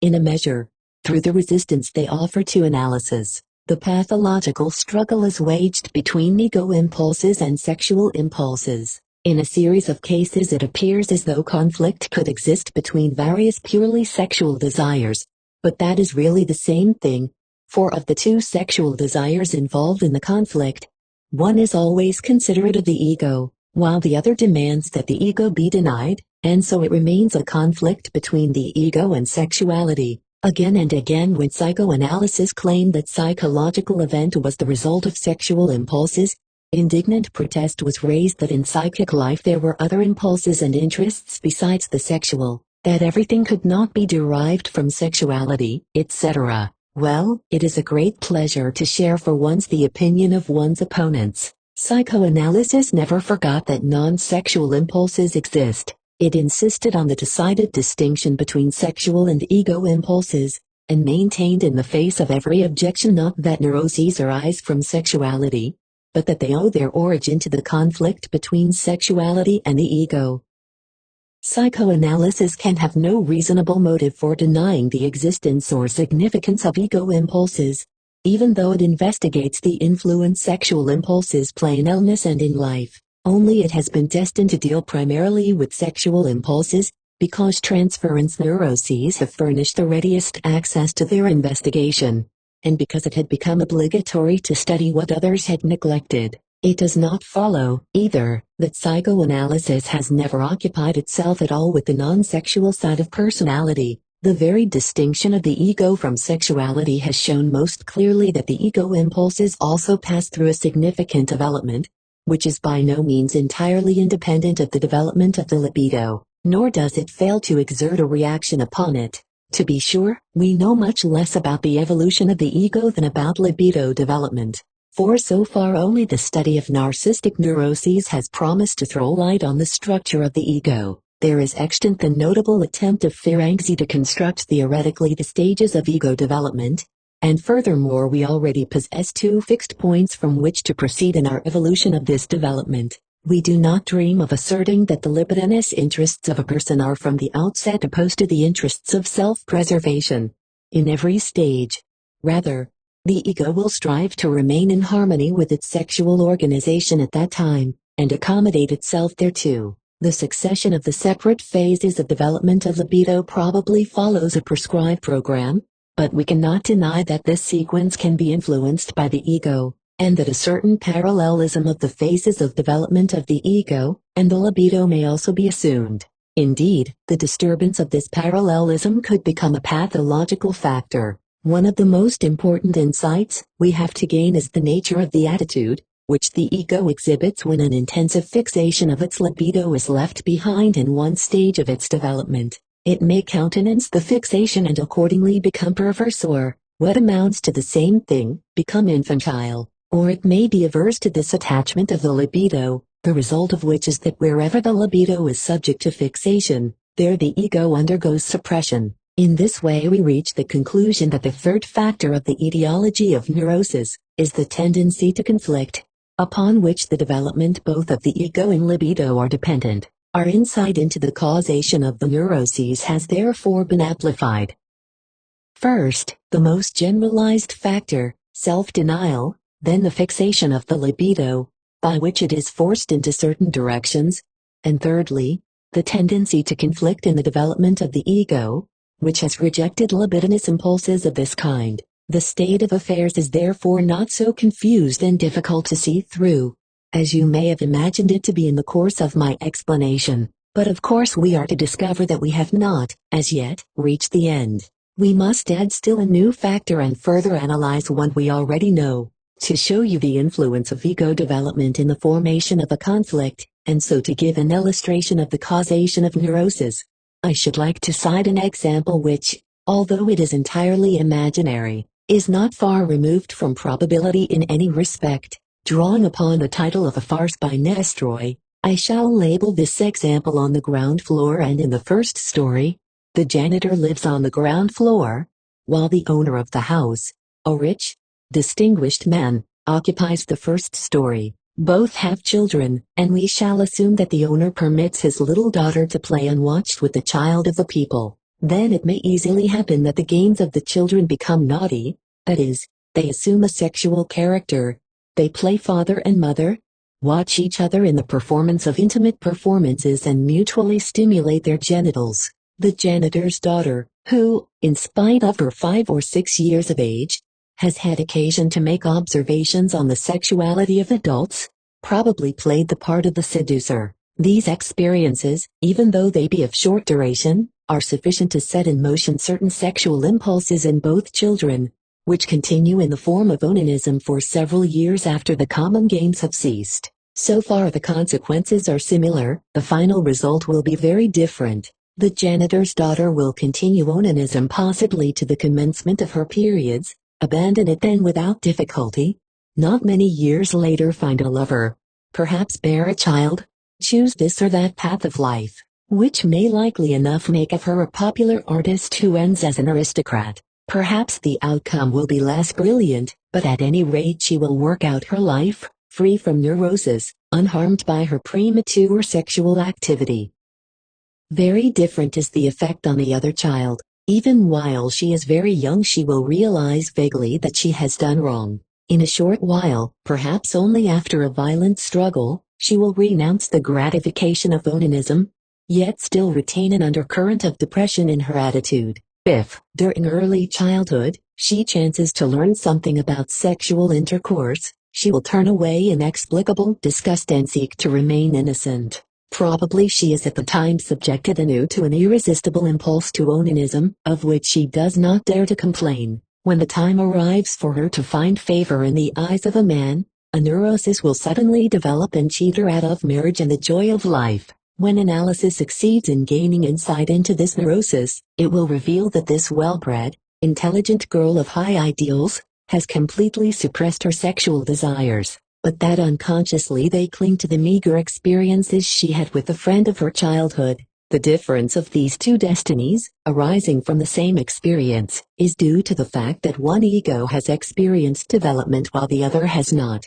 The janitor's daughter in later years looks upon sexual intercourse as the same natural and harmless thing it had seemed in her childhood. The owner's daughter had experienced the influence of education and had recognized its claims. Thus stimulated, her ego had forged its ideals of womanly purity and lack of desire which, however, could not agree with any sexual activity.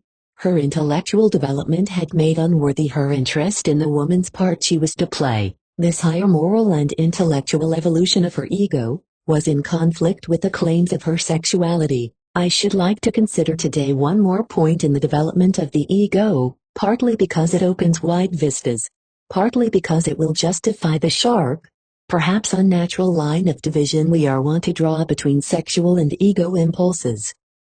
In estimating the several developments of ego and of libido, we must emphasize an aspect which has not frequently been appreciated heretofore. Both the ego and the libido are fundamentally heritages, abbreviated repetitions of an evolution which mankind has, in the course of long periods of time, traversed from primeval ages. The libido shows its phylogenetic origin most readily, I should say. Recall, if you please, that in one class of animals the genital apparatus is closely connected with the mouth, that in another it cannot be separated from the excretory apparatus, and in others it is attached to organs of locomotion. Of all these things, you will find a most fascinating description in the valuable book of W. Balch. Animals portray, so to speak, all kinds of perversions which have become set as their permanent sexual organizations. In man this phylogenetic aspect is partly clouded by the circumstance that these activities, although fundamentally inherited, are achieved anew in individual development, presumably because the same conditions still prevail and still continue to exert their influence on each personality. I should say that originally they served to call forth an activity, where they now serve only as a stimulus for recollection. There is no doubt that in addition the course of development in each individual, which has been innately determined, may be disturbed or altered from without by recent influences. That power which has forced this development upon mankind, and which today maintains the identical pressure, is indeed known to us. It is the same self-denial enforced by the realities, or, given its big and actual name, necessity. The struggle for existence, the anxi. This has been a severe teacher, but under him we have become potent. The neurotics are those children upon whom this severity has had a bad effect, but there is risk in all education. This appreciation of the struggle of life, as the moving force of development, need not prejudice us against the importance of innate tendencies in evolution, if their existence can be proved. It is worth noting that sexual instincts and instincts of self-preservation do not behave similarly when they are confronted with the necessities of actuality. It is easier to educate the instincts of self-preservation and everything that is connected with them. They speedily learn to adapt themselves to necessity, and to arrange their development in accordance with the mandates of fact. That is easy to understand, for they cannot procure the objects they require in any other way. Without these objects the individual must perish. The sex instincts are more difficult to educate because at the outset, they do not suffer from the need of an object, as they are related almost parasitically to the other functions of the body, and gratify themselves autoerotically by way of their own body. They are at first withdrawn from the educational influence of real necessity. In most people, they maintain themselves in some way or other during the entire course of life as those characteristics of obstinacy and inaccessibility to influence, which are generally collectively called unreasonableness. The education of youth generally comes to an end when the sexual demands are aroused to their full strength. Educators know this and act accordingly, but perhaps the results of psychoanalysis will influence them to transfer the greatest emphasis to the education of the early years of childhood, beginning with the suckling. The little human being is frequently a finished product in his 4th or 5th year, and only reveals gradually in later years what has long been ready within him. To appreciate the full significance of the aforementioned difference between the two groups of instincts, we must digress considerably and introduce a consideration which we must needs call economic. Thereby we enter upon one of the most important but unfortunately one of the most obscure domains of psychoanalysis. We ask ourselves whether a fundamental purpose is recognizable in the workings of our psychological apparatus, and answer immediately that this purpose is the pursuit of pleasurable excitement. It seems as if our entire psychological activity were directed toward gaining pleasurable stimulation, toward avoiding painful ones, that it is regulated automatically by the principle of pleasure. Now we should like to know, above all, what conditions cause the creation of pleasure and pain, but here we fall short. We may only venture to say that pleasurable excitation in some way involves lessening, lowering or obliterating the amount of stimuli present in the psychic apparatus. This amount, on the other hand, is increased by pain. Examination of the most intense pleasurable excitement accessible to man, the pleasure which accompanies the performance of the sexual act, leaves small doubt on this point. Since such processes of pleasure are concerned with the destinies of quantities of psychic excitation or energy, we call considerations of this sort economic. It thus appears that we can describe the tasks and performances of the psychic apparatus in different and more generalized terms than by the emphasis of the pursuit of pleasure. We may say that the psychic apparatus serves the purpose of mastering and bringing to rest the mass of stimuli, and the stimulating forces which approach it. The sexual instincts obviously show their aim of pleasurable excitement from the beginning to the end of their development. They retain this original function without much change. The ego instincts strive at first for the same thing, but through the influence of their teacher, necessity, the ego instincts soon learn to adduce some qualification to the principle of pleasure. The task of avoiding pain becomes an objective almost comparable to the gain of pleasure. The ego learns that its direct gratification is unavoidably withheld, the gain of pleasurable excitement postponed, that always a certain amount of pain must be borne and certain sources of pleasure entirely relinquished. This educated ego has become reasonable. It is no longer controlled by the principle of pleasure, but by the principle of fact, which at bottom also aims at pleasure, but pleasure which is postponed and lessened by considerations of fact. The transition from the pleasure principle to that of fact is the most important advance in the development of the ego. We already know that the sexual instincts pass through this stage unwillingly and late. We shall presently learn the consequence to man of the fact that his sexuality admits of such a loose relation to the external realities of his life. Yet one more observation belongs here. Since the ego of man has, like the libido, its history of evolution, you will not be surprised to hear that there are ego regressions, and you will want to know what role this return of the ego to former phases of development plays in neurotic disease.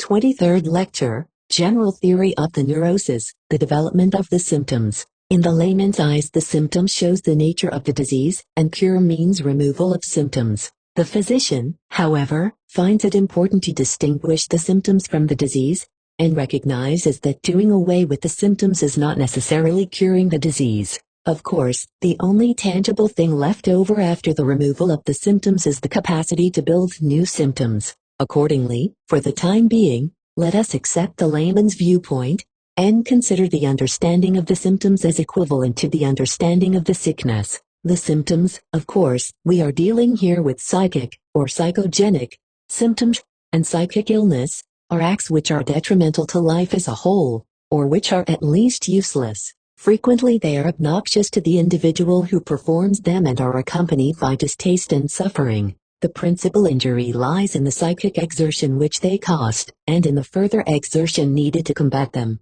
The price these efforts exact make, when there is an extensive development of the symptoms, bring about an extraordinary impoverishment of the personality of the patient with respect to his available psychic energy, and consequently cripple him in all the important tasks of life. Since such an outcome is dependent on the amount of energy so utilized, you will readily understand that being sick is essentially a practical concept. But if you take a theoretical standpoint and disregard these quantitative relations, you can readily say that we are all sick, or rather neurotic. Since the conditions favorable to the development of symptoms are demonstrable also among normal persons, as to the neurotic symptoms, we already know that they are the result of the conflict aroused by a new form of gratifying the libido. The two forces that have contended against each other meet once more in the symptom. They become reconciled through the compromise of a symptom development. That is why the symptom is capable of such resistance. It is sustained from both sides. We also know that one of the two partners to the conflict is the unsatisfied libido, frustrated by reality, which must now seek other means for its satisfaction. If reality remains inflexible, even where the libido is prepared to take another object in place of the one denied it, the libido will then finally be compelled to resort to regression, and to seek gratification in one of the earlier stages in its organizations already outlived, or by means of one of the objects given up in the past. Along the path of regression, the libido is enticed by fixations, which it has left behind at these stages in its development. Here the development toward perversion branches off sharply from that of the neuroses. If the regressions do not awaken the resistance of the ego, then a neurosis does not follow and a libido arrives at some actual, even if abnormal, satisfaction. The ego, however, controls not alone consciousness, but also the approaches to motor innervation, and hence the realization of psychic impulses. If the ego then does not approve this regression, the conflict takes place. The libido is locked out, as it were, and must seek refuge in some place where it can find an outlet for its fund of energy, in accordance with the controlling demands for pleasurable gratification. It must withdraw from the ego. Such an evasion is offered by the fixations established in the course of its evolution, and now traversed regressively, against which the ego had, at the time, protected itself by suppressions. The libido, streaming back, occupies these suppressed positions and thus withdraws from before the ego and its laws. At the same time, however, it throws off all the influences acquired under its tutelage. The libido could be guided so long as there was a possibility of its being satisfied. Under the double pressure of external and internal denial, it becomes unruly, and harks back to former and more happy times. Such is its character, fundamentally unchangeable. The ideas which the libido now takes over in order to hold its energy belong to the system of the unconscious, and are therefore subject to its peculiar processes, especially elaboration and displacement. Conditions are set up here which are entirely comparable to those of dream formation. Just as the latent dream, the fulfillment of a wish fantasy, is first built up in the unconsciousness, but must then pass through conscious processes before, censored and approved, it can enter into the compromise construction of the manifest dream. So the ideas representing the libido in the unconscious must still contend against the power of the foreconscious ego. The opposition that has arisen against it in the ego follows it down by a counter-siege, and forces it to choose such an expression as will serve at the same time to express itself. Thus, then, the symptom comes into being as a much distorted offshoot from the unconscious libidinous wish fulfillment, an artificially selected ambiguity, with two entirely contradictory meanings. In this last point alone do we realize a difference between dream and symptom development, for the only foreconscious purpose in dream formation is the maintenance of sleep, the exclusion from consciousness of anything which may disturb sleep, but it does not necessarily oppose the unconscious wish impulse with an insistent no, quite the contrary. The purpose of the dream may be more tolerant, because the situation of the sleeper is a less dangerous one. The exit to reality is closed only through the condition of sleep. You see, this evasion which the libido finds under the conditions of the conflict is possible only by virtue of the existing fixations. When these fixations are taken in hand by the regression, the suppression is sidetracked and the libido, which must maintain itself under the conditions of the compromise, is let off or gratified. By means of such a detour by way of the unconscious and the old fixations, the libido has at last succeeded in breaking its way through to some sort of gratification. However extraordinarily limited this may seem and however unrecognizable any longer as a genuine satisfaction. Now allow me to add two further remarks concerning this final result. In the first place, I should like you to take note of the intimate connection between the libido and the unconscious on the one hand, and on the other of the ego, consciousness, and reality. The connection that is evidenced here, however, does not indicate that originally they in any way belong together. I should like you to bear continually in mind that everything I have said here, and all that will follow, pertains only to the symptom development of hysterical neurosis. Where, now, can the libido find the fixations which it must have in order to force its way through the suppressions? In the activities and experiences of infantile sexuality, in its abandoned component impulses, its childish objects which have been given up, the libido again returns to them. The significance of this period of childhood is a double one. On the one hand, the instinctive tendencies which were congenital in the child first showed themselves at this time. Secondly, at the same time, environmental influences and chance experiences were first awakening his other instincts. I believe our right to establish this bipartite division cannot be questioned. The assertion that the innate disposition plays a part is hardly open to criticism, but analytic experience actually makes it necessary for us to assume that purely accidental experiences of childhood are capable of leaving fixations of the libido.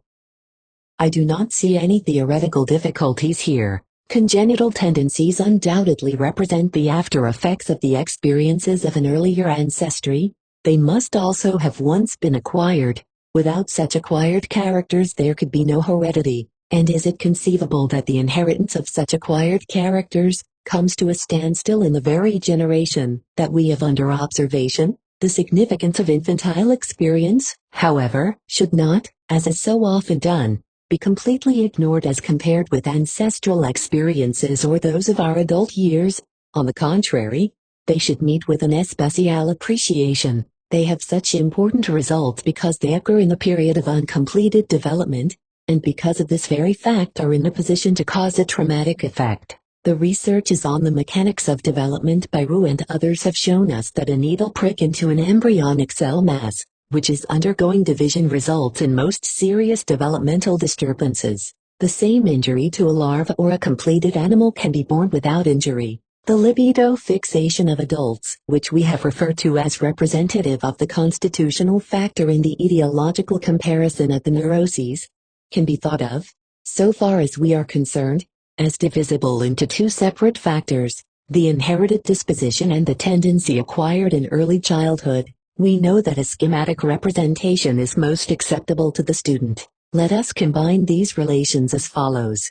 Cause of the neurosis equals disposition is determined by libido fixation, plus accidental experiences, traumatic element. Sexual constitution, prehistoric experience, infantile experience. The hereditary sexual constitution provides us with manifold tendencies, varying with the special emphasis given one or the other component of the instinct, either individually or in combination. With the factor of infantile experience, there is again built up a complementary series within the sexual constitution, which is perfectly comparable with our first series, namely, the gradations between disposition and the chance experiences of the adult. Here again we find the same extreme cases and similar relations in the matter of substitution. At this point the question becomes pertinent as to whether the most striking regressions of the libido, those which hark back to very early stages in sexual organization, are not essentially conditioned by the hereditary constitutional factor. The answer to this question, however, may best be put off until we are in a position to consider a wider range, in the forms of neurotic disease. Let us devote a little time to the consideration of the fact that analytic investigation of neurotics shows the libido to be bound up with the infantile sexual experiences of these persons. In this light they seem of enormous importance for both the life and health of mankind. With respect to therapeutic work their importance remains undiminished. But when we do not take this into account, we can hear and readily recognize the danger of being misled by the situation as it exists in neurotics into adopting a mistaken and one-sided orientation toward life. In figuring the importance of the infantile experiences we must also subtract the influences arising from the fact that the libido has returned to them by regression, after having been forced out of its later positions.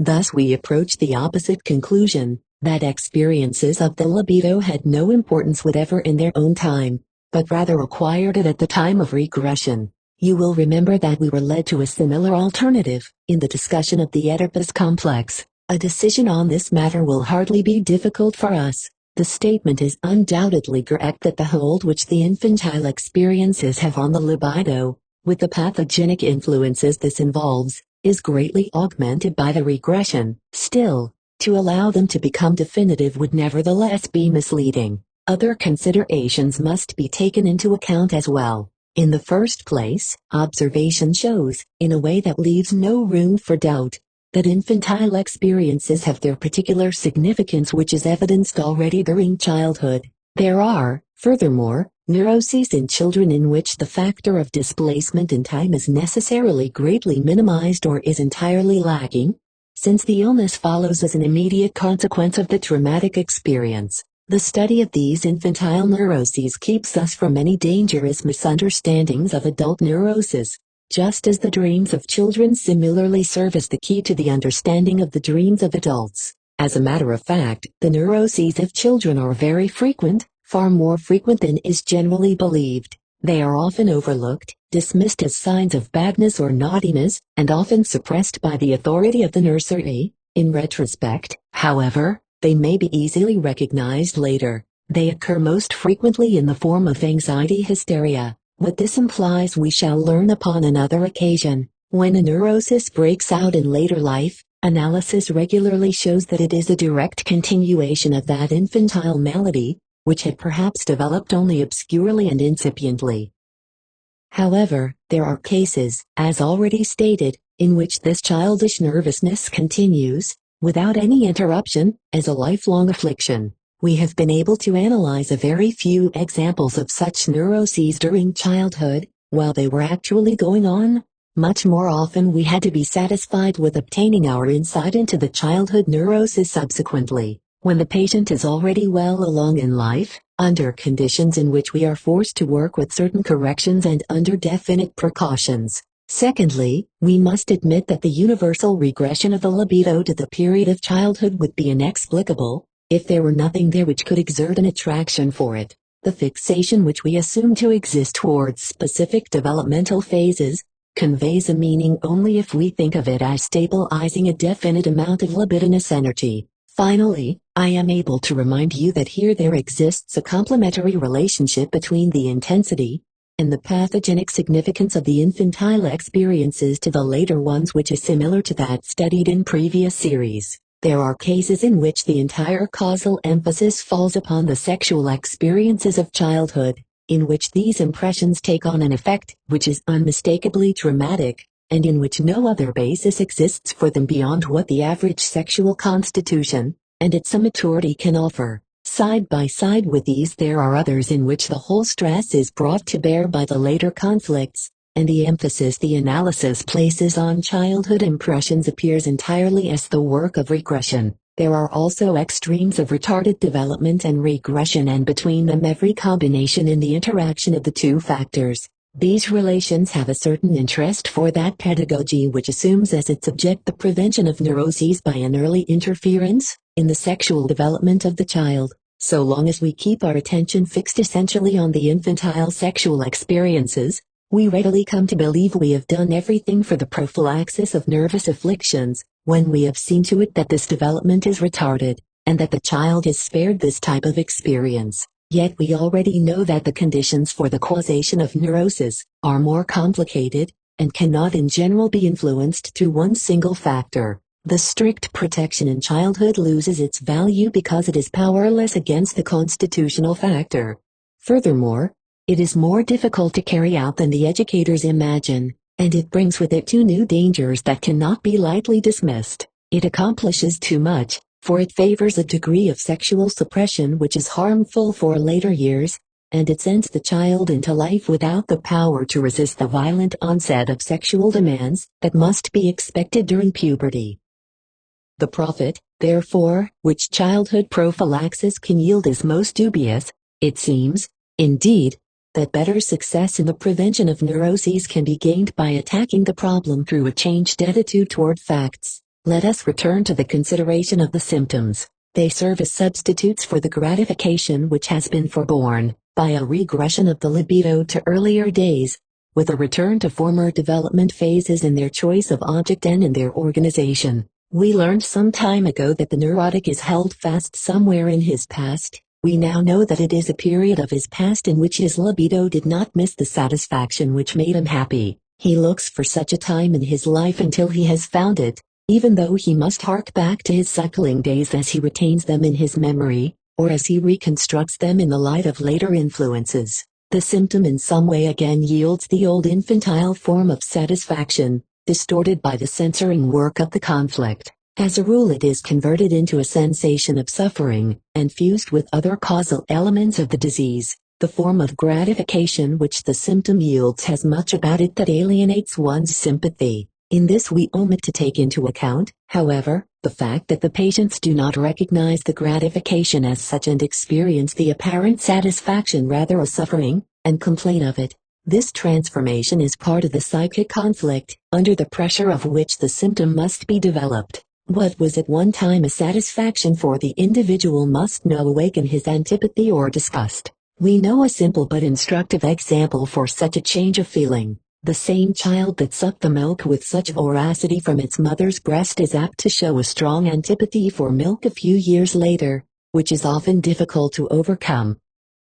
This antipathy increases to the point of disgust when the milk, or any substituted drink, has a little skin over it. It is rather hard to throw out the suggestion that this skin calls up the memory of the mother's breast, which was once so intensely coveted. In the meantime, to be sure, the traumatic experience of weaning has intervened. There is something else that makes the symptoms appear remarkable and inexplicable, as a means of libidinous satisfaction. They in no way recall anything from which we normally are in the habit of expecting satisfaction. They usually require no object, and thereby give up all connection with external reality. We understand this to be a result of turning away from fact and of returning to the predominance of pleasurable gratification. But it is also a return to a sort of amplified autoeroticism, such as was yielded the sex impulse in its earliest satisfactions. In the place of a modification in the outside world, we have a physical change, in other words, an internal reaction in place of an external one,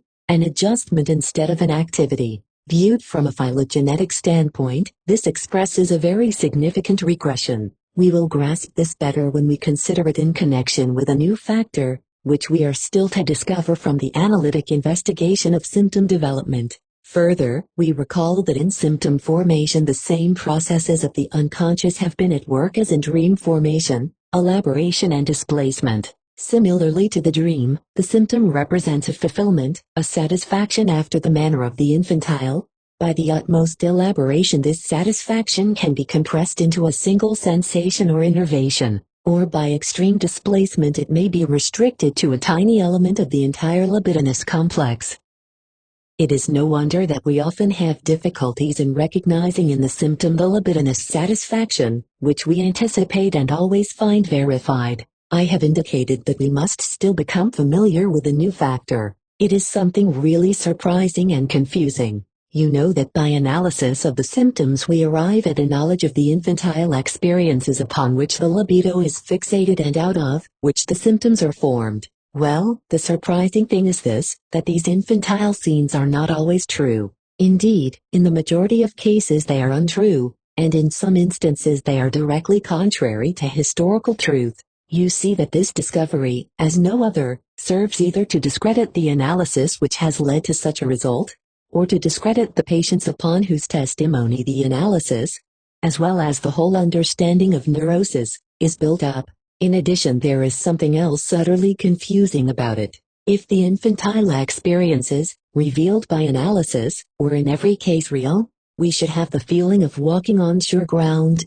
If they were regularly falsified, disclosed themselves as inventions or fantasies of the patients, we should have to leave this uncertain ground and find a surer footing elsewhere. But it is neither the one nor the other, for when we look into the matter we find that the childhood experiences which are recalled or reconstructed in the course of the analysis may in some instances be false, in others undeniably true, and in the majority of cases a mixture of truth and fiction. The symptoms then are either the representation of actual experiences to which we may ascribe an influence in the fixation of the libido, or the representation of fantasies of the patient which, of course, can be of no etiological significance. It is hard to find one's way here. The first foothold is given perhaps by an analogous discovery, namely, that the same scattered childhood memories that individuals always have had and have been conscious of prior to an analysis may be falsified as well, or at least may contain a generous mixture of true and false.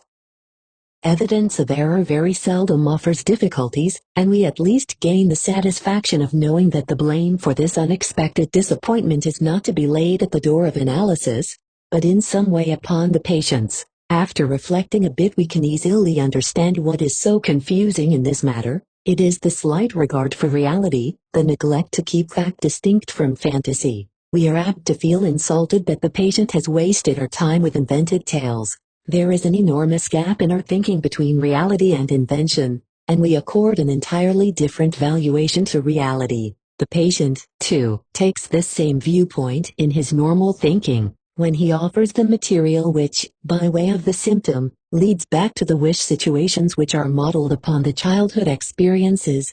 We are at first, to be sure, in doubt whether we are dealing with reality or with fantasy. Later certain traits determine this decision. We are confronted with the task of acquainting the patient with them. This can never be accomplished without difficulty. If at the outset we tell him that he is going to reveal fantasies with which he has veiled his childhood history, just as every people weaves myths around its antiquity, we notice, to our comfort, that his interest in the further pursuit of the subject suddenly diminishes. He, too, wants to discover realities, and despises all notions.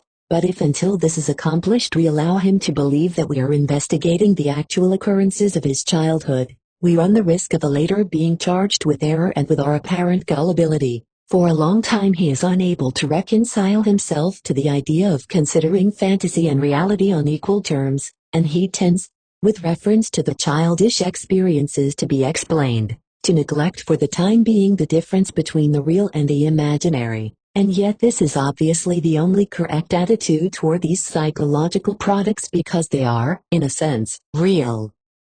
It is a fact that the patient is able to create such fantasies for himself, and this is of scarcely less importance for his neurosis than if he had really undergone the experience which he imagines. These fantasies possess psychological reality in contrast to physical reality, and so we gradually come to understand that in the realm of neurosis, the psychological reality is the determining factor. Among the experiences which recur continually in the early history of neurotics and, in fact, are never lacking, some are of particular significance and accordingly I consider them worthy of special treatment. I shall enumerate a few examples of this species: observation of the parental intercourse, seduction by an adult, and the threat of castration. It would be a grievous error to assume that physical reality can never be accorded them. This may often be proved beyond doubt by the testimony of adult relatives. So, for example, it is not at all unusual if the little boy who begins to play with his penis, and does not yet know that one must conceal this, is threatened by his parents or nurse with the cutting off of the organ or the guilty hand. Parents often admit upon questioning that they thought they had done the right thing by this intimidation. Many individuals retain a correct, conscious memory of these threats, especially if it has occurred in later childhood. When the mother or some other woman makes the threat, she usually delegates the responsibility of executing it to the father or to the doctor. In the famous Struwwelpeter by the pediatrist Hoffmann, of Frankfurt, rhymes which owe their popularity to his very fine understanding of the sexual and other complexes of childhood, you find a milder substitute for castration in the cutting off of the thumbs, as a punishment for insistent sucking. But it is highly improbable that the threat of castration is actually made as often as it occurs in the analyses of neurotics. We are content to understand that the child imaginatively constructs this threat for himself from suggestions, from the knowledge that autoerotic satisfaction is forbidden, and from the impression of castration he has received in discovering the female genital. It is, moreover, in no way impossible that the little child, so long as he is not credited with any understanding or memory, will, even in families outside the proletariat, become a witness to the sexual act between his parents or some other group. And it cannot be disproved that the child subsequently understands this impression and may react upon it. But when this intercourse is described with minute details which could hardly have been observed, or if it turns out to be, as it so frequently does, an intercourse which was not face-to-face, more verum, there is no longer any doubt that this fantasy is derived from the observation of the intercourse of animals, dogs, and the unsatisfied curiosity of the child in his period of puberty. The greatest feat of the imagination is the fantasy of having witnessed the coitus of the parents, while still unborn in the mother's womb. Of especial interest is the fantasy of having been seduced, because so often it is not a fantasy at all, but a real memory. But luckily it is not real so often as first appears from the results of analysis. Seduction by older children, or children of the same age, is much more frequent than seduction by adults, and if, in the case of little girls, the father quite regularly appears as the seducer in the occurrences which they relate, neither the fantastic nature of this accusation nor its motive can be doubted. The child as a rule covers the autoerotic period of his sexual activity, where there has been no actual seduction, with a seduction fantasy. He spares himself the shame of onanism by imagining the presence of an object for his desires in that early period. As a matter of fact, you must not be misled in attributing sexual misuse of the child by its nearest male relatives, solely and always to fantasy.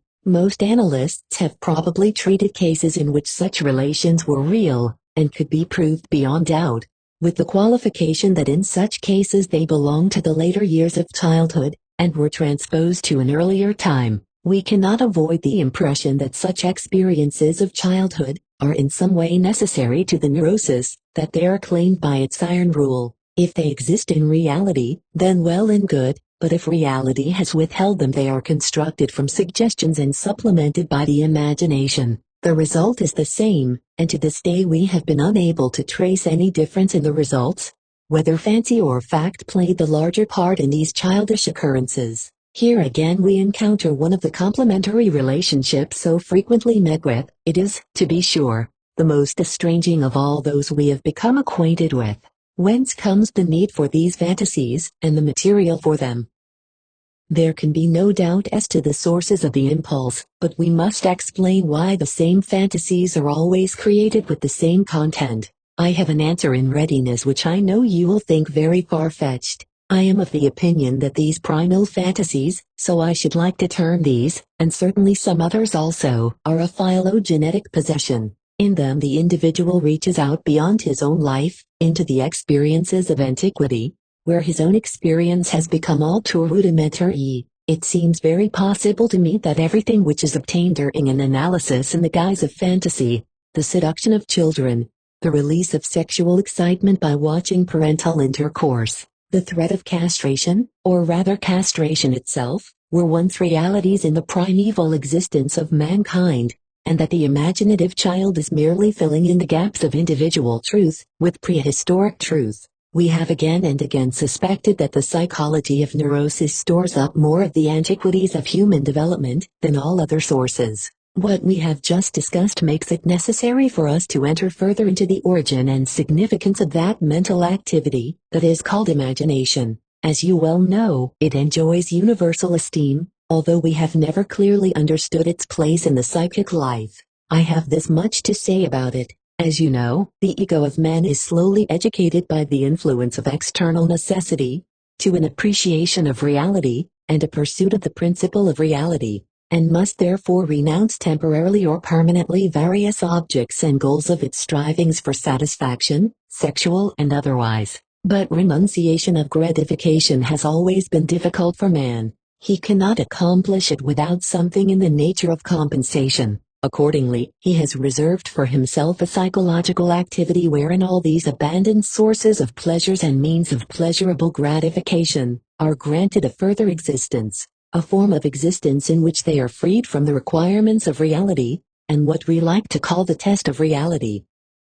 Every impulse is soon transformed into the form of its own fulfillment. There is no doubt that dwelling on the imagined fulfillment of a given wish affords some satisfaction, although the realization that it is unreal is unobscured. In the activity of the imagination, man enjoys that freedom from external compulsion that he has long since renounced. He has made it possible to be alternately a pleasure-seeking animal and a reasoning human being. He finds that the scant satisfaction that he can force out of reality is not enough. There is no getting along without auxiliary constructions. Th. Fontaine once said, "The creation of the psychic realm of fancy has its complete counterpart in the establishment of preserves and conservation projects in those places where the demands of husbandry, traffic and industry threaten quickly to change the original face of the earth into something unrecognizable. The national reserves maintain this old condition of things, which otherwise has everywhere been regretfully sacrificed to necessity.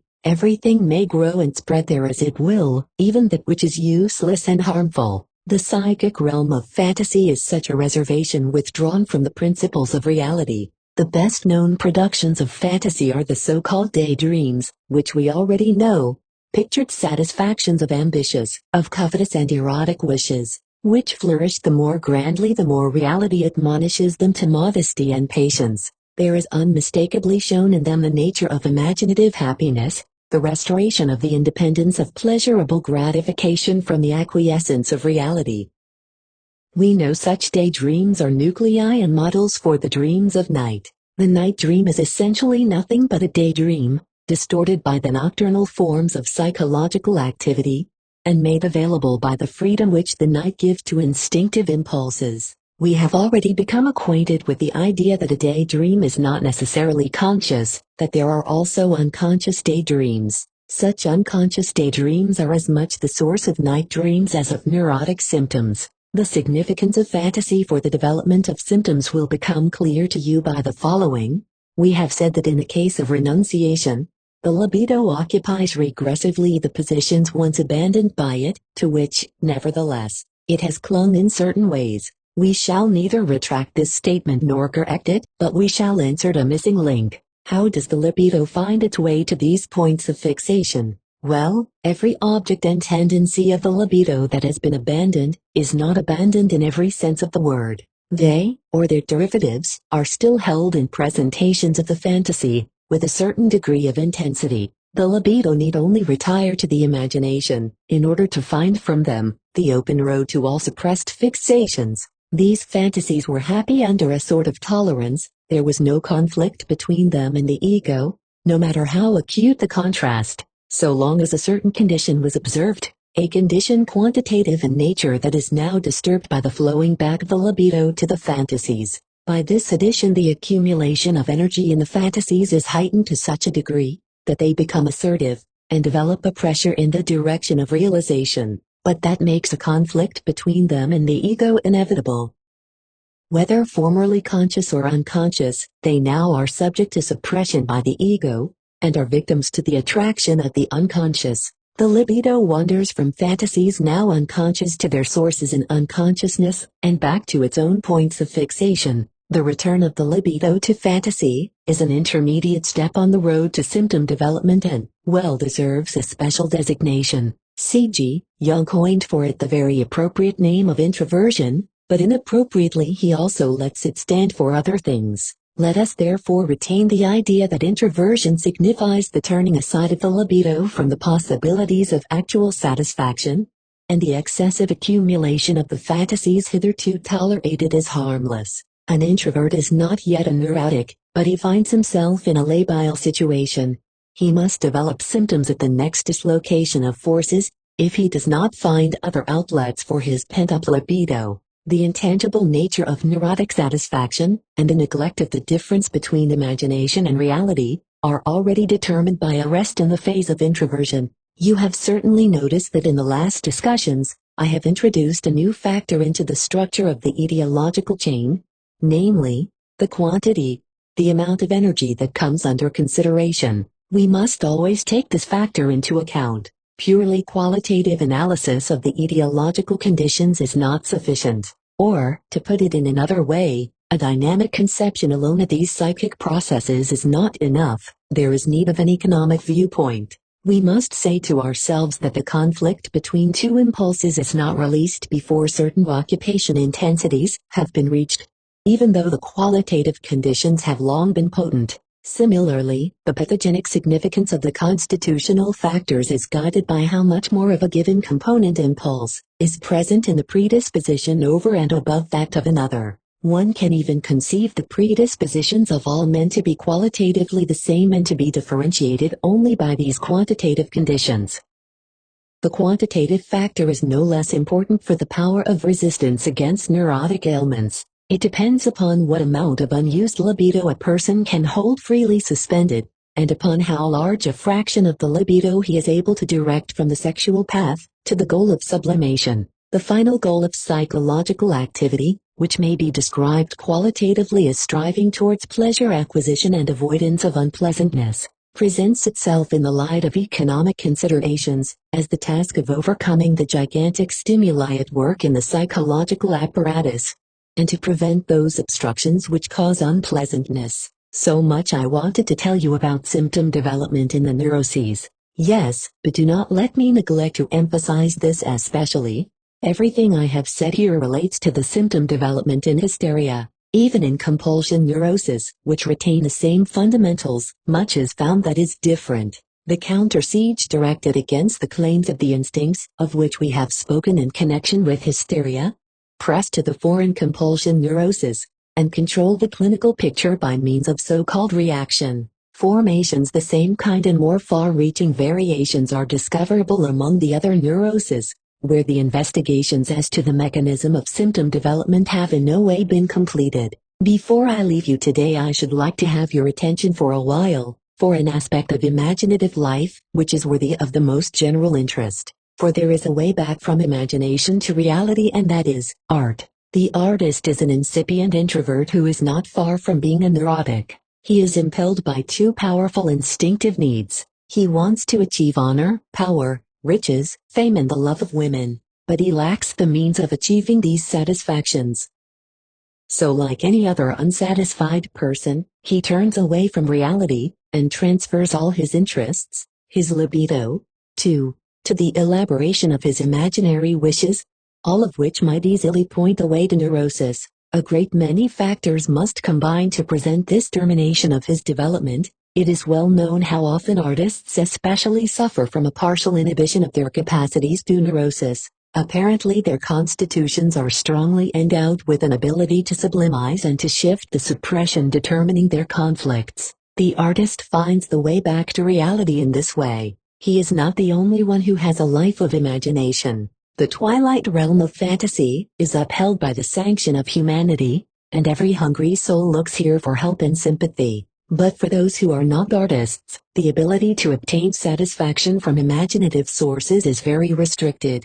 Their relentless suppressions force them to be satisfied with the sparse daydreams which may become conscious. If one is a real artist, he has more at his disposal. In the first place, he understands how to elaborate his daydreams so that they lose their essentially personal element, which would repel strangers, and yield satisfaction to others as well. He also knows how to disguise them so that they do not easily disclose their origin in their despised sources. He further possesses the puzzling ability of molding a specific material into a faithful image of the creatures of his imagination, and then he is able to attach to this representation of his unconscious fantasies so much pleasurable gratification that, for a time at least, it is able to outweigh and release the suppressions. If he is able to accomplish all this, he makes it possible for others, in their return, to obtain solace and consolation from their own unconscious sources of gratification which had become inaccessible. He wins gratitude and admiration for himself and so, by means of his imagination, achieves the very things which had at first only an imaginary existence for him: honor, power, and the love of women. 24th Lecture, General Theory of the Neurosis, Ordinary Nervousness. In our last discussion we accomplish a difficult task. Now I shall temporarily leave our subject and address myself to you, for I know quite well that you are dissatisfied. You thought that an introduction to psychoanalysis would be quite a different matter. You expected to hear vivid illustrations instead of theories. You will tell me that when I gave you the illustration of on the ground floor in the first story, you had grasped something of the causation of neurosis. Only of course this should have been a real observation and not an imaginary story. Or, when in the beginning I described two symptoms, not imaginary also, let us hope, whose analysis revealed a close connection with the life of the patient. You first came to grasp the meaning of the symptoms, and you hoped that I would proceed in the same way. Instead I have given you theories, lengthy, difficult to see in perspective and incomplete, to which something new was constantly being added. I worked with conceptions that I had not previously presented to you, abandoned descriptive for dynamic conceptions, and these in turn for economic ones. I made it hard for you to understand how many of the artificial terms I made use of still carry the same meaning, and are used interchangeably, only for the sake of euphony. Finally, I allowed broad conceptions to pass in review before you, the principles of pleasure and of fact and their phylogenetically inherited possession, and then, instead of introducing you to definite facts, I allowed them to become increasingly vague till they seemed to fade into dim distances. Why did I not begin my introduction to the theory of neurosis with the facts that you yourselves know about nervousness, with something that has always aroused your interest, with the peculiar temperament of nervous people, their incomprehensible reactions to external influences, to human intercourse, their irritability, their uselessness? Why did I not lead you step by step from the understanding of simple, everyday forms to the problems of mysterious and extreme manifestations of nervousness? I cannot even say that you are wrong. I am not so infatuated with my art of representation as to see some special attraction in every blemish. I myself believe that I could have proceeded differently, to your better advantage, and this indeed had been my intention. But one cannot always carry out one's sensible intentions. The nature of the subject matter issues its own commands, and easily modifies our plans. Even so usual a performance as the organization of well-known material is not entirely subject to the particular purposes of the author. It forms itself as it will, and later one wonders why it turned out so and not otherwise. Probably one of the reasons is that the title, A General Introduction to Psychoanalysis, no longer applies to this part, which deals with the neuroses. The introduction to psychoanalysis is found in the study of errors and the dream. The theory of neurosis is psychoanalysis itself. I do not think that in so short a time I could have given you a knowledge of the theory of neurosis other than in concentrated form. It was necessary to present to you connectedly the meaning and interpretation of the symptoms, their external and internal conditions and their bearing on the mechanism of symptom formation. This I have attempted to do. It is practically the nucleus of the material that modern psychoanalysis is able to offer. We had to say quite a good deal concerning the libido and its development, and something as well concerning the development of the ego. The introduction had already prepared you for the presuppositions of our technique. for the large aspects of the unconscious and of suppression, resistance. In a subsequent lecture you will learn from what point psychoanalysis proceeds organically. For the present I have not sought to hide from you the fact that all our results are based on the study of a single group of nervous affections, the so-called transference neuroses. Though you have gained no positive knowledge and have not retained every detail, still I hope that you have a fair picture of the methods, the problems and the results of psychoanalysis. I have assumed that it was your wish for me to begin my presentation of neuroses with a description of nervous behavior, the nature of neurotic suffering, and the way in which the nervous meet the conditions of their illness and adapt themselves to these. Such subject matter is certainly interesting and well worth knowing. It is moreover not very hard to handle, yet it is not wise to begin with its consideration. There is danger of not discovering the unconscious, of overlooking the great significance of the libido, of judging all conditions as they appear to the ego of the nervous person. It is obvious that this ego is neither a reliable nor an impartial authority, for this very ego is the force that denies and suppresses the unconscious. When the unconscious is concerned, how then could we expect justice to be done? The rejected claims of sexuality stand first in the line of these suppressions. It is natural that from the standpoint of the ego, we can never learn their extent and significance. As soon as we attain to the point of view of suppression, we are sufficiently warned not to make one of the contending factions, above all not to make the victor judge of the struggle. We are prepared to find that the testimony of the ego may lead us astray. If one is to believe the evidence of the ego, it would appear to have been active all along. All its symptoms would have been actively willed and formed. Yet we know that it has passively allowed a great deal to occur, a fact which it subsequently seeks to conceal and to palliate. To be sure, it does not always attempt this. In the case of the symptoms of compulsion neurosis, it must admit that it is being opposed by something alien, which it can resist only with difficulty. Whoever does not heed these warnings not to mistake the prevarications of the ego for truth, has clear sailing. He avoids all the resistances which oppose the psychoanalytic emphasis upon the unconscious, on sexuality, and on the passiveness of the ego. He will assert with Alfred Adler that the nervous character is the cause instead of the result of the neurosis, but he will not be able to explain a single detail of symptom formation, or to interpret a single dream. You will ask, is it not possible to do justice to the part the ego plays in nervousness and in symptom formation, without crudely neglecting the factors revealed by psychoanalysis? I answer you, surely it must be possible, and at some time or other it will take place. But the methods by which we organize the work of psychoanalysis do not favor our beginning with just this task. We can foresee the time when this task will claim the attention of psychoanalysis. There are forms of neurosis, the so-called narcissistic neurosis, in which the ego is far more deeply involved than in anything we have studied heretofore. The analytic investigation of these conditions will enable us to judge reliably and impartially the part that the ego plays in neurotic illness. One of the relations which the ego bears to its neurosis is so obvious that it must be considered at the very outset. In no case does it seem to be absent, and it is most clearly recognizable in the traumatic neuroses, conditions which we do not as yet clearly understand. You must know that in the causation and mechanisms of all possible forms of neurosis, the same factors are active again and again. It is only the emphasis that is shifted from one to the other of these factors in symptom formation. The members of a company of actors each have certain parts to play: hero, villain, confidant, etc., yet each will select a different drama for his benefit. Thus the fantasies which undergo conversion into symptoms are especially easy to detect in hysteria.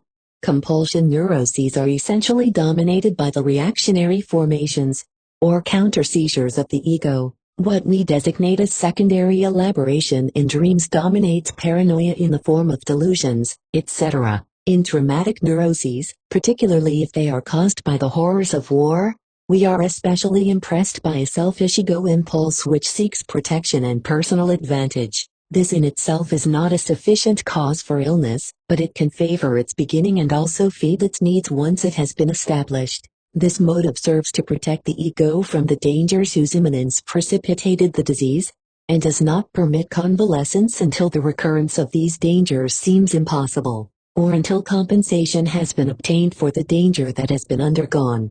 but the ego betrays similar interest in the origin and maintenance of all other neuroses. We have already said that the ego suffers the symptom to exist, because one of its phases gratifies the egoistic tendency towards suppression. Besides, the ending of the conflict by means of symptom development is the path of least resistance, and a most convenient solution for the principle of pleasure. Through symptom formation the ego is undoubtedly spared a severe and unpleasant inner task. There are cases where even the physician must admit that the resolution of the conflict into neurosis is the most harmless outcome and one most easily tolerated by society.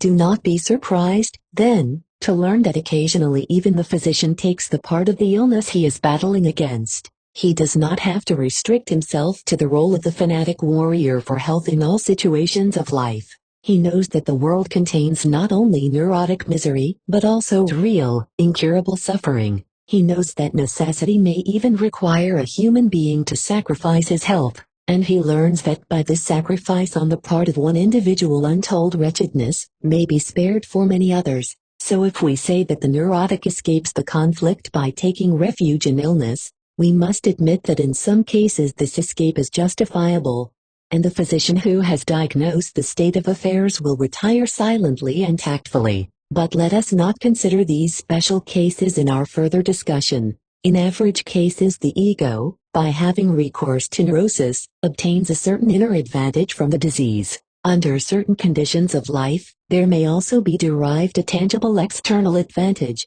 more or less valuable in reality. Let me direct your attention to the most frequent occurrences of this sort. Women who are brutally treated and mercilessly exploited by their husbands almost always adopt the evasion of the neurosis, provided that their predisposition permits this. This usually follows when a woman is too cowardly, or too virtuous to seek secret solace in the arms of another, or when she dare not separate from her husband in the face of all opposition, when she has no prospect of maintaining herself, or of finding a better husband, and especially when her sexual emotions still bind her to this brutal man. Her illness becomes a weapon in her struggle with him, one that she can use for self-protection and misuse for purposes of vengeance. She probably dare not complain of her marriage, but she can complain of her illness. The doctor becomes her assistant. She forces her inconsiderate husband to spare her, to attend to her wishes, to permit her absence from the house, and thus free her from the oppressions of her married life. Wherever such external or accidental gain through illness is considerable and can find no substitute in fact, you can prophesy that the possibility of influencing neurosis through therapy is very slight. You will tell me that what I have said about the advantage gained from the disease speaks entirely for the hypothesis I have rejected, namely, that the ego itself wills and creates the neurosis. Just a moment. It probably does not mean more than that the ego passively suffers the neurosis to exist, which it is unable to prevent anyway. It makes the most of the neurosis, if anything can be made of it at all. This is only one side of the question, the advantageous side. The ego is willing to endure the advantages of the neurosis, but there are not only advantages. As a rule, it soon appears that the ego has made a poor deal in accepting the neurosis. It has paid too high a price for the mitigation of the conflict, and the sensations of suffering which the symptoms bring with them are perhaps every bit as bad as the agonies of conflict. Usually they cause even greater discomfort. The ego wants to rid itself of the pain of the symptoms without relinquishing the gain of illness, and that is impossible. Thus the ego is discovered as by no means so active as it had thought itself to be, and this we want to keep in mind. If you were to come into contact with neurotics as a physician, you would soon cease to expect that those who complain most woefully of their illness are the ones who will oppose its therapy with the least resistance, or who will welcome any help. On the contrary, you would readily understand that everything contributing to the advantage derived from the disease will strengthen the resistance to the suppression and heighten the difficulty of the therapy. We must also add another, and later advantage to the gain of illness, which is born with the symptom. If a psychic organization, such as this illness, has persisted for a long time, it finally behaves as an independent unit. It expresses something like self-preservation, attains a kind of modus vivendi between itself and other parts of psychic life, even those that are fundamentally hostile to it, and occasions will probably arise where it can prove again to be both useful and valuable.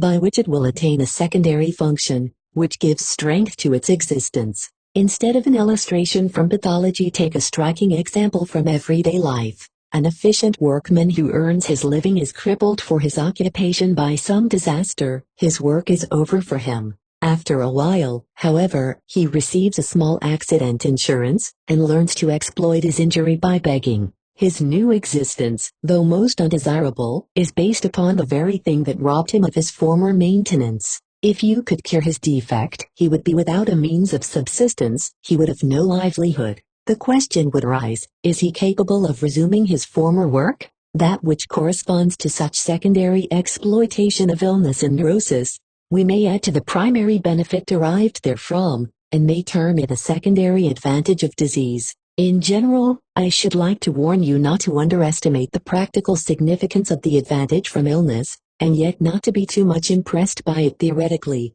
Aside from the previously recognized exceptions, I am always reminded of Oberlander's pictures on the intelligence of animals, which appeared in the Fliege and Blotter. An Arab is riding a camel on a narrow path cut through a steep mountainside.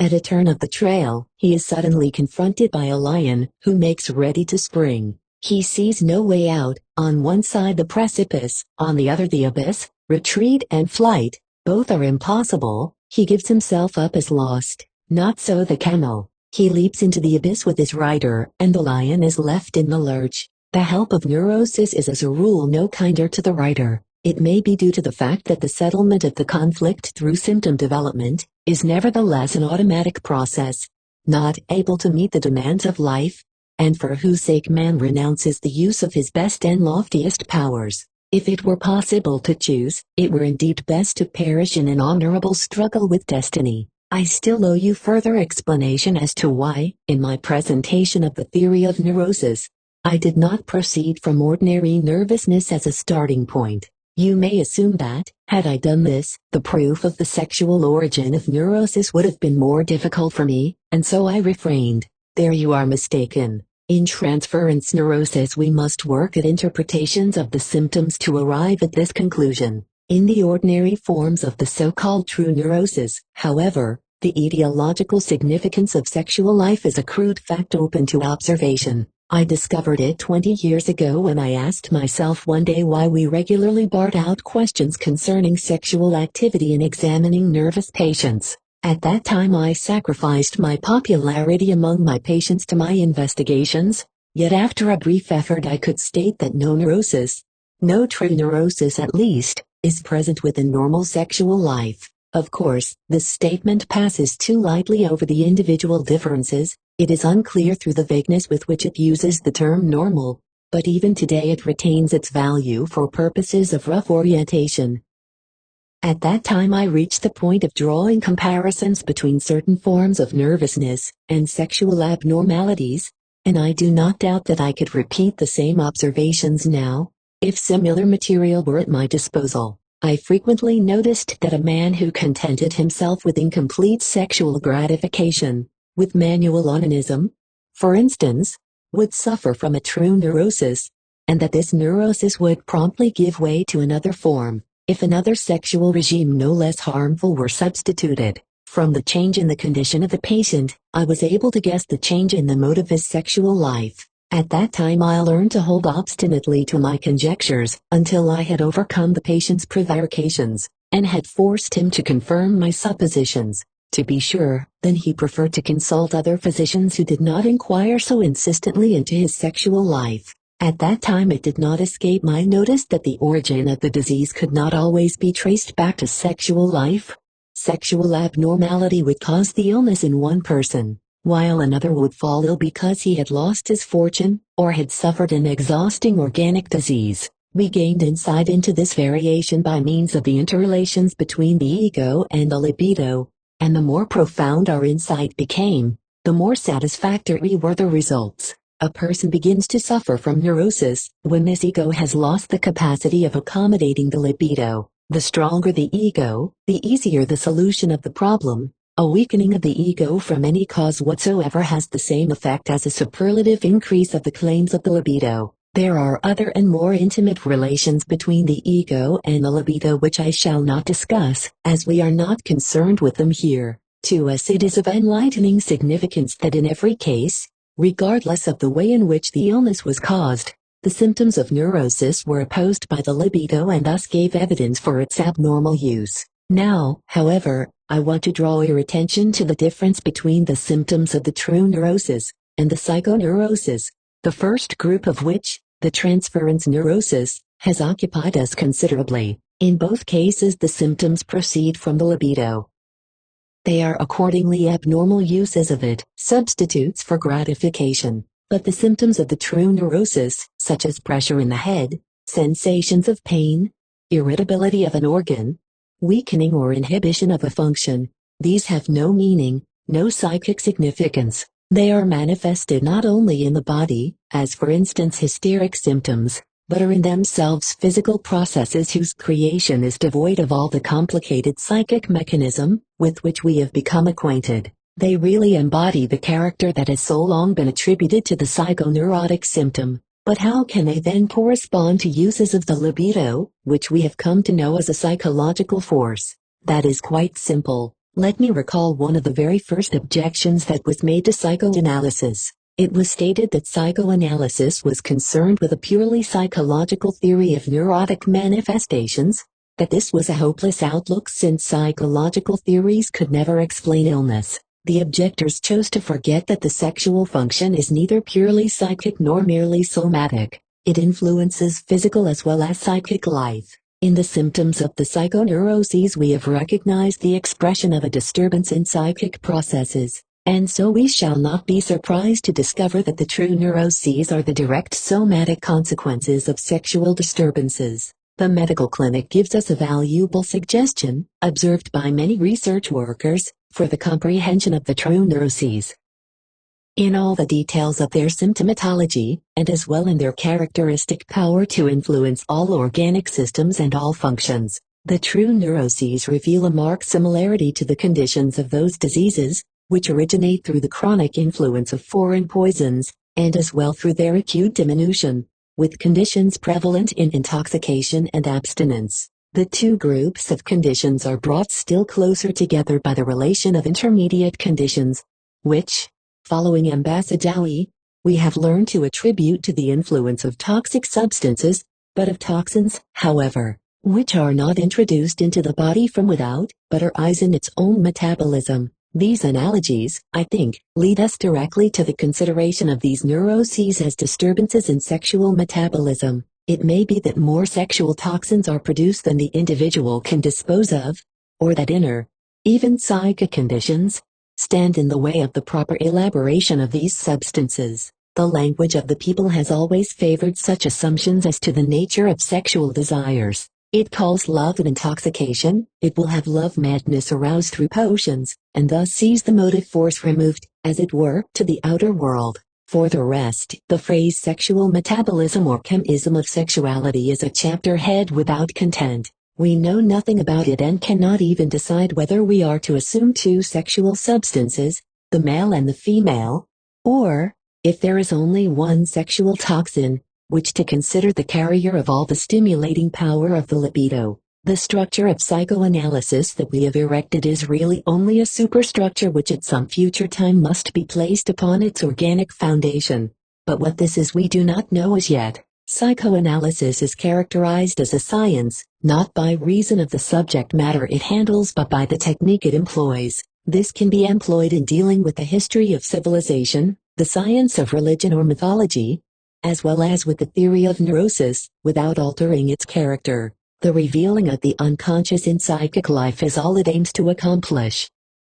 The problems of the true neurosis, whose symptoms probably originate in direct toxic damage, yield no point of attack to psychoanalysis. Psychoanalysis can do little for their elucidation, and must leave the task to biological medical research. Perhaps you understand now why I did not choose to organize my material differently. If I had given to you an introduction to the theory of the neuroses as you wished, it would unquestionably have been correct to proceed from the simple forms of the true neurosis to those complex illnesses caused by a disturbance of the libido. In discussing the true neurosis, I would have had to bring together the facts we have gleaned from various quarters and present what we think we know of them. Only later, under the psychoneurosis, would psychoanalysis have been discussed as the most important technical aid for insight into these conditions. I had, however, intended and announced a general introduction to psychoanalysis, and it seemed to me more important to give you an idea of psychoanalysis than to present certain positive facts about neuroses.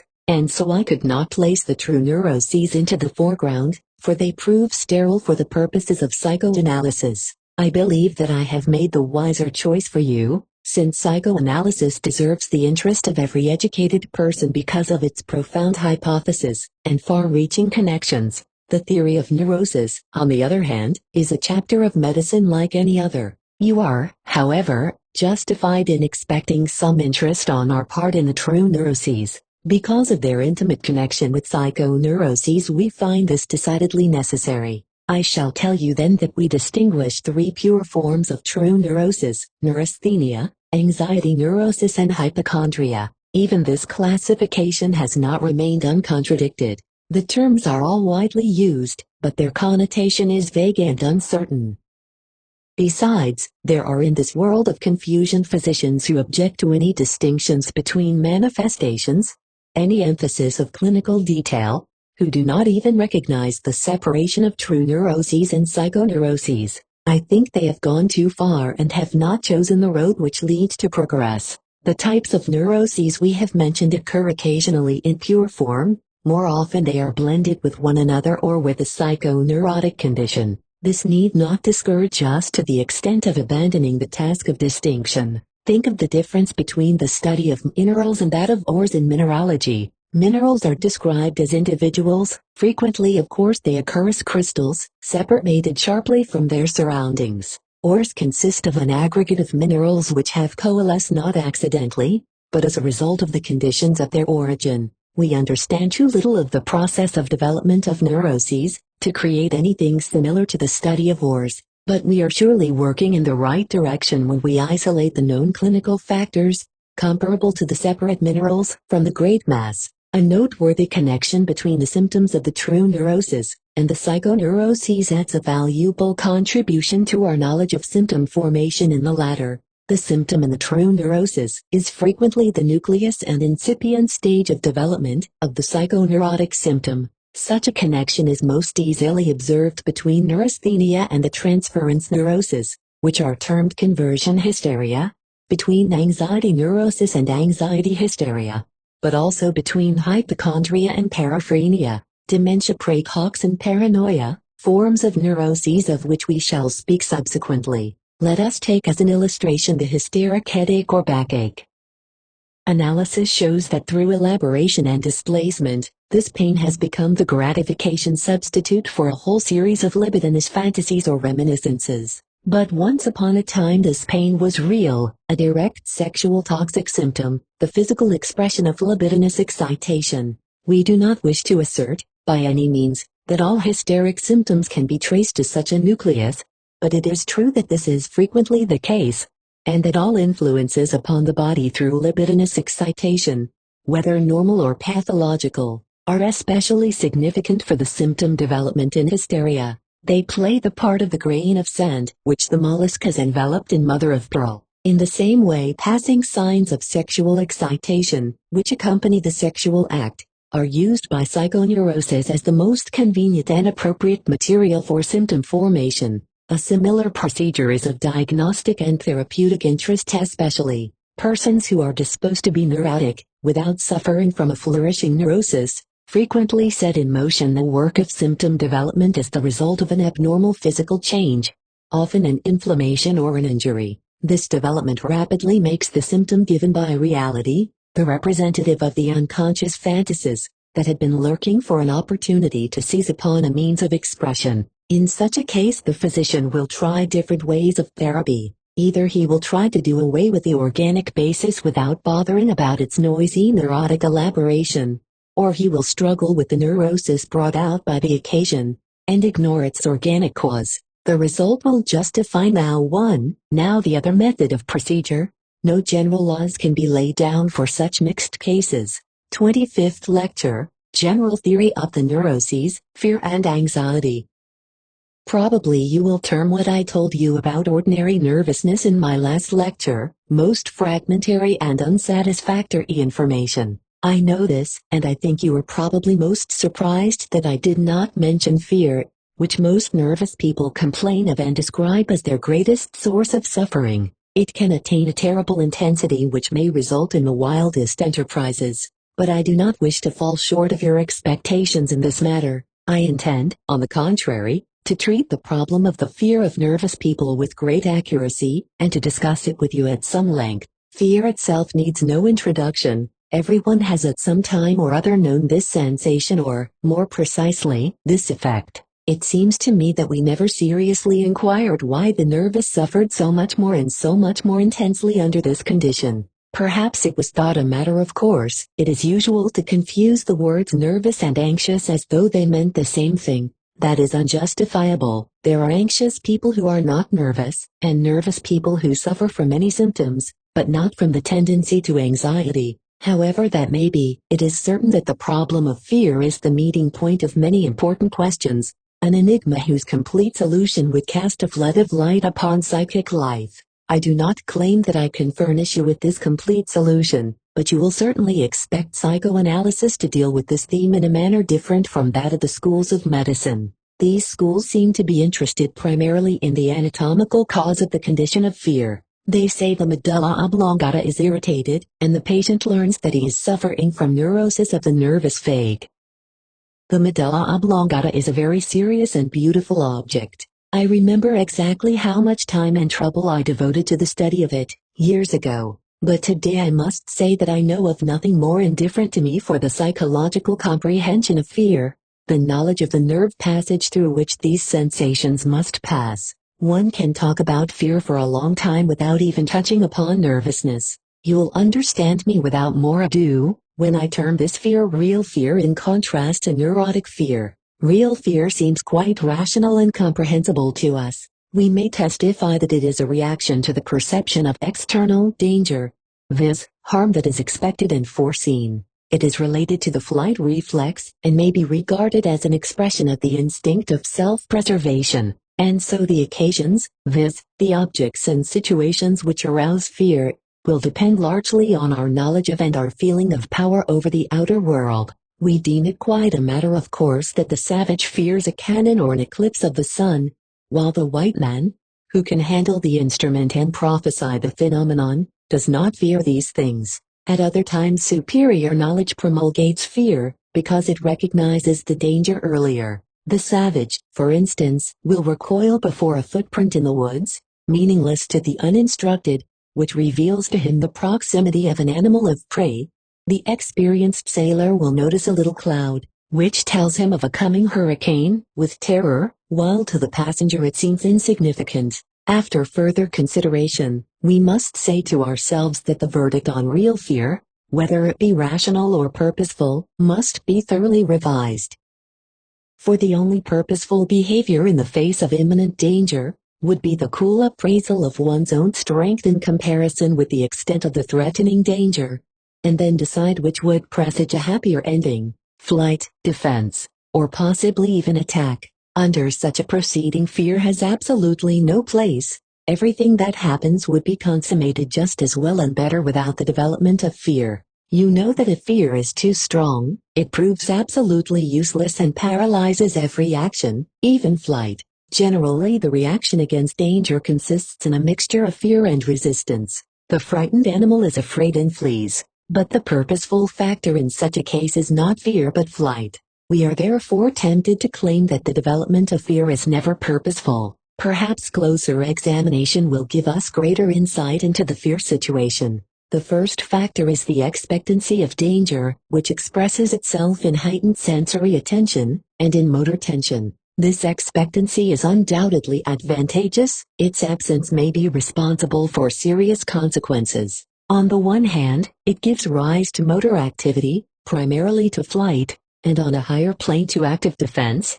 On the other hand, it gives rise to something which we consider the condition of fear. Insofar as the development is still incipient, and is restricted to a mere signal, The more undisturbed the conversion of the readiness to be afraid into action, the more purposeful the entire proceeding. The readiness to be afraid seems to be the purposeful aspect, evolution of fear itself, the element that defeats its own object. I avoid entering upon a discussion as to whether our language means the same or distinct things by the words anxiety, fear or fright.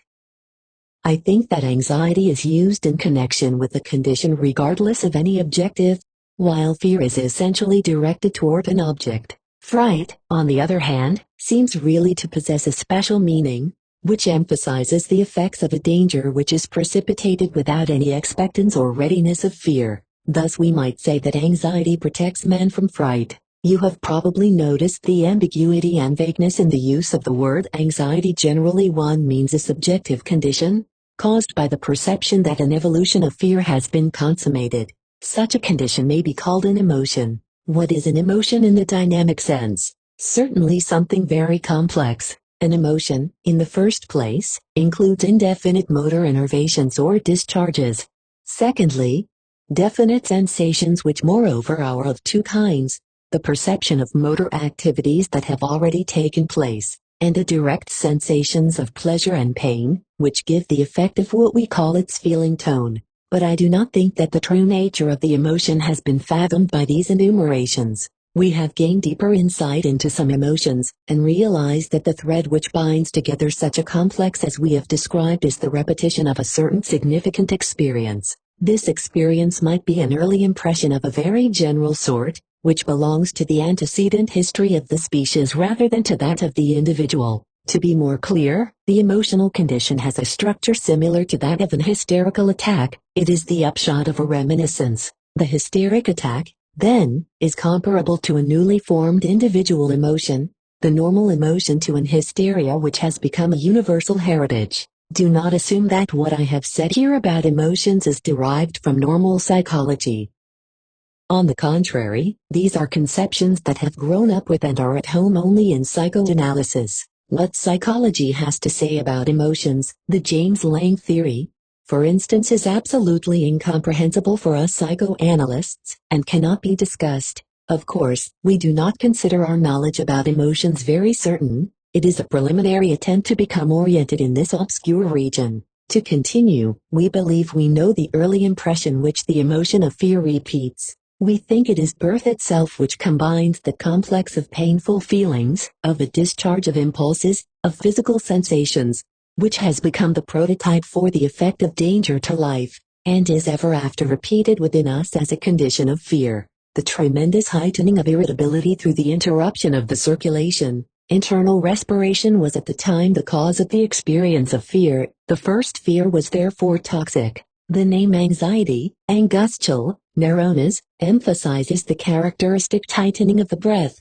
which was at the time a consequence of an actual situation, and is henceforth repeated almost regularly in the emotion. We shall also recognize how significant it is that this first condition of fear appeared during the separation from the mother. Of course, we are convinced that the tendency to repetition of the first condition of fear has been so deeply ingrained in the organism through countless generations, that not a single individual can escape the emotion of fear, not even the mythical Macduff who was cut out of his mother's womb, and therefore did not experience birth itself. We do not know the prototype of the condition of fear in the case of other mammals, and so we do not know the complex of emotions that in them is the equivalent of our fear. Perhaps it will interest you to hear how the idea that birth is the source and prototype of the emotion of fear happened to occur to me. Speculation plays the smallest part in it. I borrowed it from the native train of thought of the people. Many years ago we were sitting around the dinner table,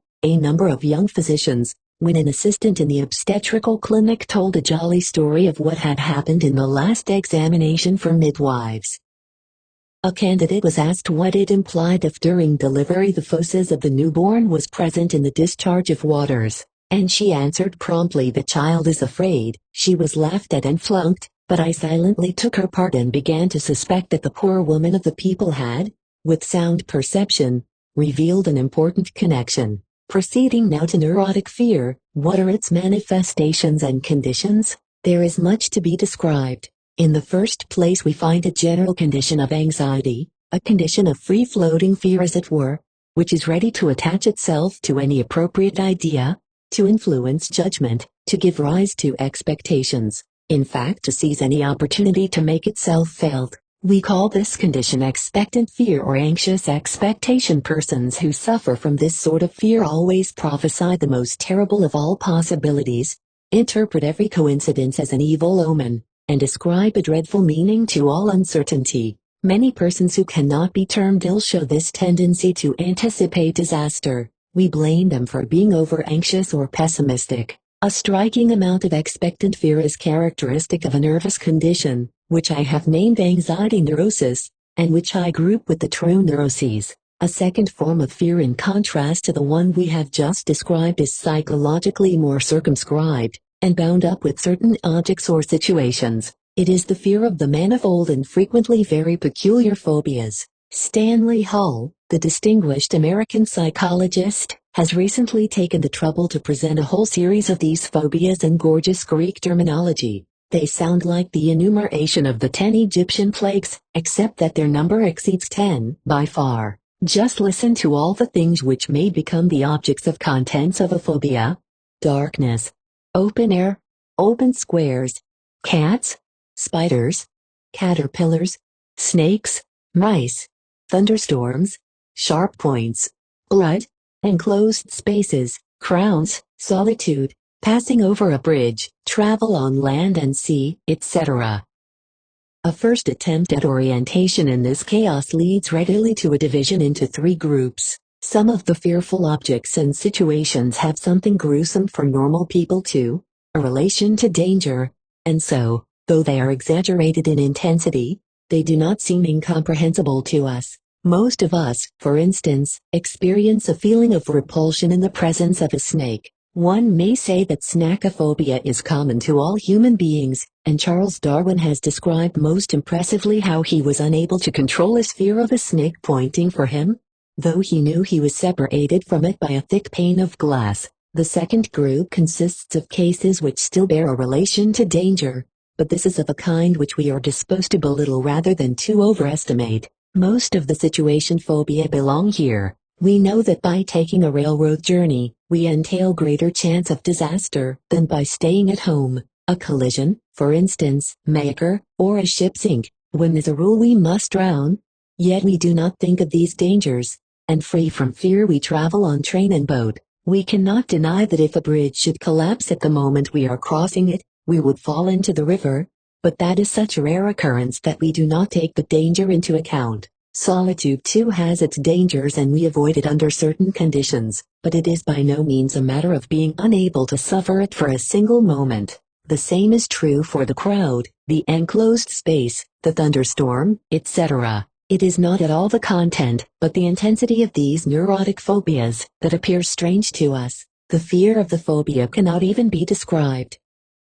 Sometimes we almost receive the impression that the neurotic is not really afraid of the same things and situations that can arouse fear in us, and which he calls by the same name. There remains a third group of phobias which is entirely unintelligible to us. When a strong, adult man is afraid to cross a street or a square of his own hometown, when a healthy, well-developed woman becomes almost senseless with fear because a cat has brushed the hem of her dress, or a mouse has scurried through the room, how are we to establish the relation to danger that obviously exists under the phobia? In these animal phobias it cannot possibly be a question of the heightening of common human antipathies. For, as an illustration of the antithesis, there are numerous persons who cannot pass a cat without calling and petting it. The mouse of which women are so much afraid, is at the same time a first-class pet name. Many a girl who has been gratified to have her lover call her so, screams when she sees the cunning little creature itself. The behavior of the man who is afraid to cross the street, or the square can only be explained by saying that he acts like a little child. A child is really taught to avoid a situation of this sort as dangerous, and our agoraphobist is actually relieved of his fear if someone goes with him across the square or street. The two forms of fear that have been described, free-floating fear and the fear which is bound up with phobias, are independent of one another. The one is by no means a higher development of the other. Only in exceptional cases, almost by accident, do they occur simultaneously. The strongest condition of general anxiety need not manifest itself in phobias, and persons whose entire life is hemmed in by agoraphobia can be entirely free of pessimistic expectant fear. Some phobias, such as the fear of squares or of trains, are acquired only in later life, while others, the fear of darkness, storms and animals, exist from the very beginning. The former signify serious illness, the latter appear rather as peculiarities, moods. Yet whoever is burdened with fear of this second kind may be expected to harbor other and similar phobias. I must add that we group all these phobias under anxiety hysteria, and therefore regard it as a condition closely related to the well-known conversion hysteria. The third form of neurotic fear confronts us with an enigma. We lose sight entirely of the connection between fear and threatening danger. This anxiety occurs in hysteria, for instance, as the accompaniment of hysteric symptoms, or under certain conditions of excitement, where we would expect an emotional manifestation, but least of all of fear, or without reference to any known circumstance, unintelligible to us and to the patient. Neither far nor near can we discover a danger, or a cause which might have been exaggerated to such significance. Through these spontaneous attacks we learn that the complex which we call the condition of anxiety can be resolved into its components. The whole attack may be represented by a single intensively developed symptom, such as a trembling, dizziness, palpitation of the heart, or tightening of breath.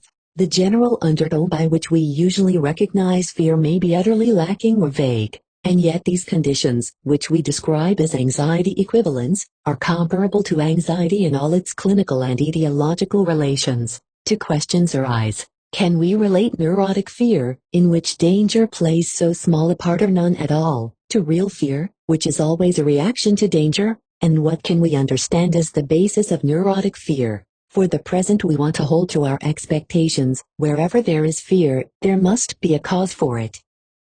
Clinical observation yields several suggestions for the comprehension of neurotic fear, the significance of which I shall discuss with you. 1. It is not difficult to determine that expectant fear or general anxiety is closely connected with certain processes in sexual life, let us say with certain types of libido. Utilization, the simplest and most instructive case of this kind, results when persons expose themselves to frustrated excitation, viz., if their sexual excitation does not meet with sufficient relief, and is not brought to a satisfactory conclusion. In men, during the time of their engagement to marry, for instance, or in women whose husbands are not sufficiently potent or who, from caution, execute the sexual act in a shortened or mutilated form. Under these circumstances libidinous excitement disappears and anxiety takes its place, both in the form of expectant fear and in attacks and anxiety equivalents. The cautious interruption of the sexual act, when practiced as the customary sexual regime,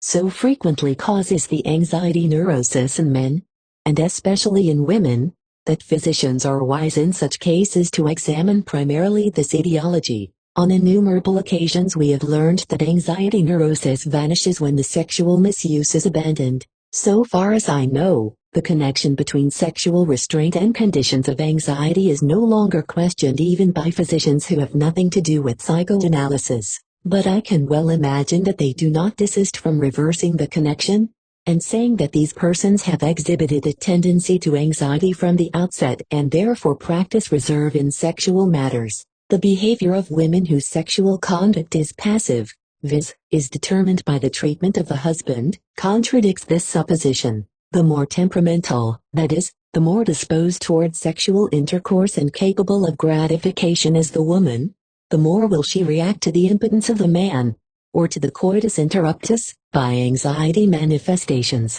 In anesthetic or only slightly libidinous women, such misuse will not carry such consequences. Sexual abstinence, recommended so warmly by the physicians of today, has the same significance in the development of conditions of anxiety only when the libido, to which satisfactory relief is denied, is sufficiently strong and not for the most part accounted for by sublimation. The decision whether illness is to result always depends upon the quantitative factors.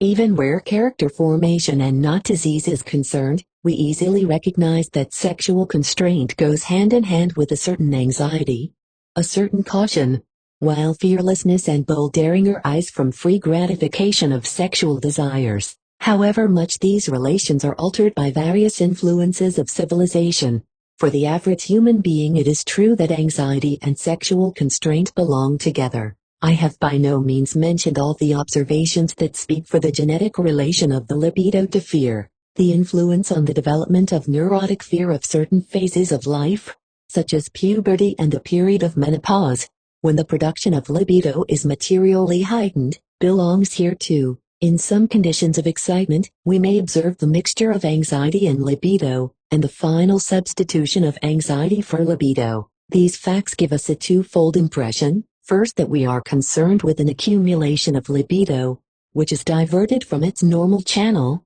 Second, that we are working with somatic processes. Just how anxiety originates from the libido we do not know. We can only ascertain that the libido is in abeyance, and that we observe anxiety in its place too. We glean a second hint from the analysis of the psychoneurosis, especially of hysteria. We have heard that in addition to the symptoms, fear frequently accompanies this condition. This, however, is free-floating fear, which is manifested either as an attack or becomes a permanent condition. The patients cannot tell what they are afraid of and connect their fear, through an unmistakable secondary elaboration, with phobias nearest at hand: death, insanity, paralysis. When we analyze the situation which gave rise to the anxiety or to symptoms accompanied by it, we can generally tell which normal psychologic process has been omitted, and has been replaced by the phenomenon of fear. Let me express it differently. We reconstruct the unconscious process, as though it had not experienced suppression, and it continued its way into consciousness uninterruptedly. Under these conditions as well, this process would have been accompanied by an emotion, and we now learn with surprise that when suppression has occurred, the emotion accompanying the normal process has been replaced by fear, regardless of its original quality.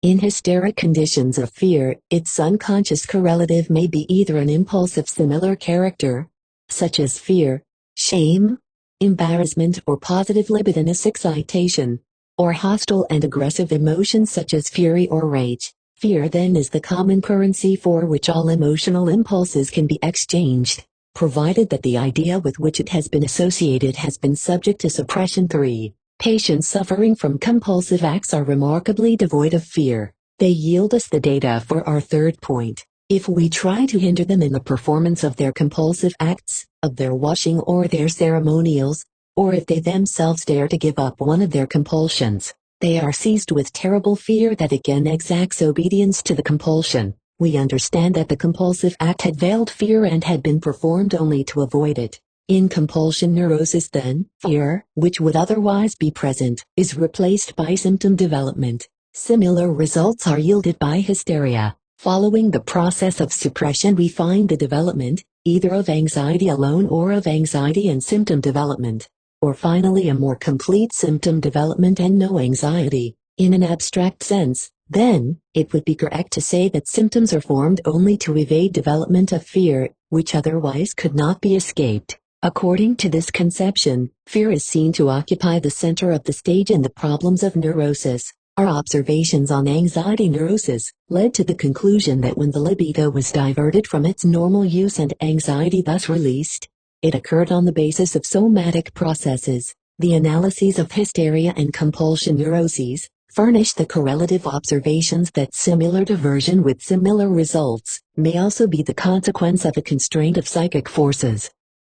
Such then is our knowledge of the origin of neurotic fear. It still sounds rather vague, but as yet I know no path that would lead us further. The second task we have set ourselves is still more difficult to accomplish. It is the establishment of a connection between neurotic fear, which is misused libido, and real fear, which is a reaction to danger. You may believe that these things are quite distinct, and yet we have no criterion for distinguishing the sensations of real and neurotic fear. The desired connection is brought about by presupposing the antithesis of the ego to libido that is so frequently claimed. We know that the development of fear is the ego's reaction to danger, the signal for preparation for flight, and from this we are led to believe that in neurotic fear, the ego attempts to escape the claims of its libido, and treats this inner danger as though it came from without.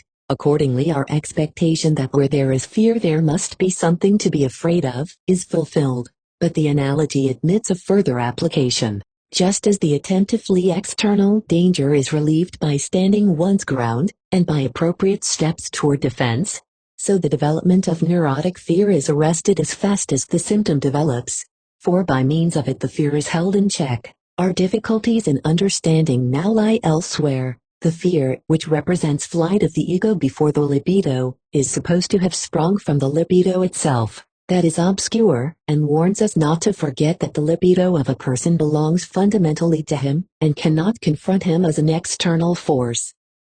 The localized dynamics of fear development are still unintelligible. We do not know what psychic energies are released or from what psychic systems they are derived. I cannot promise to solve this problem, but we still have two trails to follow which lead us to direct observations and analytic investigation, which can aid our speculations. We turn to the origin of fear in the child, and to the source of neurotic fear which attaches itself to phobias. Fear in children is quite common, and it is very hard to tell whether it is neurotic or real fear. Indeed, the value of this distinction is rendered questionable by the behavior of children. On the one hand, we are not surprised that the child fears all strange persons, new situations and objects, and we explain this reaction very easily by his weakness and ignorance. We ascribe to the child a strong disposition to real fear, and would consider it purposeful, if this fear were in fact a heritage. Herein the child would only repeat the behavior of prehistoric man, and of the primitive man of today who, on account of his ignorance and helplessness, fears everything that is new, and much that is familiar, all of which can no longer inspire us with fear. If the phobias of the child were at least partially such as might be attributed to that primeval period of human development, this would tally entirely with our expectations. On the other hand, we cannot overlook the fact that not all children are equally afraid, and that those very children who express particular timidity toward all possible objects and situations subsequently prove to be nervous. Thus the neurotic disposition reveals itself by a decided tendency to real fear. Anxiety rather than nervousness appears to be primary. We therefore arrive at the conclusion that the child, and later the adult, fears the power of his libido because he is anxious in the face of everything. The derivation of anxiety from the libido is hence put aside. Any investigation of the conditions of real fear consistently leads to the conclusion that consciousness of one's own weakness and helplessness, inferiority, in the terminology of A. Adler, when it is able to persist from childhood to maturity, is the cause underlying the neuroses. This sounds so simple and convincing that it has a claim upon our attention. To be sure, it would result in our shifting the basis of nervousness. The persistence of the feeling of inferiority, and its prerequisite condition of anxiety and its subsequent development of symptoms, is so firmly established that it is rather the exceptional case, when health is the outcome, which requires an explanation. What can be learned from careful observation of the fear of children? The little child is primarily afraid of strange people. Situations wax important only because they involve people, and objects become influential much later. But the child does not fear these strange persons because he attributes evil intentions to them, because he compares his weakness with their strength or recognizes them as dangerous to his existence, his safety and freedom from pain. Such a child, suspicious, afraid of the aggressive impulse which dominates the world, would prove a sad theoretic construction. The child is afraid of a stranger because he has adjusted to a dear, beloved person, his mother. His disappointment and longing are transformed into fear. His unemployed libido, which cannot yet be held suspended, is diverted by fear. It cannot be termed a coincidence that the situation, which is a typical example of all childish fear, is a repetition of the first condition of fear during birth, viz., separation from the mother. The first situation phobias of children are darkness and solitude, the former often persists throughout life. Common to both is the absence of the dear nurse, the mother.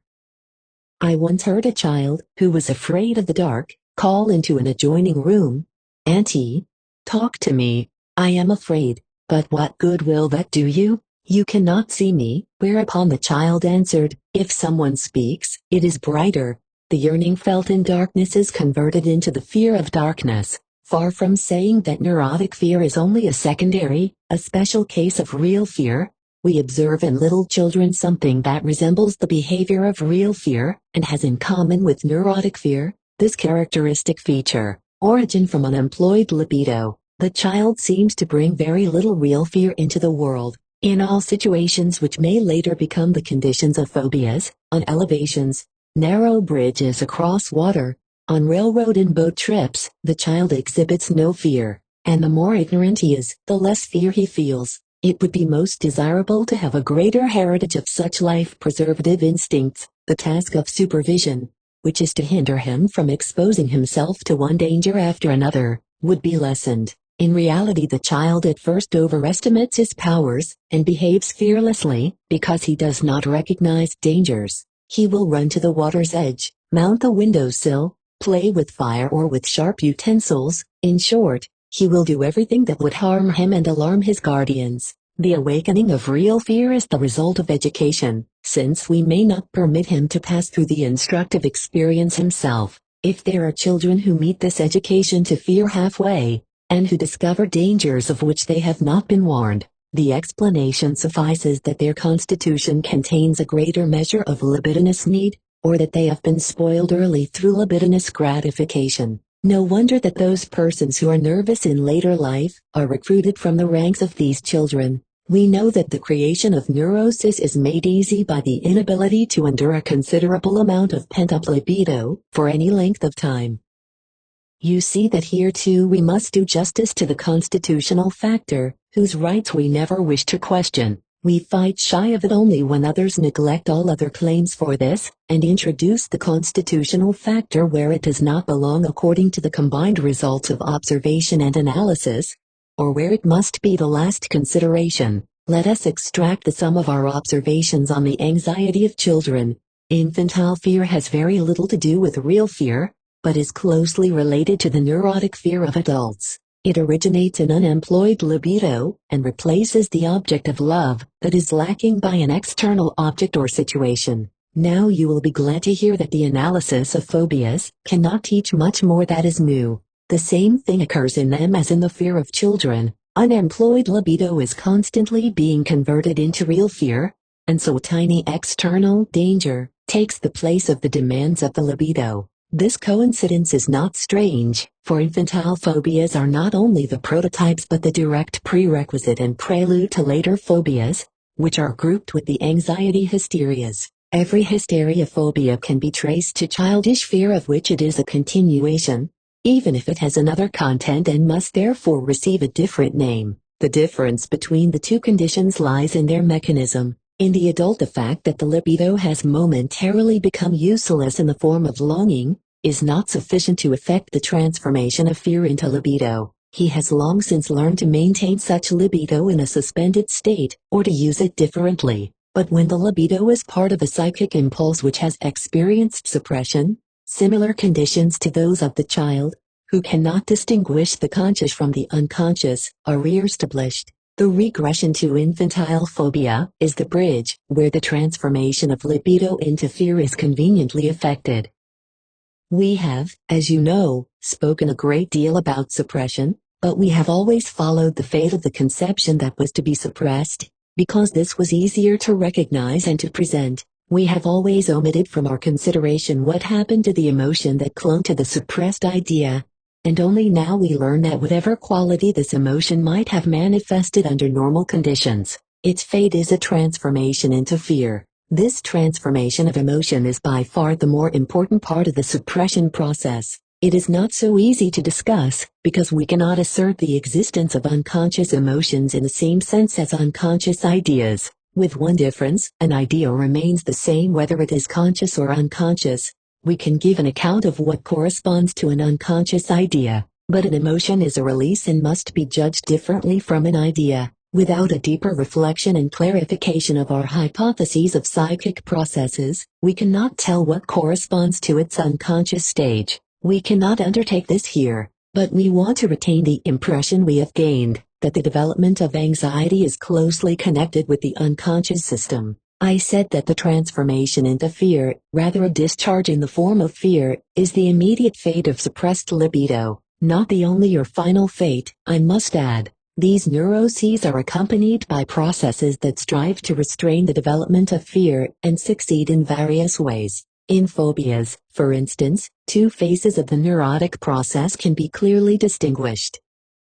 The first affects the suppression of libido and its transition to fear, which is joined to an external danger. The second consists in building up all those precautions and safety devices, which are to prevent contact with this danger, which is dealt with as an external fact. Suppression corresponds to the ego's flight from the libido, which it regards dangerous. The phobia is comparable to a fortification against outer danger, which is represented by the much-feared libido. The weakness of the phobia's system of defense lies in the fact that the fort has been strengthened from without and has remained vulnerable within. The projection of peril from the libido into the environment is never very successful. In other neuroses, therefore, other systems of defense are used against the possibility of fear development. That is an interesting aspect of the psychology of neurosis. Unfortunately, its study would lead us to digress too far, and presupposes a more thorough and special knowledge of the subject. I shall add only one thing more. I have already spoken to you of the counter-siege by which the ego imprisons the suppression, and which it must maintain permanently for the suppression to subsist. The task of this counter-siege is to carry out diverse forms of defense against the fear development, which follows the suppression. To return to the phobias, I may now say that you realize how insufficient it would be to explain only their content, to be interested only in knowing that this or that object or situation is made the subject of a phobia. The content of the phobia has about the same importance for it as the manifest dream facade has for the dream. With some necessary restrictions, we admit that among the contents of the phobias are some that are especially qualified to be objects of fear through phylogenetic inheritance.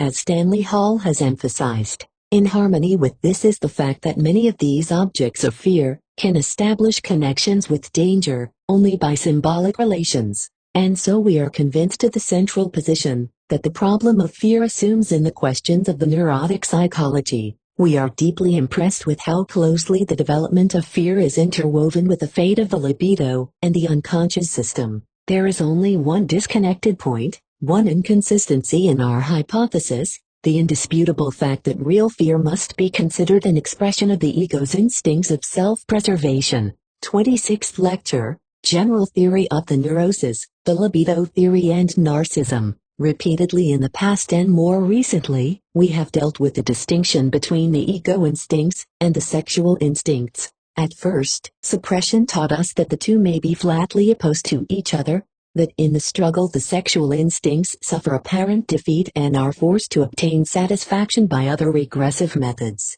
and so find a compensation for defeat in their invulnerability. After that we learned that at the outset both have a different relation to the educator, necessity, so that they do not develop in the same manner, and do not enter into the same relationship with the principle of reality. We come to realize that the sexual instincts are much more closely allied to the emotional condition of fear than the ego instincts. This result appears incomplete only in one respect, which, however, is most important.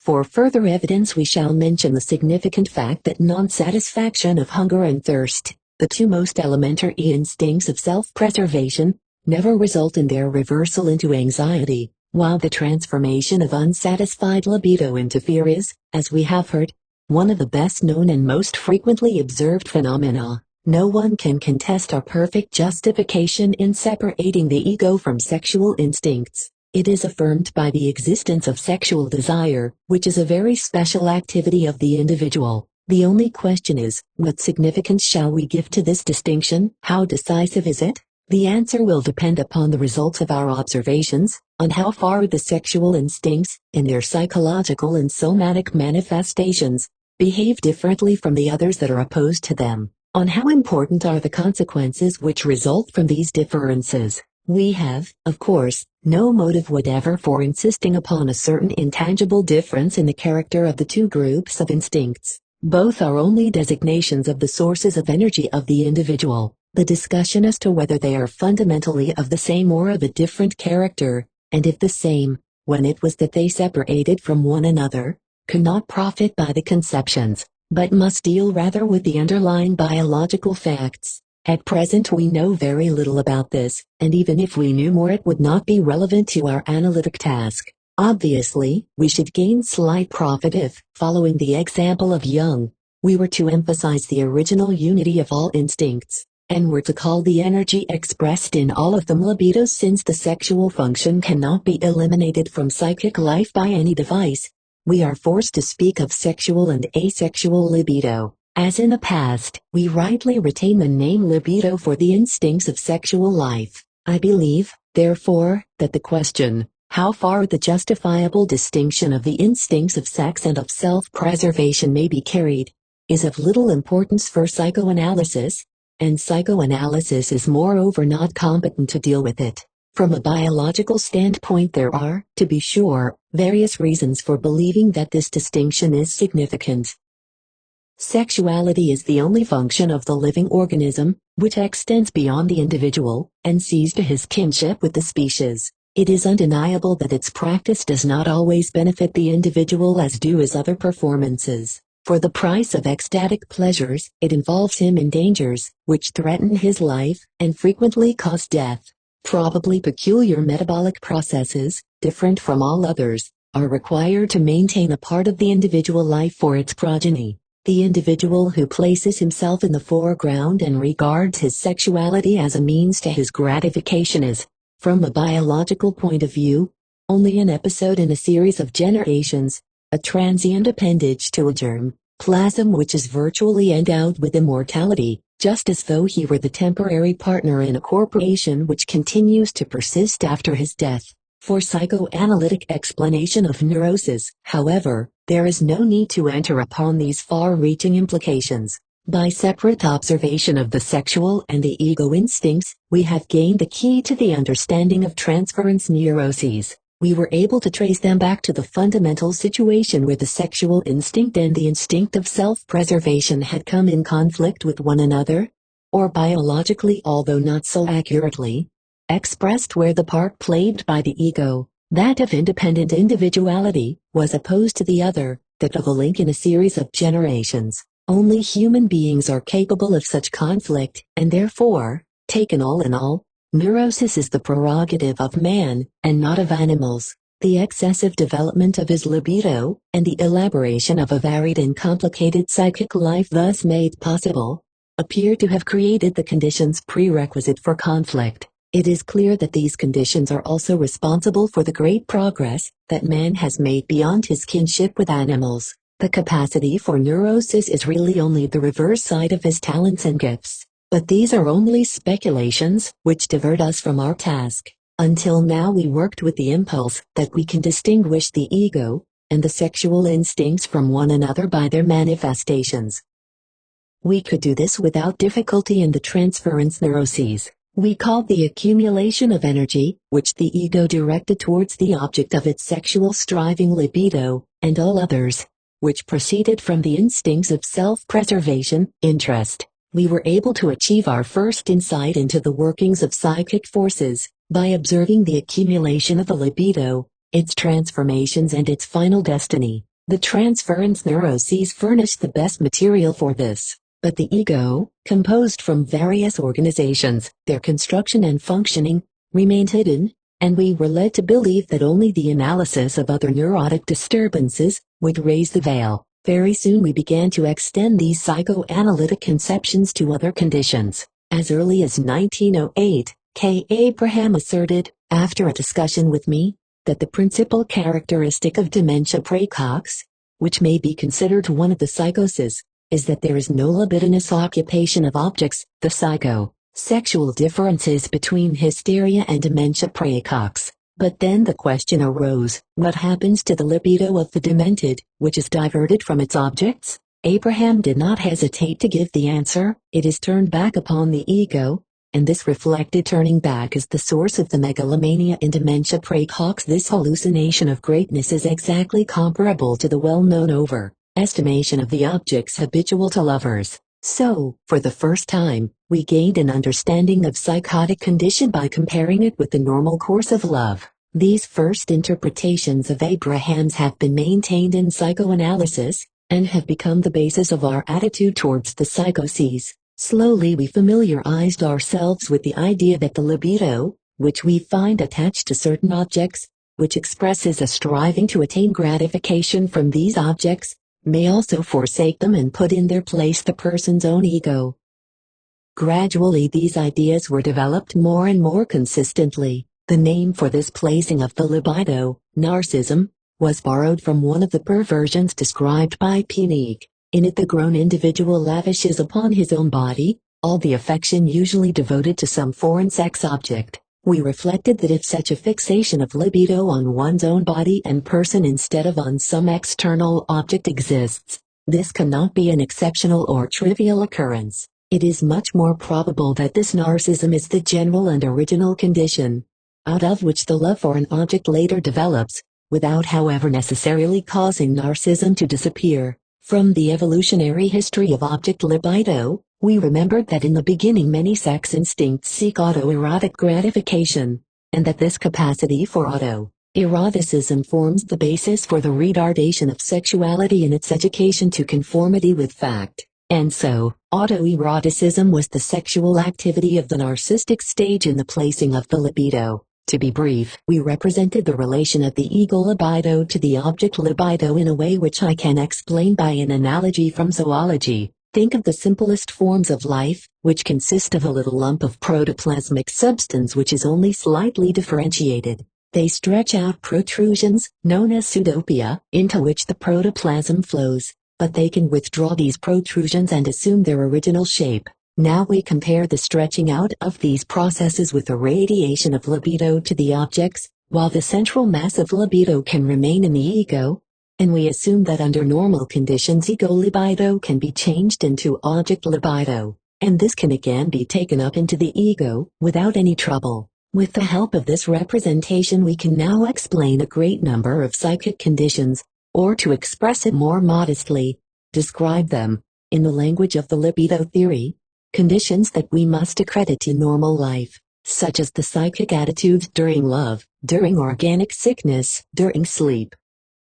We assumed that the conditions of sleep rest upon withdrawal from the outer world and concentration upon the wish to sleep. The nocturnal psychic activity expressed in the dream, we found in the service of a wish to sleep, and, moreover, governed by wholly egoistic motives. Continuing in the sense of libido theory, sleep is a condition in which all occupations of objects, the libidinous as well as the egoistic, are given up, and are withdrawn into the ego. Does this not throw a new light upon recovery during sleep, and upon the nature of exhaustion in general? The picture of blissful isolation in the intrauterine life, which the sleeper conjures up night after night, thus also completes the picture from the psychic side. In the sleeper the original condition of libido division is again restored, a condition of complete narcissism, in which libido and ego interest are still united, and live indistinguishably in the self-sufficient ego. We must observe two things. First, how can the conceptions of narcissism and egoism be distinguished? I believe narcissism is the libidinous complement of egoism. When we speak of egoism we mean only the benefits to the individual. If we speak of narcissism we also take into account his libidinous satisfaction. As practical motives the two can be followed up separately to a considerable degree. One can be absolutely egoistic, and still have strong libidinous occupation of objects, insofar as the libidinous gratification by way of the object serves the needs of the ego. Egoism will then take care that the striving for the object results in no harm to the ego. One can be egoistic and at the same time excessively narcissistic, i.e., have very slight need of an object. This need may be for direct sexual satisfaction or even for those higher desires, derived from need, which we are in the habit of calling love as opposed to sensuality. In all of these aspects, egoism is the self-evident, the constant, and narcissism the variable element. The antithesis of egoism, altruism, is not the same as the conception of libidinous occupation of objects. Altruism differs from it by the absence of desire for sexual satisfaction. But in the state of being completely in love, altruism and libidinous occupation with an object clash. The sex object as a rule draws upon itself a part of the narcissism of the ego. This is generally called sexual overestimation of the object. If the altruistic transformation from egoism to the sex object is added, the sex object becomes all-powerful. It has virtually sucked out the ego. I think you will find it a pleasant change, if after the dry fantasy of science, I present to you a poetic representation of the economic contrast between narcissism and being in love. I take it from the West-Ostlish divans of Goethe, Sulika, conqueror and serfin nation. They proclaim it joyously, mankind's loftiest elation shines in personality, life's enchantment lures and lingers, of yourself is not afar, all may slip through passive fingers, if you tarry as you are. Hadam, never could I be thus ravished, other thoughts are in my mind, all the gladness earth has lavished in Sulika's charms I find. When I cherish her, then only dearer to myself I grow. If she turned to leave me lonely I should lose the self I know.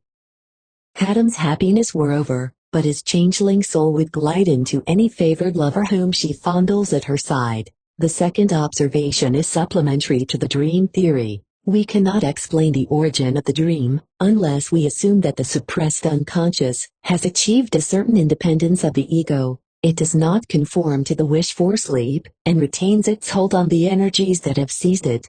Even when all the occupations with objects dependent upon the ego have been released for the benefit of sleep, not until then can we understand how this unconscious can take advantage of the nocturnal discontinuance or deposition of the censor, and can seize control of fragments left over from the day to fashion a forbidden dream wish from them. On the other hand, it is to the already existing connections with these supposed elements that these fragments owe a part of the resistance directed against the withdrawal of the libido, and controlled by the wish for sleep. We also wish to supplement our conception of dream formation with this trait of dynamic importance. Organic diseases, painful irritations, inflammation of the organs create a condition which clearly results in freeing the libido of its objects. The withdrawn libido again finds itself in the ego and occupies the diseased part of the part. We may even venture to assert that under these conditions, the withdrawal of the libido from its objects is more conspicuous than the withdrawal of egoistic interest from the outside world.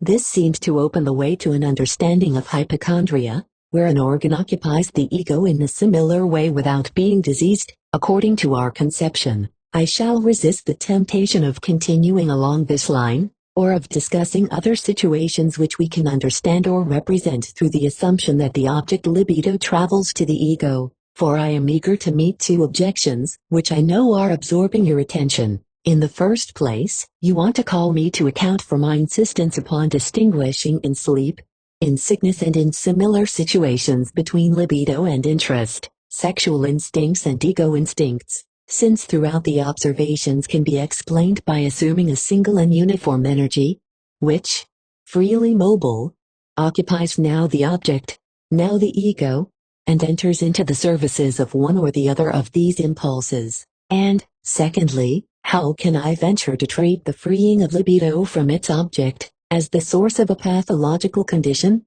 Since such transformation of object libido into ego libido, or more generally, ego energy, belongs to the normal, daily and nightly repeated occurrences of psychic dynamics, the answer is, your first objection sounds good. The discussion of the conditions of sleep, of sickness, and of being in love, would in themselves probably never have led to a distinction between ego libido and object libido, or between libido and interest. But you do not take into account the investigations from which we have set out, in the light of which we now regard the psychic situations under discussion, the necessity of distinguishing between libido and interest, that is, between sexual instincts and those of self-preservation, is forced upon us by our insight into the conflict out of which the transference neuroses emerge. We can no longer reckon without it.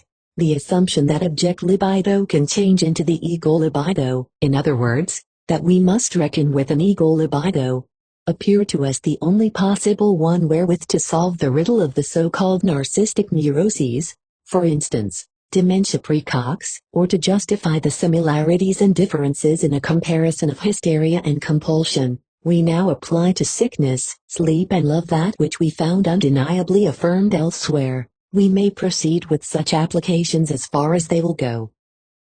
The only assertion that is not a direct refutation of our analytic experience is that libido remains libido whether it is directed towards objects or toward the ego itself, and is never transferred into egoistic interest, and vice versa. But this assertion is of equal weight with the distinction of sex and ego instincts, which we have already critically appraised, and which we will maintain for methodological motives until it may possibly be disproved. Your second objection, too, raises a justified question, but it points in a wrong direction. To be sure, the retreat of object libido into the ego is not purely pathogenic. We see that it occurs each time before going to sleep, only to be released again upon awaking. The little protoplasmic animal draws in its protrusions, only to send them out again on a later occasion. But it is quite another matter when a specific, very energetic process compels the withdrawal of libido from the object. The libido has become narcissistic and cannot find its way back to the object, and this hindrance to the mobility of the libido certainly becomes pathogenic. It appears that an accumulation of narcissistic libido cannot be borne beyond a certain point. We can imagine that the reason for occupation with the object is that the ego found it necessary to send out its libido in order not to become diseased, because it was pent up. If it were our plan to go further into the subject of dementia praecox, I would show you that this process which frees the libido from the objects and bars the way back to them, is closely related to the process of suppression, and must be considered as its counterpart. But above all, you would recognize familiar ground, for the conditions of these processes are practically identical, as far as we can now see, with those of suppression. The conflict appears to be the same, and to take place between the same forces. The reason for a result is different as, for instance, the result in hysteria can be found only in a difference of dispositions. The vulnerable point in the libido development of these patients lies in another phase, the controlling fixation, which, as you will remember, permits the breach resulting in the formation of symptoms, is in another place, probably in the stage of primitive narcissism, to which dementia praecox returns in its final stage. It is noteworthy that for all the narcissistic neuroses, we must assume fixation points of the libido which reach back into far earlier phases of development than in cases of hysteria or compulsion neuroses. But you have heard that the conceptions obtained in our study of transference neuroses are sufficient to orient us in a narcissistic neurosis, which present far greater practical difficulties. The similarities are considerable. It is fundamentally the same field of observation, but you can easily imagine how hopeless the explanations of these conditions, which belong to psychiatry, appear to him who is not equipped for this task with an analytic knowledge of transference neuroses.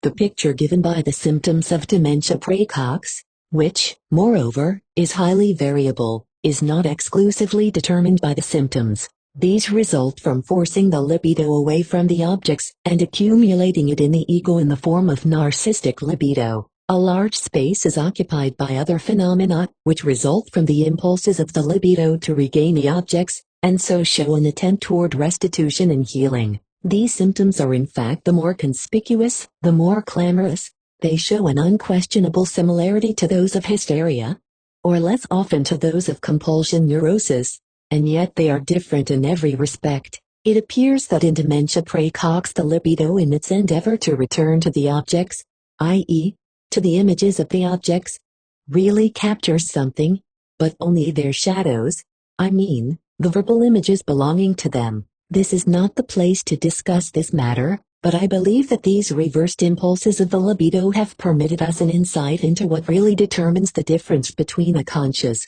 and an unconscious representation. I have now brought you into the field where we may expect the further progress of analytic work. Since we can now employ the conception of ego libido, the narcissistic neuroses have become accessible to us.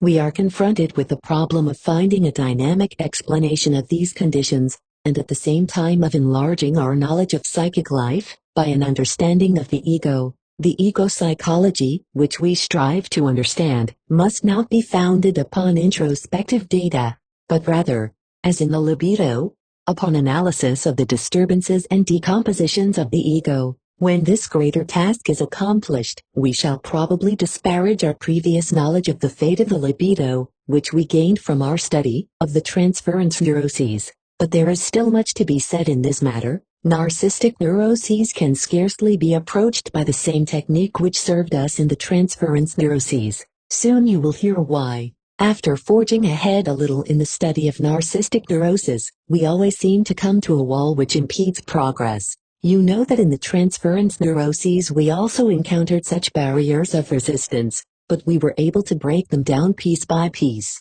In narcissistic neuroses the resistance is insuperable. At best we are permitted to cast a curious glance over the wall to spy out what is taking place on the other side. Our technical methods must be replaced by others. We do not yet know whether or not we shall be able to find such a substitute. To be sure, even these patients furnish us with ample material. They do say many things, though not in answer to our questions, and for the time being we are forced to interpret these utterances through the understanding we have gained from the symptoms of transference neuroses. The coincidence is sufficiently great to assure us a good beginning. How far this technique will go remains to be seen. There are additional difficulties that impede our progress. The narcissistic conditions and the psychoses related to them can only be solved by observers who have schooled themselves in analytic study of transference neuroses. But our psychiatrists do not study psychoanalysis, and we psychoanalysts see too few psychiatric cases. A race of psychiatrists that has gone through the school of psychoanalysis as a preparatory science must first grow up.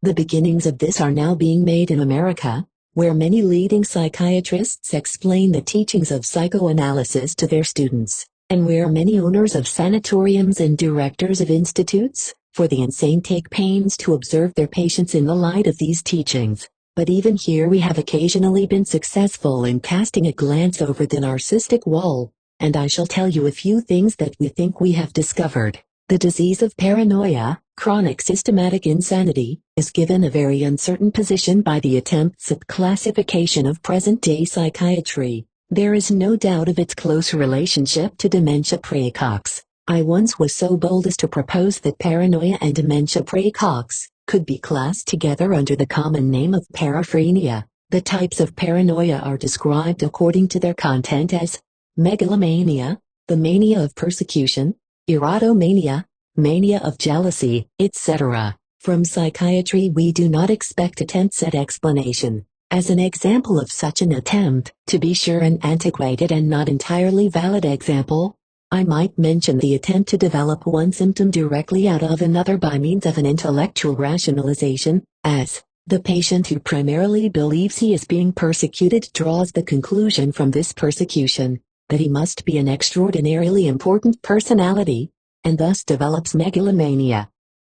In our analytical conception, megalomania is the immediate outcome of exaggeration of the ego, which results from the drawing in of libidinous occupation with objects, a secondary narcissism as a recurrence of the originally early infantile form. In cases of the mania of persecution, we have noticed a few things that lead us to follow a definite track. In the first place, we observed that in the great majority of cases, the persecutor was of the same sex as the persecuted. This could still be explained in a harmless way, but in a few carefully studied cases, it was clearly shown that the person of the same sex, who was most loved in normal times, became the persecutor after the malady set in. A further development is made possible by the fact that one loved person is replaced by another, according to familiar affinities, e.g., the father by the teacher or the superior. We concluded from such ever-increasing experiences that paranoia persecutoria is the form in which the individual guards himself against a homosexual tendency that has become too powerful. The change from affection to hate, which notoriously may take the form of serious threats against the life of the loved and hated person,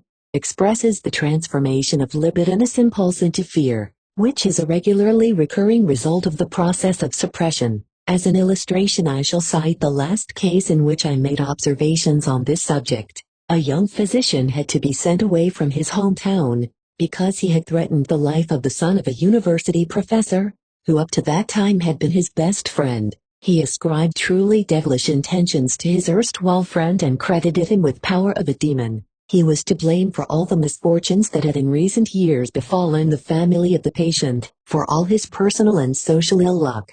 But this was not enough. The wicked friend, and his father the professor, had been the cause of the war and had called the Russians into the land.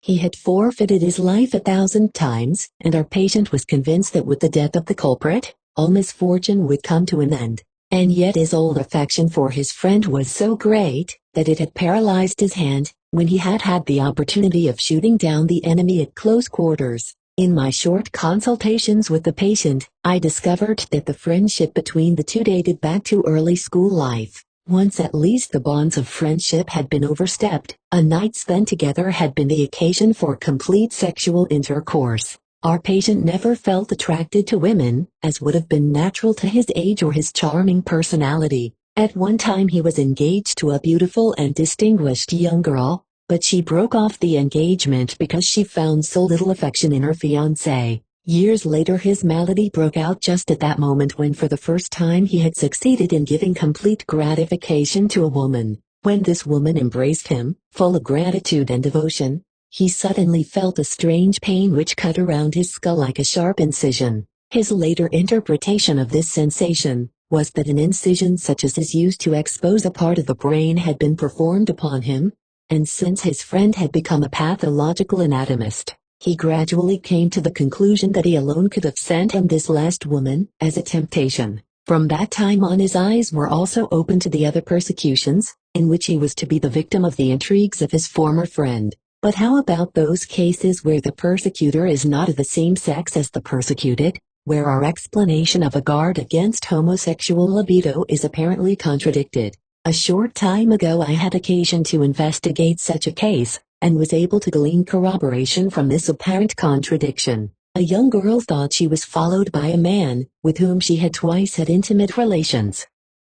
She had, as a matter of fact, first laid these maniacal imputations at the door of a woman, whom we may consider as having played the part of a mother substitute in her psychic life. Only after the second meeting, did she progress to the point of diverting this maniacal idea from the woman, and of transferring it to the man. The condition that the persecutor must be of the same sex was also originally maintained in this instance. In her claim before the lawyer and the physician, this patient did not mention this first stage of her mania, and this caused the appearance of a contradiction to our theory of paranoia. Homosexual choice of object is originally more natural to narcissism than the heterosexual. If it is a matter of thwarting a strong and undesirable homosexual impulse, the way back to narcissism is made especially easy. Until now I have had very little opportunity of speaking to you about the fundamental conditions of love life, so far as we know them, and now I cannot make up for lost time.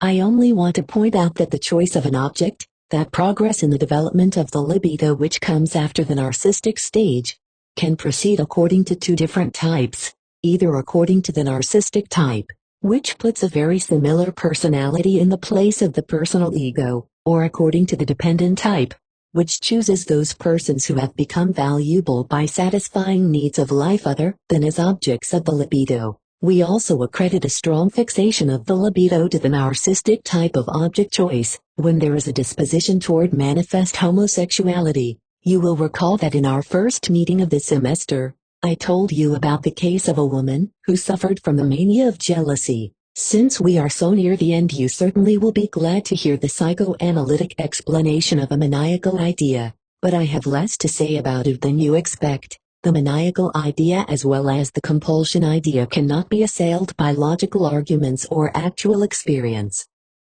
This is explained by their relation to the unconscious, which is represented by the maniacal idea or the compulsion idea, and held down by whichever is effective.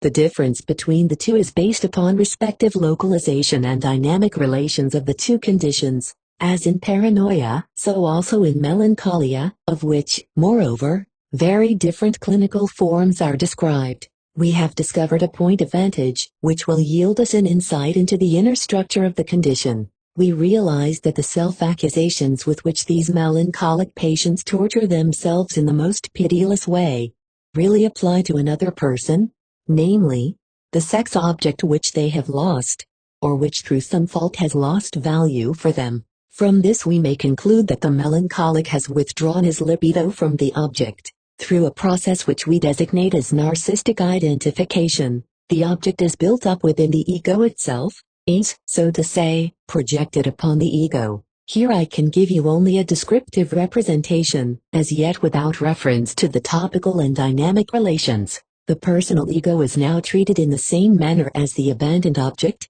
and suffers all the aggression and expressions of revenge which were planned for the object. Even the suicidal tendencies of melancholia are more comprehensible when we consider that this bitterness of the patient falls alike on the ego itself, and on the object of its love and hate. In melancholia as well as in other narcissistic conditions, a feature of emotional life is strikingly shown which, since the time of Bleuler, we have been accustomed to designate as ambivalence. By this we mean that hostile and affectionate feelings are directed against one and the same person. I have, in the course of these discussions, unfortunately not been in a position to tell you more about this emotional ambivalence.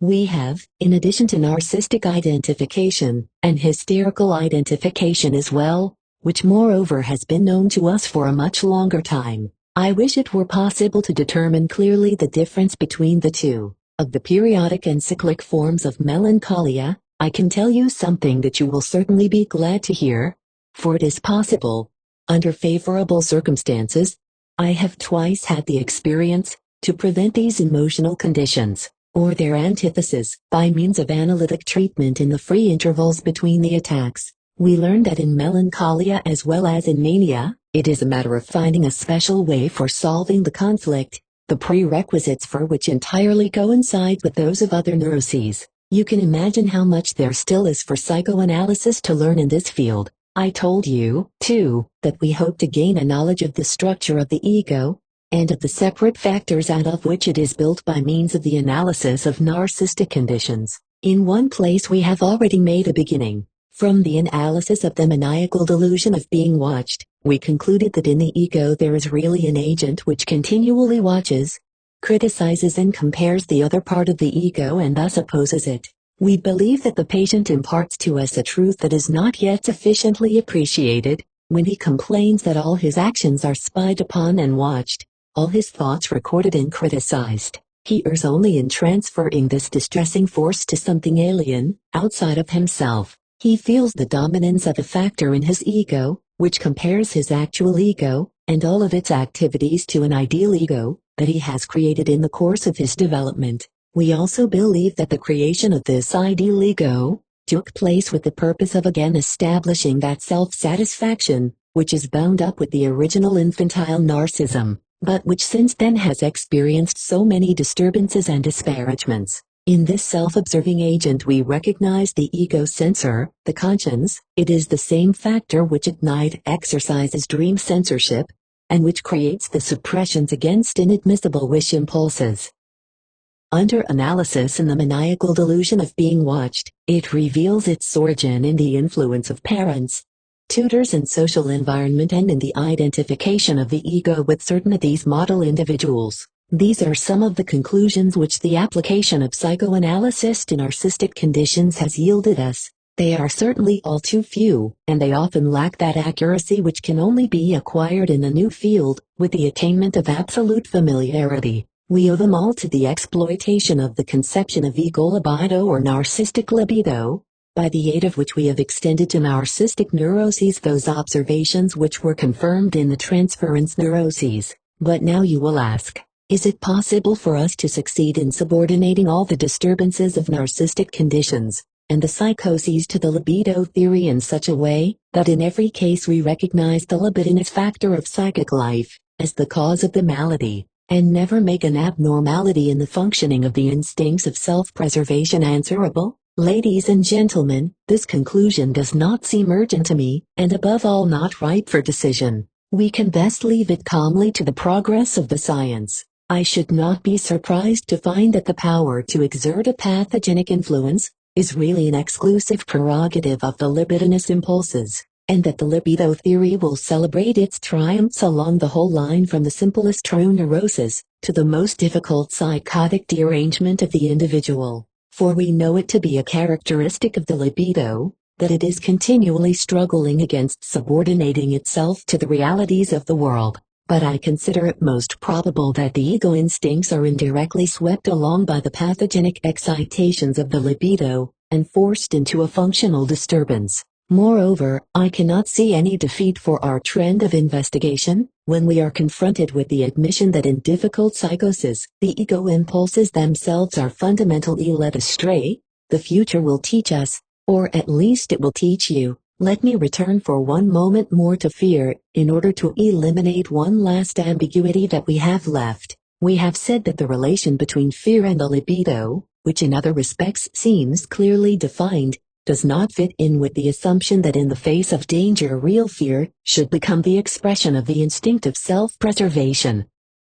This, however, can hardly be doubted. But suppose the emotion of fear is not contested by the egoistic ego impulse, but rather by the ego libido, the condition of fear is in all cases purposeless, and its lack of purpose is obvious when it reaches a higher level. It then disturbs the action, be it flight or defense, which alone is purposeful, and which serves the ends of self-preservation. If we accredit the emotional component of actual fear to the ego libido, and the accompanying activity to the egoistic instinct to self-preservation, we have overcome every theoretical difficulty. Furthermore, you do not really believe that we flee because we experience fear. On the contrary, we first are afraid, and then take to flight from the same motive that is awakened by the realization of danger. Men who have survived the endangering of their lives tell us that they were not at all afraid, they only acted. They turned the weapon against the wild animal, and that was in fact the most purposeful thing to do.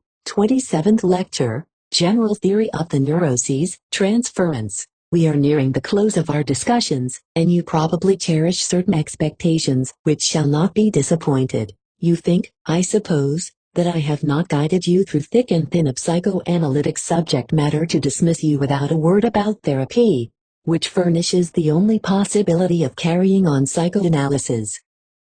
I cannot possibly omit this subject, for the observation of some of its aspects will teach you a new fact, without which the understanding of the diseases we have examined would be most incomplete. I know that you do not expect any guidance in the technique of practicing analysis for therapeutic purposes. You wish to know only along what general lines psychoanalytic therapy works and approximately what it accomplishes, and you have an undeniable right to know this. I shall not actually tell you, however, but shall insist that you guess it yourselves. Only think. You know everything essential, from the conditions which precipitate the illness to all the factors at work within. Where is there room for therapeutic influence? In the first place, there is hereditary disposition. We do not speak of it often because it is strongly emphasized from another quarter, and we have nothing new to say about it. But do not think that we underestimate it. Just because we are therapeutists, we feel its power distinctly. At any rate, we cannot change it. It is a given fact which erects a barrier to our efforts.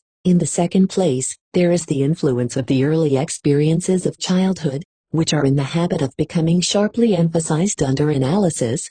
They belong to the past and we cannot undo them. And then everything that we include in the term actual forbearance, misfortunes of life out of which privations of love arise, poverty, family discord, unfortunate choice in marriage, unfavorable social conditions and the severity of moral claims. These would certainly offer a foothold for very effectual therapy, but it would have to be the kind of therapy which, according to the Viennese folk tale, Emperor Joseph practiced, the beneficial interference of a potentate, before whose will men bow and difficulties vanish. But who are we to include such charity in the methods of our therapy? Poor as we are, powerless in society, forced to earn our living by practicing medicine, we are not even in a position to treat free of charge those patients who are unable to pay, as physicians who employ other methods of treatment can do. Our therapy is too long drawn out, too extended for that. But perhaps you are still holding to one of the factors already mentioned, and think that you have found a factor through which our influence may be effective. If the restrictions of morality which are imposed by society have a share in the privation forced upon the patient, treatment might give him the courage, or possibly even the prescription itself, to cross these barriers,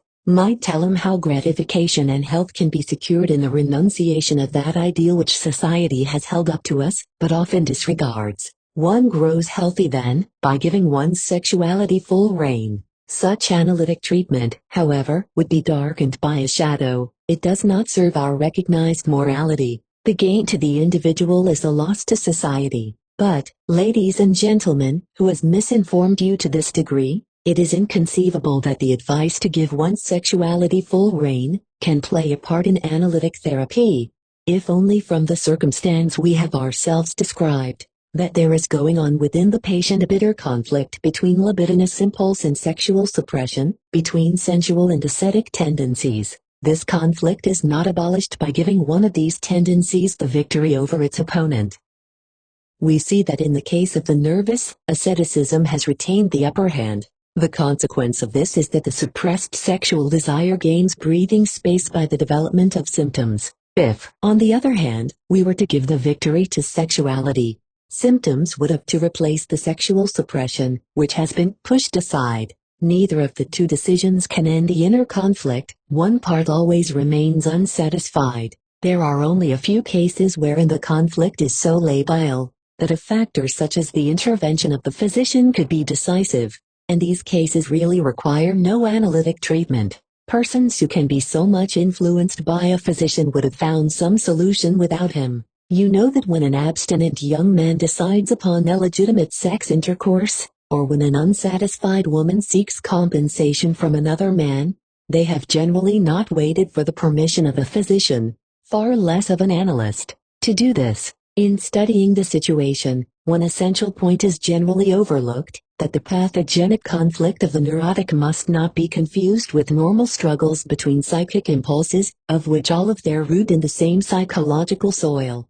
The neurotic struggle is a strife of forces, one of which has attained the level of the foreconscious and the conscious, while the other has been held back in the unconscious stage. That is why the conflict can have no outcome. The struggling parties approach each other as little as in the well-known instance of the polar bear and the whale. A real decision can be reached only if both meet on the same ground. To accomplish this is, I believe, the sole task of therapy. Moreover, I assure you that you are misinformed if you assume that advice and guidance in the affairs of life is an integral part of the analytic influence.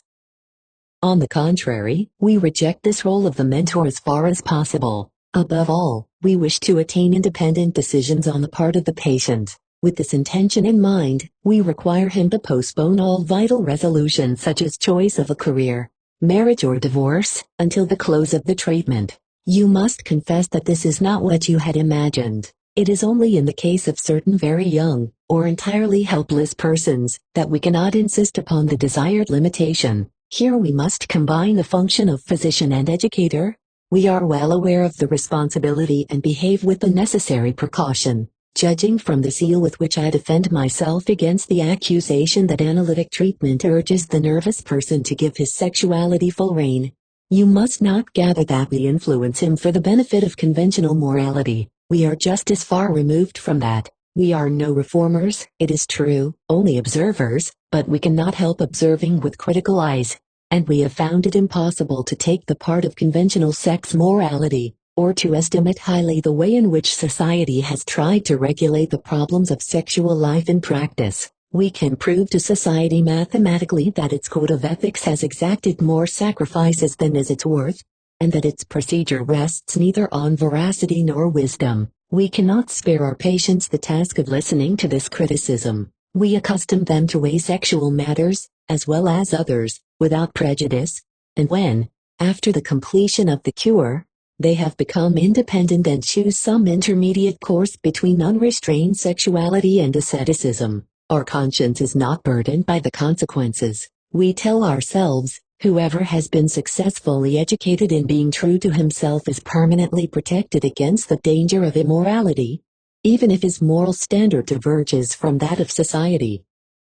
Let us, moreover, be careful not to overestimate the significance of the problem of abstinence with respect to its influence on neuroses. Only the minority of pathogenic situations of forbearance, with a subsequent condition of pent-up libido, can be resolved without more ado by such sexual intercourse as can be procured with little trouble, and so you cannot explain the therapeutic influence of psychoanalysis by saying that it simply recommends giving full sway to sexuality. You must seek another solution. I think that while I was refuting this supposition of yours, one of my remarks put you on the right track. Our usefulness consists in replacing the unconscious by the conscious, in translating the unconscious into the conscious. You are right, that is exactly it. By projecting the unconscious into the conscious, we do away with suppressions, we remove conditions of symptom formation, and transform a pathogenic into a normal conflict, which can be decided in some way or other.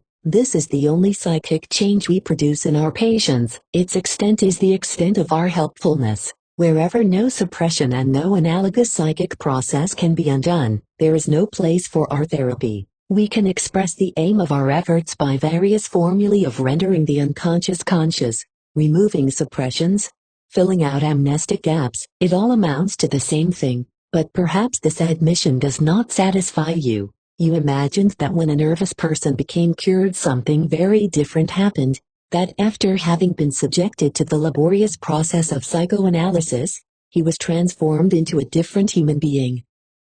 And now I tell you that the entire result is only that he has a little less of the unconscious, a little more of the conscious within him. Well, you probably underestimate the significance of such an interchange. The person cured of neurosis has really become another human being. Fundamentally, of course, he has remained the same. That is to say, he has only become what he might have been under the most favorable conditions. But that is saying a great deal. When you learn all that is to be done, the effort required to effect apparently so slight a change in psychic life, the significance of such a difference in the psychic realm will be credible to you. I shall digress for a moment to ask whether you know what is meant by a causal therapy. This name is given to the procedure which does not take the manifestations of disease for its point of departure, but seeks to remove the causes of disease. Is our psychoanalytical therapy causal or not? The answer is not simple, but perhaps it will give us the opportunity of convincing ourselves that this point of departure is comparatively fruitless. Insofar as analytical therapy does not concern itself immediately with the removal of symptoms, it may be termed causal. Yet in another respect, you might say this would hardly follow. For we have followed the causal chain back far beyond the suppressions to the instinctive tendencies, and their relative intensity as given by the constitution of the patient, and finally the nature of the digression and the abnormal process of its development. Assume for a moment that it were possible to influence these functions chemically, to increase or to decrease the quantity of the libido that happens to be present, to strengthen one impulse at the expense of another. This would be causal therapy in its true sense, and our analysis would have furnished the indispensable preparatory work of reconnaissance. You know that there is as yet no possibility of so influencing the processes of the libido. Our psychic therapy interposes elsewhere, not exactly at those sources of the phenomena which have been disclosed to us, but sufficiently far beyond the symptoms, at an opening in the structure of the disease, which has become accessible to us by means of peculiar conditions. What must we do in order to replace the unconscious by the conscious in our patient?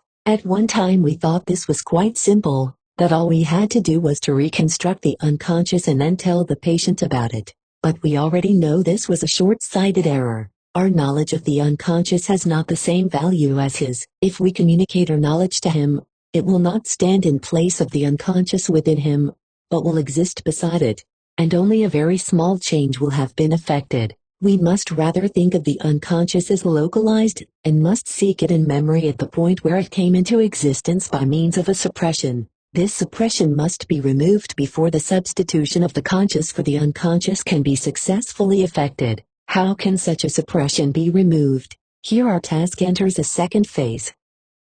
First to find the suppression, then to remove the resistance by which the suppression is maintained. How can we do away with resistance? In the same way, by reconstructing it and confronting the patient with it. For resistance arises from suppression, from the very suppression which we are trying to break up, or from an earlier one. It has been established by the counterattack that was instigated to suppress the offensive impulse. And so now we do the very thing we intended at the outset: interpret, reconstruct, communicate, but now we do it in the right place. The counter-seizure of the idea or resistance is not part of the unconscious, but of the ego, which is our fellow worker. This holds true even if resistance is not conscious. We know that the difficulty arises from the ambiguity of the word unconscious, which may connote either a phenomenon or a system. That seems very difficult, but it is only a repetition, isn't it? We were prepared for it a long time ago. We expect resistance to be relinquished, the counter-siege to collapse, when our interpretation has enabled the ego to recognize it.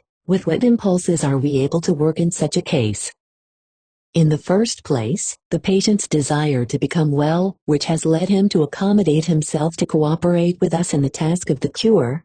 In the second place, the help of his intelligence, which is supported by the interpretation we offer him. There is no doubt that after we have made clear to him what he may expect, the patient's intelligence can identify resistances, and find their translation into the suppressions more readily. If I say to you, look up into the sky, you can see a balloon there, you will find it more readily than if I had just asked you to look up to see whether you could discover anything. And unless the student who for the first time works with a microscope is told by his teacher what he may look for, he will not see anything, even if it is present and quite visible. And now for the fact. In a large number of forms of nervous illness, in hysteria, conditions of anxiety and compulsion neurosis, one hypothesis is correct. By finding the suppression, revealing resistance, interpreting the things suppressed, we really succeed in solving the problem, in overcoming resistance, in removing suppression,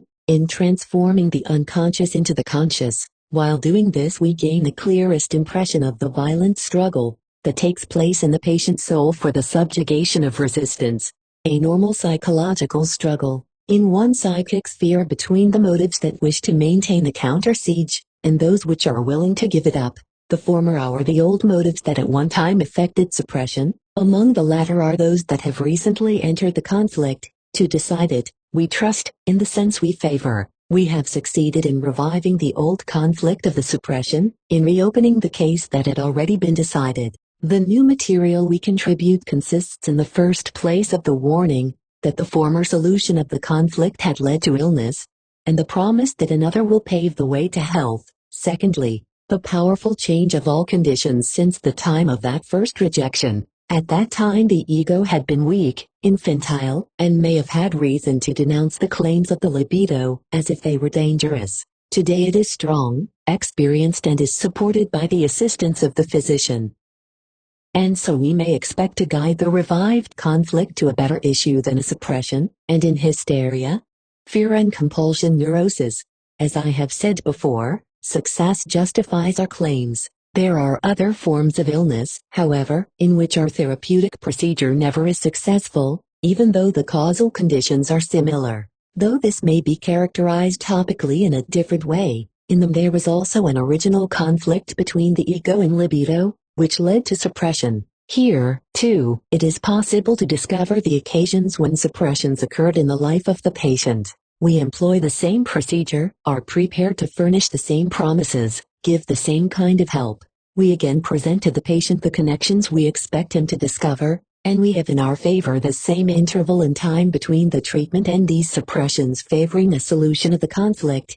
Yet in spite of these conditions, we are not able to overcome the resistance or to remove the suppression. These patients, suffering from paranoia, melancholia, and dementia praecox, remain untouched on the whole, and proof against psychoanalytic therapy. What is the reason for this? It is not lack of intelligence. We require, of course, a certain amount of intellectual ability in our patients, but those suffering from paranoia, for instance, who effect such subtle combinations of facts, certainly are not in want of it, nor can we say that other motive forces are lacking. Patients suffering from melancholia, in contrast to those afflicted with paranoia, are profoundly conscious of being ill, of suffering greatly, but they are not more accessible. Here we are confronted with a fact we do not understand, which bids us doubt if we have really understood all the conditions of success in other neuroses. In the further consideration of our dealings with hysterical and compulsion neurotics, we soon meet with a second fact,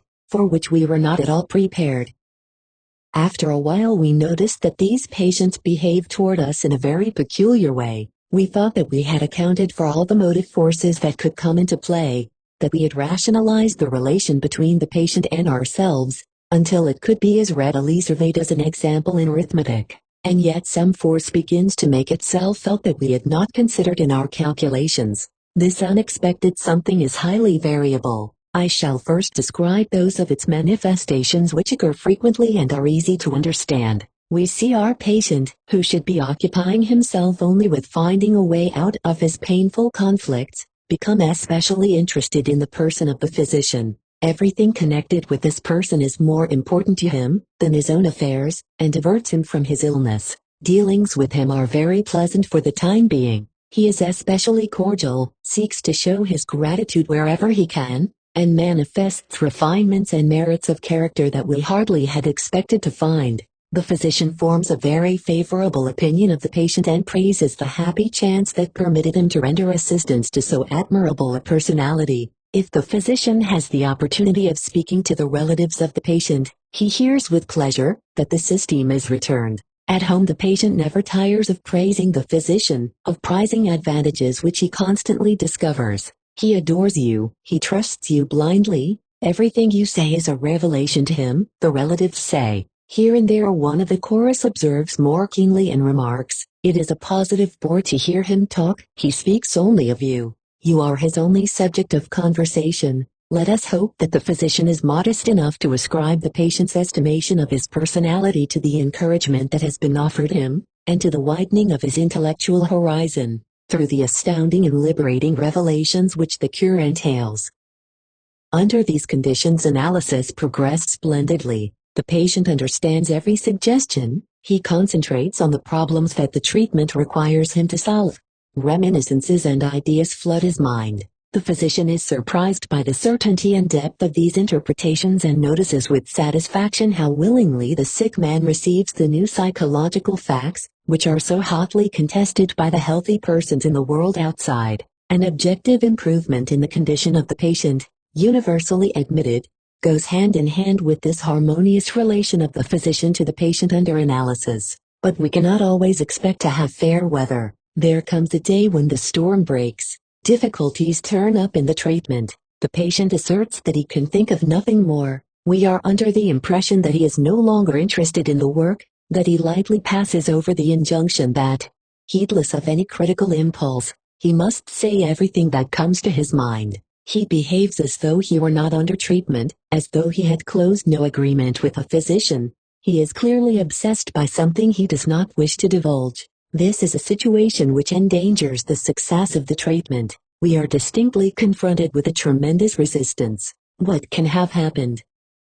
Provided we are able once more to clarify the situation, we recognize the cause of the disturbance to have been intense affectionate emotions, which the patient has transferred to the physician. This is certainly not justified, either by the behavior of the physician, or by the relations the treatment has created. The way in which this affection is manifested, and the goals it strives for will depend on the personal affiliations of the two parties involved. When we have here a young girl, and a man who is still young, we receive the impression of normal love. We find it quite natural that a girl should fall in love with a man with whom she is alone a great deal, with whom she discusses intimate matters, who appears to her in the advantageous light of a beneficent adviser. In this we probably overlook the fact that in a neurotic girl, we should rather presuppose a derangement in her capacity to love. The more the personal relations of physician and patient diverge from this hypothetical case, the more are we puzzled to find the same emotional relation over and over again. We can understand that a young woman, unhappy in her marriage, develops a serious passion for her physician, who is still free, that she is ready to seek divorce in order to belong to him, or even does not hesitate to enter into a secret love affair, in case the conventional obstacles loom too large. Similar things are known to occur outside of psychoanalysis. Under these circumstances, however, we are surprised to hear women and girls make remarks that reveal a certain attitude toward the problems of the cure. They always knew that love alone could cure them, and from the very beginning of their treatment they anticipated that this relationship would yield them what life had denied. This hope alone has spurred them on to exert themselves during the treatments, to overcome all the difficulties in communicating their disclosures. We add on our own account, and to understand so easily everything that is generally most difficult to believe, but we are amazed by such a confession. It upsets our calculations completely. Can it be that we have omitted the most important factor from our hypothesis? And really, the more experience we gain, the less we can deny this correction, which shames our knowledge. The first few times we could still believe that the analytic cure had met with an accidental interruption, not inherent to its purpose. But when this affectionate relation between physician and patient occurs regularly in every new case, under the most unfavorable conditions and even under grotesque circumstances, when it occurs in the case of the elderly woman, and is directed toward the graybeard, or to one in whom, according to our judgment, no seductive attractions exist, we must abandon the idea of an accidental interruption, and realize that we are dealing with a phenomenon, which is closely interwoven with the nature of the illness. The new fact which we recognize unwillingly is termed transference. We mean a transference of emotions to the person of the physician, because we do not believe that the situation of the cure justifies the genesis of such feelings. We rather surmise that this readiness toward emotion originated elsewhere, that it was prepared within the patient, and that the opportunity given by analytic treatment caused it to be transferred to the person of the physician. Transference may occur as a stormy demand for love or in a more moderate form, in place of the desire to be his mistress. The young girl may wish to be adopted as the favored daughter of the old man. The libidinous desire may be toned down to a proposal of inseparable but ideal and platonic friendship. Some women understand how to sublimate the transference, how to modify it until it attains a kind of fitness for existence. Others manifest it in its original, crude and generally impossible form, but fundamentally it is always the same, and can never conceal that its origin is derived from the same source. Before we ask ourselves how we can accommodate this new fact, we must first complete its description. What happens in the case of male patients? Here we might hope to escape the troublesome infusion of sex difference and sex attraction.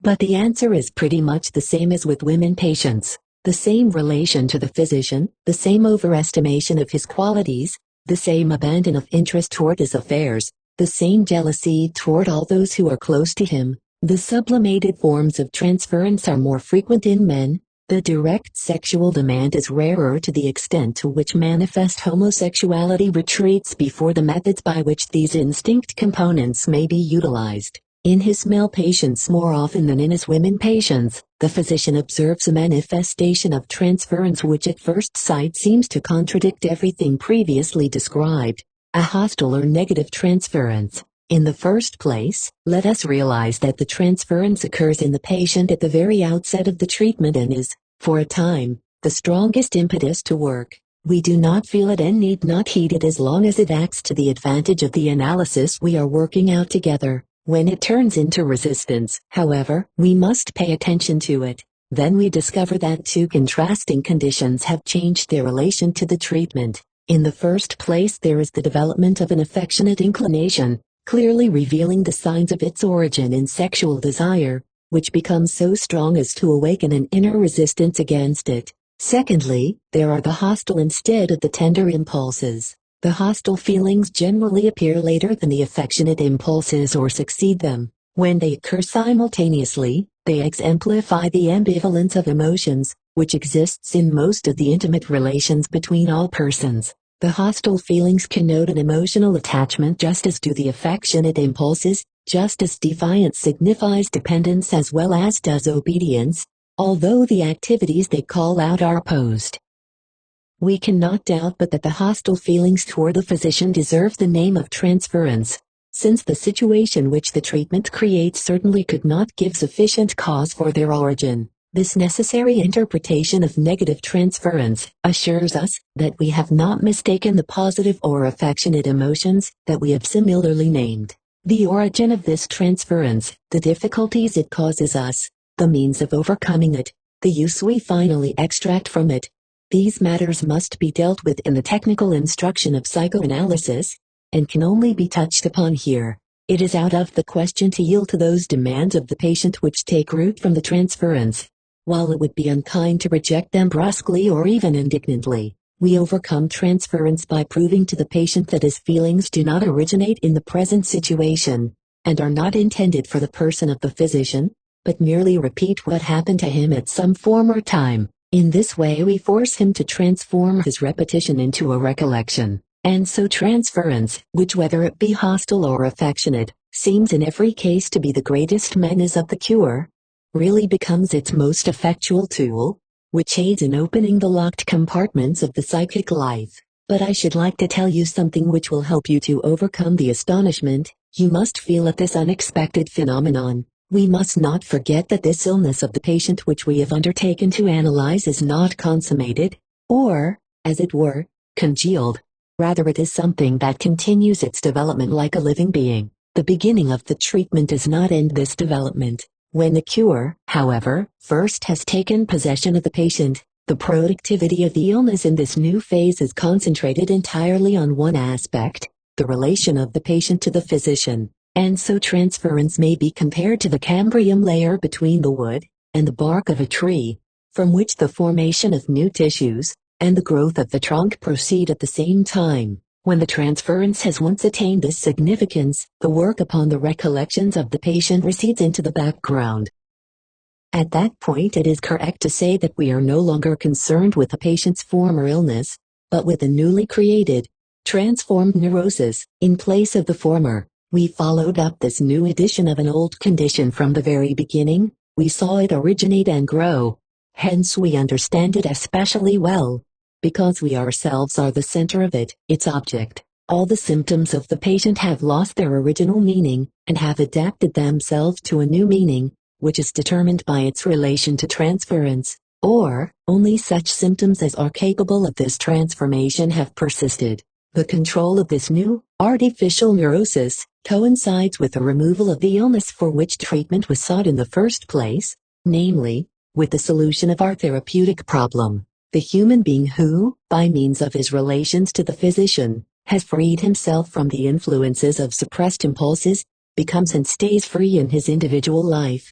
When the influence of the physician is subsequently removed, transference has attained extraordinary significance, has become the center of the cure. In the conditions of hysteria, anxiety and compulsion neuroses, their conditions therefore are properly included under the term transference neuroses. Whoever in his analytic experience has come into contact with the existence of transference can no longer doubt the character of those suppressed impulses that express themselves in the symptoms of these neuroses, and requires no stronger proof of their libidinous character. We may say that our conviction that the meaning of the symptoms is substituted libidinous gratification was finally confirmed by this explanation of transference. Now we have every reason to correct our former dynamic conception of the healing process, and to bring it into harmony with our new discernment. If the patient is to fight the normal conflict that our analysis has revealed against the suppressions, he requires a tremendous impetus to influence the desirable decision which will lead him back to health.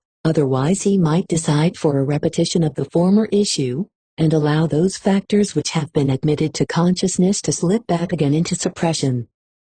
The deciding vote in this conflict is not given by his intellectual penetration, which is neither strong nor free enough for such an achievement, but only by his relation to the physician. Inasmuch as his transference carries a positive sign, it invests the physician with authority and is converted into faith for his communications and conceptions. Without transference of this sort, or without a negative transfer, he would not even listen to the physician and to his arguments. Faith repeats the history of its own origin. It is a derivative of love and at first requires no arguments. When they are offered by a beloved person, arguments may later be admitted and subjected to critical reflection. Arguments without such support avail nothing, and never mean anything in life to most persons. Man's intellect is accessible only in so far as he is capable of libidinous occupation with an object, and accordingly we have good ground to recognize and to fear the limit of the patient's capacity for being influenced by even the best analytical technique,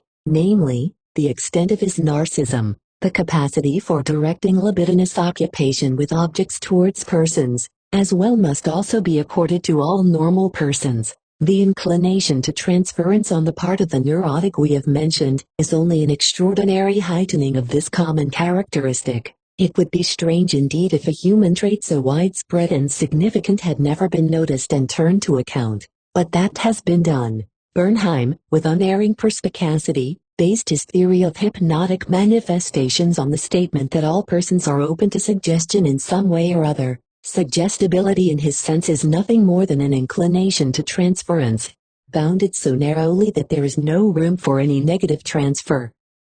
But Bernheim could never define suggestion or its origin. For him it was a fundamental fact, and he could never tell us anything regarding its origin. He did not recognize the dependence of suggestibility upon sexuality and the activity of the libido. We, on the other hand, must realize that we have excluded hypnosis from our technique of neurosis, only to rediscover suggestion in the shape of transference. But now I shall pause and let you put in a word. I see that an objection is looming so large within you, that if it were not voiced you would be unable to listen to me. So at last you confess that like the hypnotists, you work with the aid of suggestion. That is what we have been thinking for a long time. But why choose the detour over reminiscences of the past, revealing of the unconscious, interpretation and retranslation of distortions, the tremendous expenditure of time and money? If the only efficacious thing is suggestion, why do you not use suggestion directly against symptoms, as the others do, the honest hypnotists? And if, furthermore, you offer the excuse that by going your way you have made numerous psychological discoveries which are not revealed by direct suggestion, who shall vouch for their accuracy? Are not they, too, a result of suggestion, that is to say, of unintentional suggestion? Can you not, in this realm also, thrust upon the patient whatever you wish and whatever you think is so? Your objections are uncommonly interesting, and must be answered. But I cannot do it now for lack of time. Till the next time, then, you shall see, I shall be accountable to you. Today I shall only end what I have begun. I promise to explain, with the aid of the factor of transference, why our therapeutic efforts have not met with success in narcissistic neuroses. This I can do in a few words, and you will see how simply the riddle can be solved, how well everything harmonizes. Observation shows that persons suffering from narcissistic neuroses have no capacity for transference, or only insufficient remains of it. They reject the physician not with hostility, but with indifference. That is why he cannot influence them. His words leave them cold, make no impression, and so the mechanism of the healing process, which we are able to set in motion elsewhere, the renewal of the pathogenic conflict and the overcoming of the resistance to the suppression, cannot be reproduced in them. They remain as they are. Frequently they are known to attempt to cure on their own account, and pathological results have ensued.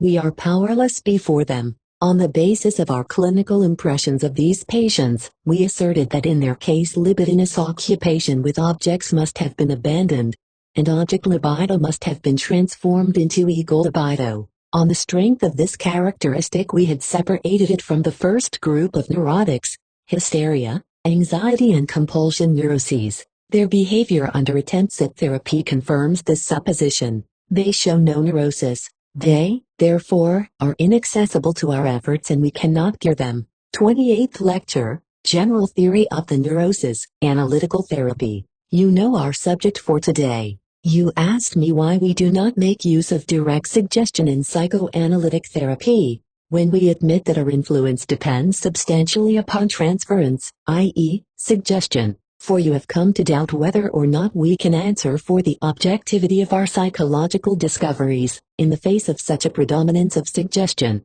I promise to give you a comprehensive answer. Direct suggestion is suggestion directed against the expression of the symptoms, a struggle between your authority and the motives of the disease. You pay no attention during this process to the motives, but only demand of the patient that he suppress their expression in symptoms.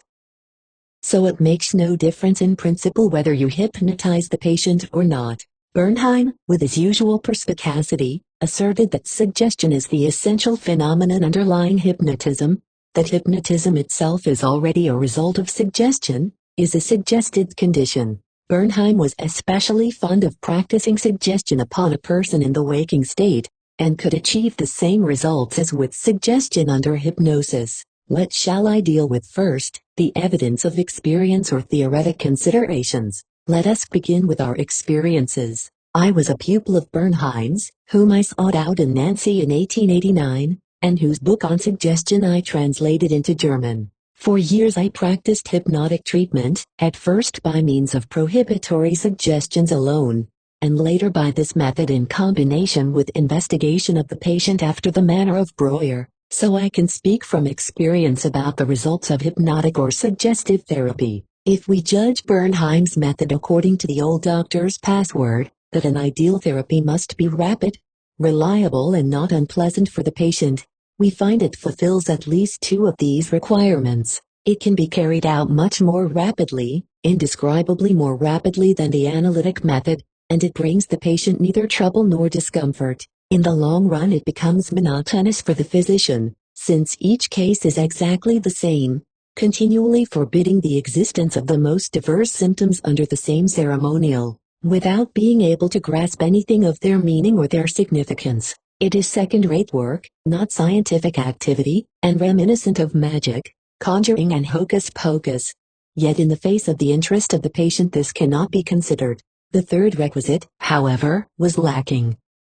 The procedure was in no way reliable. It might succeed in one case and fail with the next. Sometimes much was accomplished, at other times little. One knew not why. Worse than this capriciousness of the technique was the lack of permanency of the results. After a short time, when the patient was again heard from, the old malady had reappeared, or it had been replaced by a new malady. We could start in again to hypnotize. At the same time we had been warned by those who were experienced that by frequent repetitions of hypnotism, we would deprive the patient of his self-reliance, and accustom him to this therapy, as though it were a narcotic. Granted that we did occasionally succeed as well as one could wish, with slight trouble we achieved complete and permanent results, but the conditions for such a favorable outcome remained unknown. I have had it happen that an aggravated condition which I had succeeded in clearing up completely by a short hypnotic treatment returned unchanged, when the patient became angry and arbitrarily developed ill feeling against me. After a reconciliation I was able to remove the malady anew and with even greater thoroughness. Yet when she became hostile to me a second time it returned again. Another time a patient whom I had repeatedly helped through nervous conditions by hypnosis, during the treatment of an especially stubborn attack, suddenly threw her arms around my neck. This made it necessary to consider the question, whether one wanted to or not, of the nature and source of the suggestive authority. So much for experience.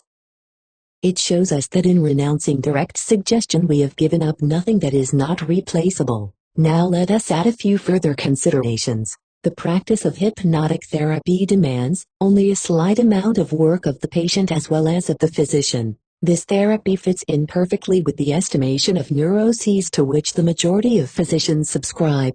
The physician says to the neurotic, "There is nothing the matter with you, you are only nervous. And so I can blow away all your difficulties with a few words in a few minutes," but it is contrary to our dynamic conceptions, that we should be able to move a great weight by an inconsiderable force, by attacking it directly and without the aid of appropriate preparations. So far as conditions are comparable, experience shows us that this performance does not succeed with the neurotic. But I know this argument is not unassailable. There are also redeeming features. In the light of the knowledge we have gained from psychoanalysis we can describe the difference between hypnotic and psychoanalytic suggestion as follows. Hypnotic therapy seeks to hide something in psychic life, and to gloss it over.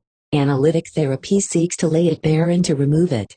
The first method works cosmetically, the other surgically. The first uses suggestion in order to prevent the appearance of the symptoms. It strengthens suppression, but leaves unchanged all other processes that have led to symptom development. Analytic therapy attacks the illness closer to its sources, namely in the conflicts out of which the symptoms have emerged. It makes use of suggestion to change the solution of these conflicts. Hypnotic therapy leaves the patient inactive and unchanged, and therefore without resistance to every new occasion for disease. Analytic treatment places upon the physician, as well as upon the patient, a difficult responsibility. The inner resistance of the patient must be abolished. The psychic life of the patient is permanently changed by overcoming these resistances. It is lifted upon a higher plane of development and remains protected against new possibilities of disease. The work of overcoming resistance is the fundamental task of the analytic cure. The patient, however, must take it on himself to accomplish this, while the physician, with the aid of suggestion, makes it possible for him to do so. The suggestion works in the nature of an education. We are therefore justified in saying that analytic treatment is a sort of after-education. I hope I have made it clear to you wherein our technique of using suggestion differs therapeutically from the only use possible in hypnotic therapy. With your knowledge of the relation between suggestion and transference, you will readily understand the capriciousness of hypnotic therapy which attracted our attention, and you will see why, on the other hand, analytic suggestion can be relied upon to its limits. In hypnosis we depend on the condition of the patient's capacity for transference. Yet we are unable to exert any influence on this capacity. The transference of the subject may be negative, or, as is most frequent, ambivalent. The patient may have protected himself against suggestion by very special adjustments, yet we are unable to learn anything concerning them. In psychoanalysis we work with the transference itself, we do away with the forces opposing it, prepare the instrument with which we are to work. So it becomes possible to derive entirely new uses from the power of suggestion. We are able to control it. The patient does not work himself into any state of mind he pleases, but insofar as we are able to influence him at all, we can guide the suggestion. Now you will say, regardless of whether we call the driving force of our analysis transference or suggestion, there is still the danger that through our influence on the patient the objective certainty of our discoveries becomes doubtful. That which becomes a benefit to therapy works harm to the investigation. This objection is most often raised against psychoanalysis, and it must be admitted that even if it does not hit the mark, it cannot be waved aside as stupid. But if it were justified, psychoanalysis would be nothing more than an extraordinarily well disguised and especially workable kind of treatment by suggestion, and we may lay little weight upon all its assertions concerning the influences of life, psychic dynamics, and the unconscious. This is in fact the opinion held by our opponents. We are supposed especially to have popped into the patients everything that supports the importance of sexual experiences, and often the experiences themselves, after the combinations themselves have grown up in our degenerate imaginations. We can refute these attacks most easily by calling on the evidence of experience, rather than by resorting to theory. Anyone who has himself performed a psychoanalysis has been able to convince himself innumerable times that it is impossible thus to suggest anything to the patient. There is no difficulty, of course, in making the patient a disciple of any one theory, and thus causing him to share the possible error of the physician. With respect to this he behaves just like any other person, like a student, but he has influenced only his intelligence, not his disease. The solving of his conflicts, and the overcoming of his resistances succeeds only if we have aroused in him representations of such expectations, as can agree with reality. What was inapplicable in the assumptions of the physician falls away during the course of the analysis. It must be withdrawn and replaced by something more nearly correct. By employing a careful technique we seek to prevent the occurrence of temporary results, arising out of suggestion. Yet there is no harm if such temporary results occur, for we are never satisfied with early successes. We do not consider the analysis finished until all the obscurities of the case are cleared up, all amnestic gaps filled out and the occasions which originally called out the suppressions discovered. We see in results that are achieved too quickly a hindrance rather than a furtherance of analytic work, and repeatedly, we undo these results again by purposely breaking up the transference upon which they rest. Fundamentally it is this feature which distinguishes analytical treatment from the purely suggestive technique, and frees analytic results from the suspicion of having been suggested. Under every other suggestive treatment the transference itself is most carefully upheld and the influence left unquestioned. In analytic treatment, however, the transference becomes the subject of treatment and is subject to criticism in whatever form it may appear.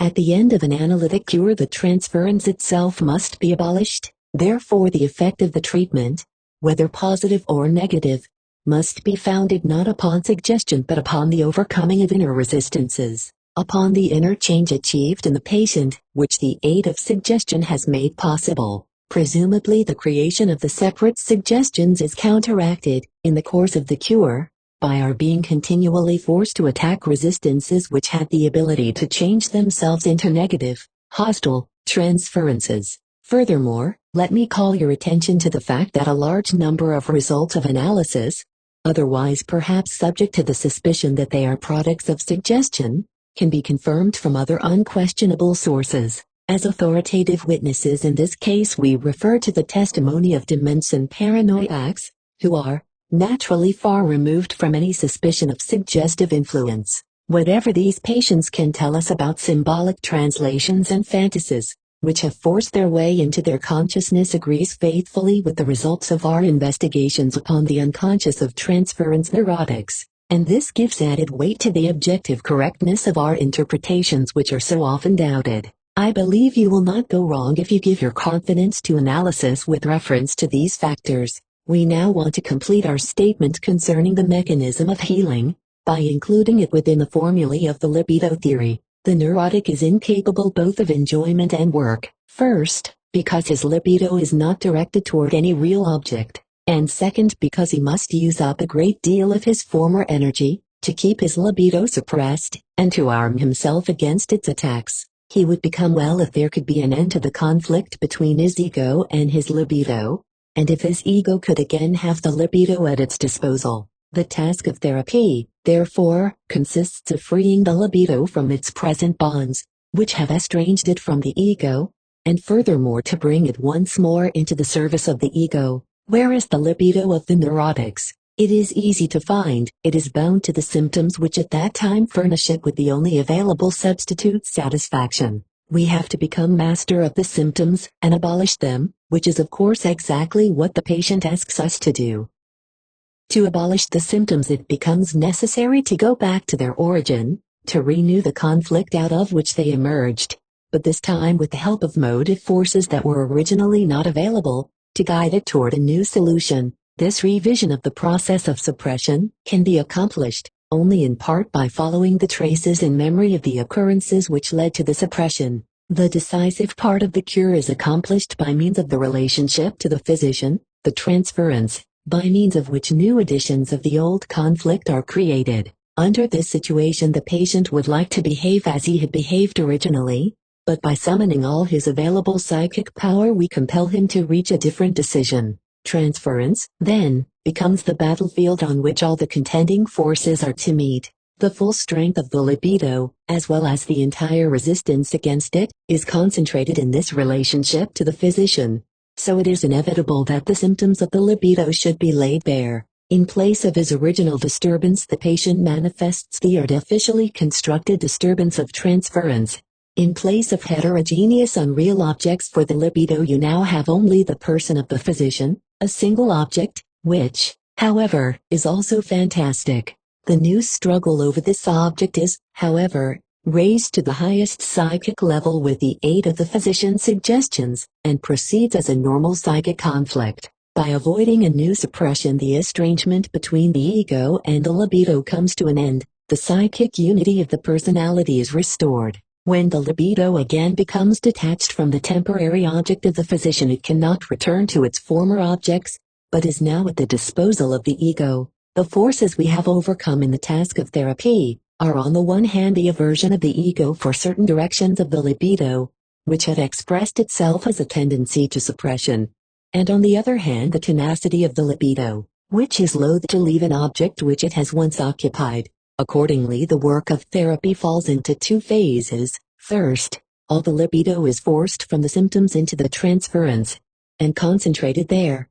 Secondly, the struggle over this new object is carried on and the libido set free. The decisive change for the better in this renewed conflict is the throwing out of the suppression, so that the libido cannot this time again escape the ego by fleeing into the unconscious.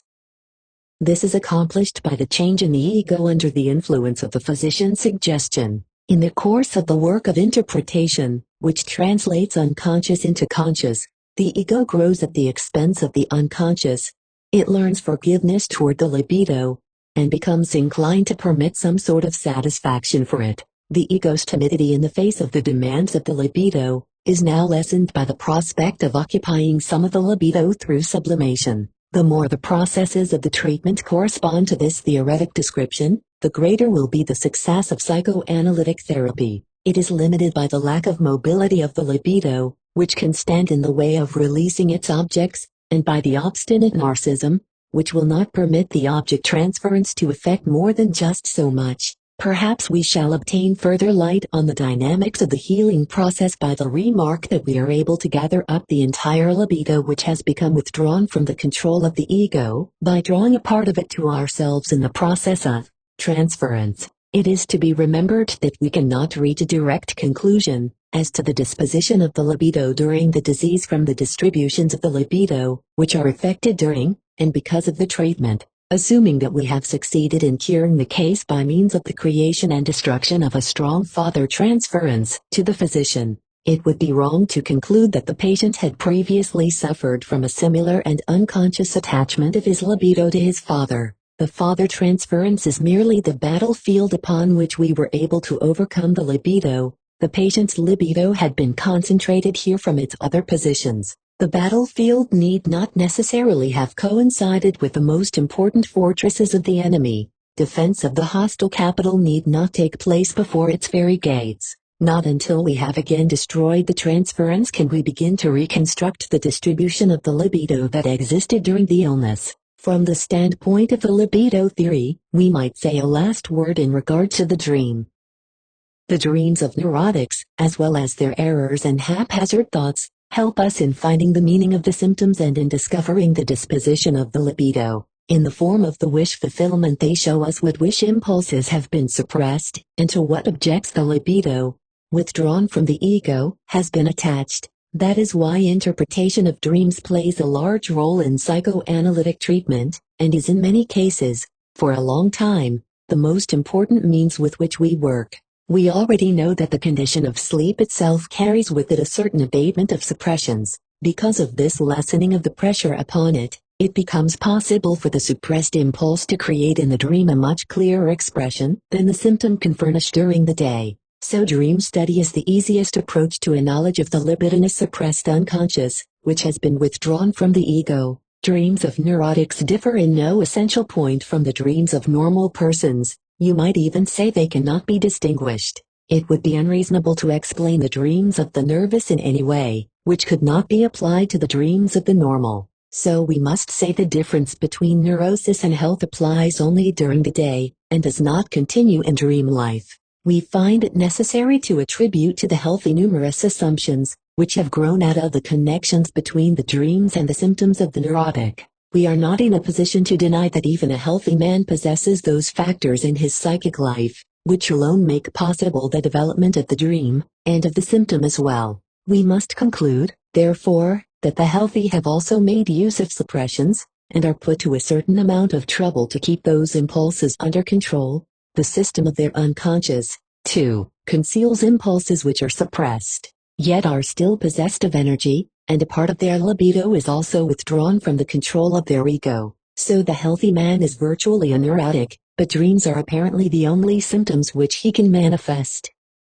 Yet if we subject our waking hours to a more penetrating analysis we discover, of course, that they refute this appearance, and that this seemingly healthy life is shot through with a number of trivial, practically unimportant symptom formations. The difference between nervous health and neurosis is entirely a practical one which is determined by the available capacity for enjoyment and accomplishment retained by the individual. It varies presumably with the relative proportion of the energy totals, which have remained free, and those which have been bound by suppressions, and is quantitative rather than qualitative. I do not have to remind you that this conception is the theoretical basis for the certainty that neuroses can be cured, despite their foundation in constitutional disposition. This is accordingly what we may make out of the identity between the dreams of the healthy and those of the neurotic for the definition of health. As regards the dream itself, we must note further that we cannot separate it from its relation to neurotic symptoms. We must recognize that it is not completely defined as a translation of thoughts into an archaic form of expression. That is, we must assume it discloses a disposition of libido and of object occupations which have actually taken place. We have about come to the end. Perhaps you are disappointed that I have dealt only with theory in this chapter on psychoanalytic therapy, and have said nothing concerning the conditions under which the cure is undertaken, or of the successes which it achieves. But I shall omit both. I shall omit the first because I had intended no practical training in the practice of psychoanalysis, and I shall neglect the second for numerous reasons. At the beginning of our talks, I emphasized the fact that under favorable circumstances we attain results which can be favorably compared with the happiest achievements in the field of internal therapy, and, I may add, these results could not have been otherwise achieved. If I were to say more, I might be suspected of wishing to drown the voices of disparagement, which have become so loud, by advertising our claims. We psychoanalysts have repeatedly been threatened by our medical colleagues, even in open congresses, that the eyes of the suffering public must be open to the worthlessness of this method of treatment by a statistical collection of analytic failures and injuries. But such a collection, aside from the biased, denunciatory character of its purpose, would hardly be able to give a correct picture of the therapeutic values of analysis. Analytic therapy is, as you know, still young. It took a long time to establish the technique, and this could be done only during the course of the work, and under the influence of accumulating experience. As a result of the difficulties of instruction, the physician who begins the practice of psychoanalysis is more dependent upon his capacity to develop on his own account than is the ordinary specialist, and the results he achieves in his first years can never be taken as indicative of the possibilities of analytic therapy. Many attempts at treatment failed in the early years of analysis because they were made on cases that were not at all suited to the procedure, and which today we exclude by our classification of symptoms. But this classification could be made only after practice. In the beginning we did not know that paranoia and dementia praecox are, in their fully developed phases, inaccessible, and we were justified in trying out our method on all kinds of conditions. Besides, the greatest number of failures in those first years were not due to the fault of the physician, or because of unsuitable choice of subjects, but rather to the unpropitiousness of external conditions. We have hitherto spoken only of internal resistances, those of the patient, which are necessary and may be overcome. External resistances to psychoanalysis, due to the circumstances of the patient and his environment, have little theoretical interest, but are of great practical importance. Psychoanalytic treatment may be compared to a surgical operation, and has the right to be undertaken under circumstances favorable to its success. You know what precautions the surgeon is accustomed to take: a suitable room, good light, assistance, exclusion of relatives, etc. How many operations would be successful, do you think, if they had to be performed in the presence of all the members of the family, who would put their fingers into the field of operation, and cry aloud at every cut of the knife? The interference of relatives in psychoanalytical treatment is a very great danger, a danger one does not know how to meet. We are armed against the internal resistances of the patient which we recognize as necessary, but how are we to protect ourselves against external resistance? It is impossible to approach the relatives of the patient with any sort of explanation. One cannot influence them to hold aloof from the whole affair, and one cannot get into league with them, because we then run the danger of losing the confidence of the patient, who rightly demands that we in whom he confides take his part. Besides, those who know the rifts that are often formed in family life will not be surprised as analysts when they discover that the patient's nearest relatives are less interested in seeing him cured than in having him remain as he is, where, as is so often the case, the neurosis is connected with conflicts with members of the family.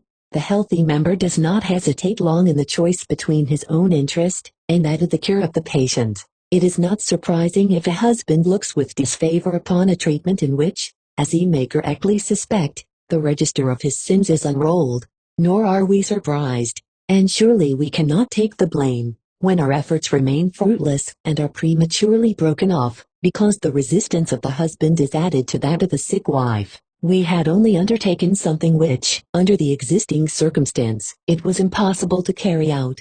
Instead of many cases, I shall tell you of just one in which, because of professional precautions, I was destined to play a sad role. Many years ago, I treated a young girl who for a long time was afraid to go on the street, or to remain at home alone. The patient hesitatingly admitted that her fantasy had been caused by accidentally observing affectionate relations between her mother and a well-to-do friend of the family. But she was so clumsy, or perhaps so sly, as to give her mother a hint of what had been discussed during the analysis, and changed her behavior toward her mother, insisting that no one but her mother should protect her against the fear of being alone, and anxiously barring the way when her mother wished to leave the house. The mother had previously been very nervous herself, but had been cured years before in a hydropathic sanatorium. Let us say, in that institution she made the acquaintance of the man with whom she was to enter upon the relationship which was able to satisfy her in every respect. Becoming suspicious of the stormy demands of the girl, the mother suddenly realized the meaning of her daughter's fear. She must have made herself sick to imprison her mother, and to rob her of the freedom she needed to maintain relations with her lover. Immediately the mother made an end to the harmful treatment. The girl was put into a sanatorium for the nervous and exhibited for many years as a poor victim of psychoanalysis. For just as long a period I was pursued by evil slander.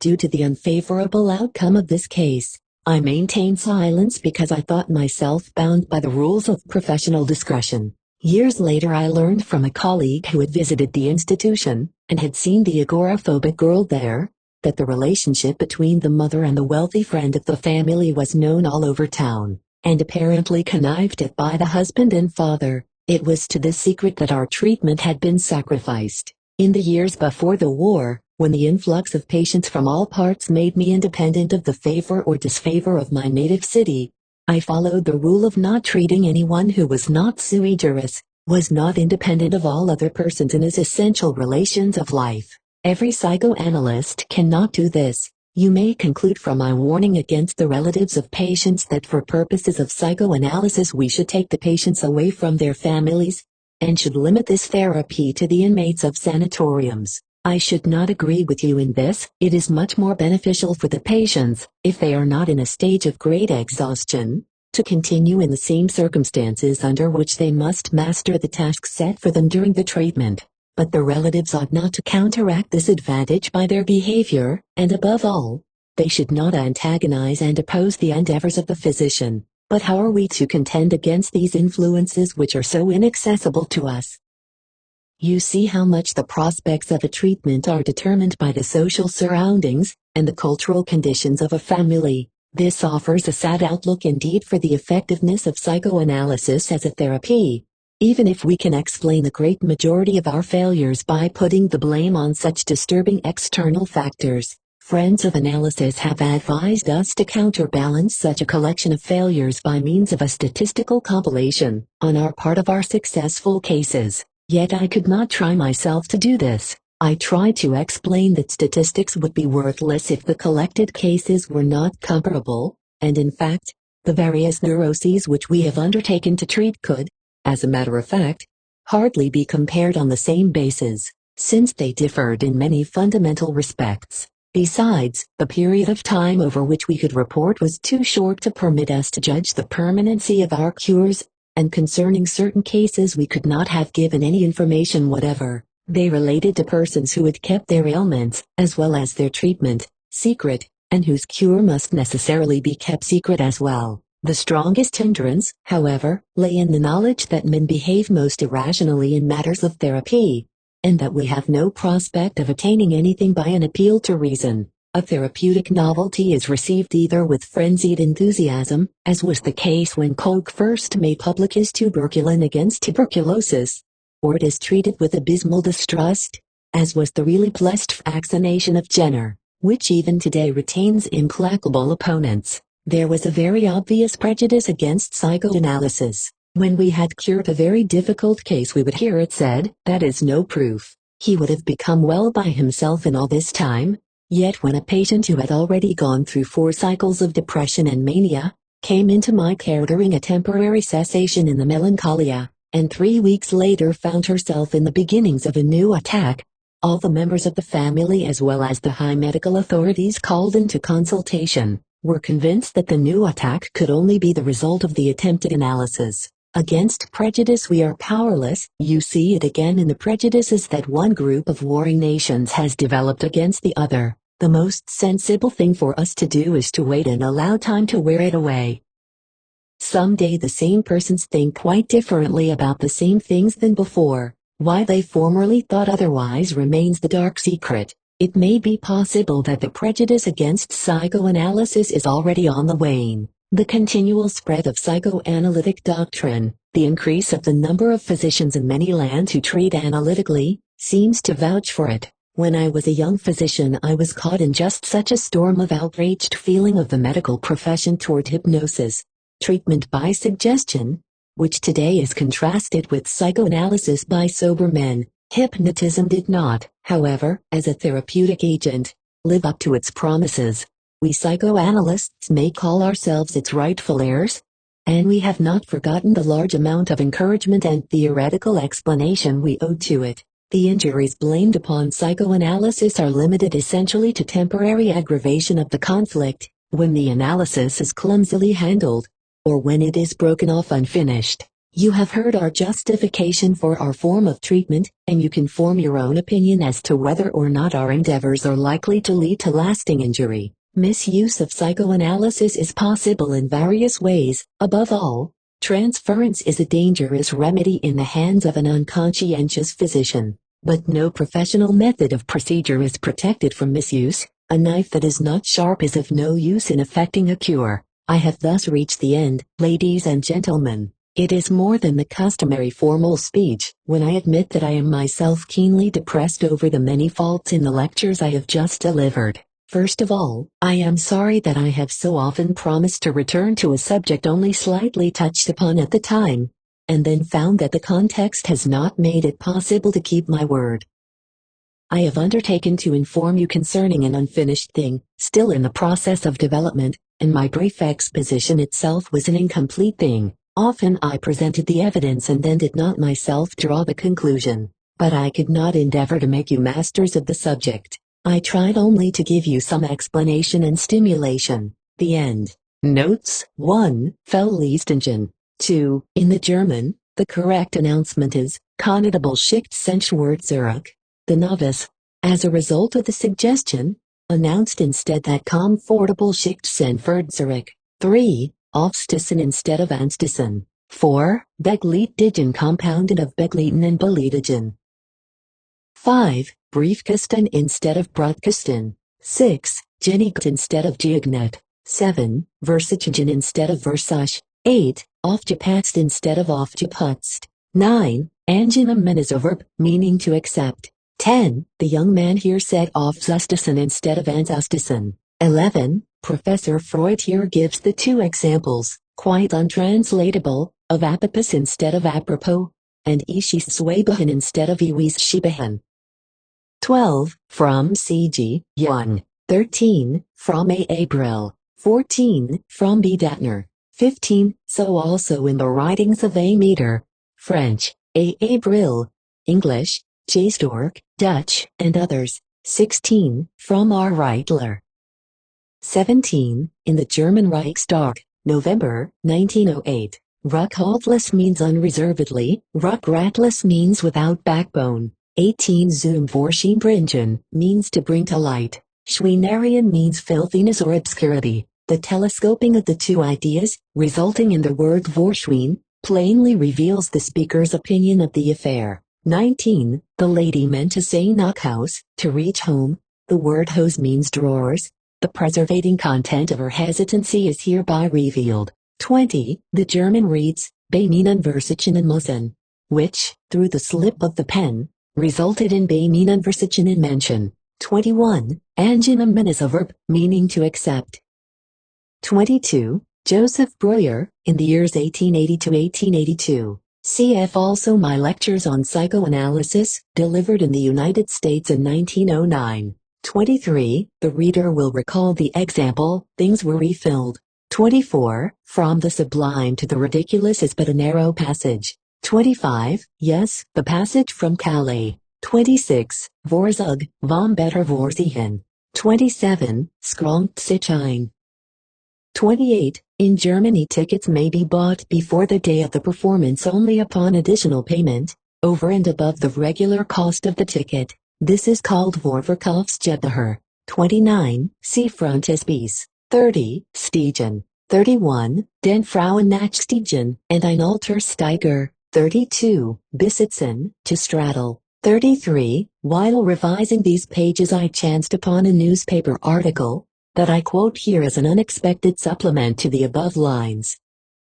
The punishment I've got a broken arm for broken faith. Mrs. Anna M., the wife of a soldier in the reserve, accused Mrs. Clementine C. of being untrue to her husband. The accusation reads that Mrs. C. had carried on an illicit relationship with Carl M., while her own husband was on the battlefield, from which he even sent her 70 kronen a month.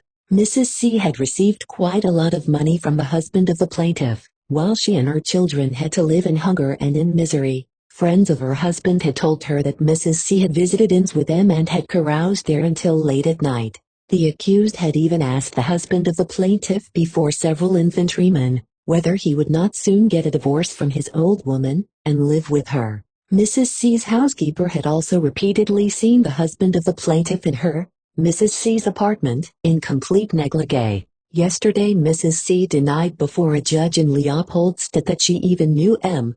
There could be no question of intimate relation between them.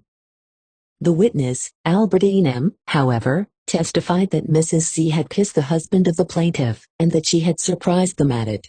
When M. was called as a witness in an earlier proceeding, he had denied any intimate relation to the accused. Yesterday the judge received a letter in which the witness retracts the statement he made in the first proceeding, and admits that he had carried on a love affair with Mrs. C. until last June. He says that he only denied this relationship in the former proceeding for the sake of the accused because before the proceeding she had come to him and begged on her knees that he should save her and not confess. Today, wrote the witness, I felt impelled to make a full confession to the court. Since I have broken my left arm, and this appears to me as the punishment of God for my transgression, the judge maintained the penal offense had already become null and void. Whereupon the plaintiff withdrew her accusation and the liberation of the accused followed. 34. This highly technical concept is explained in the Interpretation of Dreams, Chapter 7, Sec. B, pages 422a Sec. 35. The Principal Street of Vienna.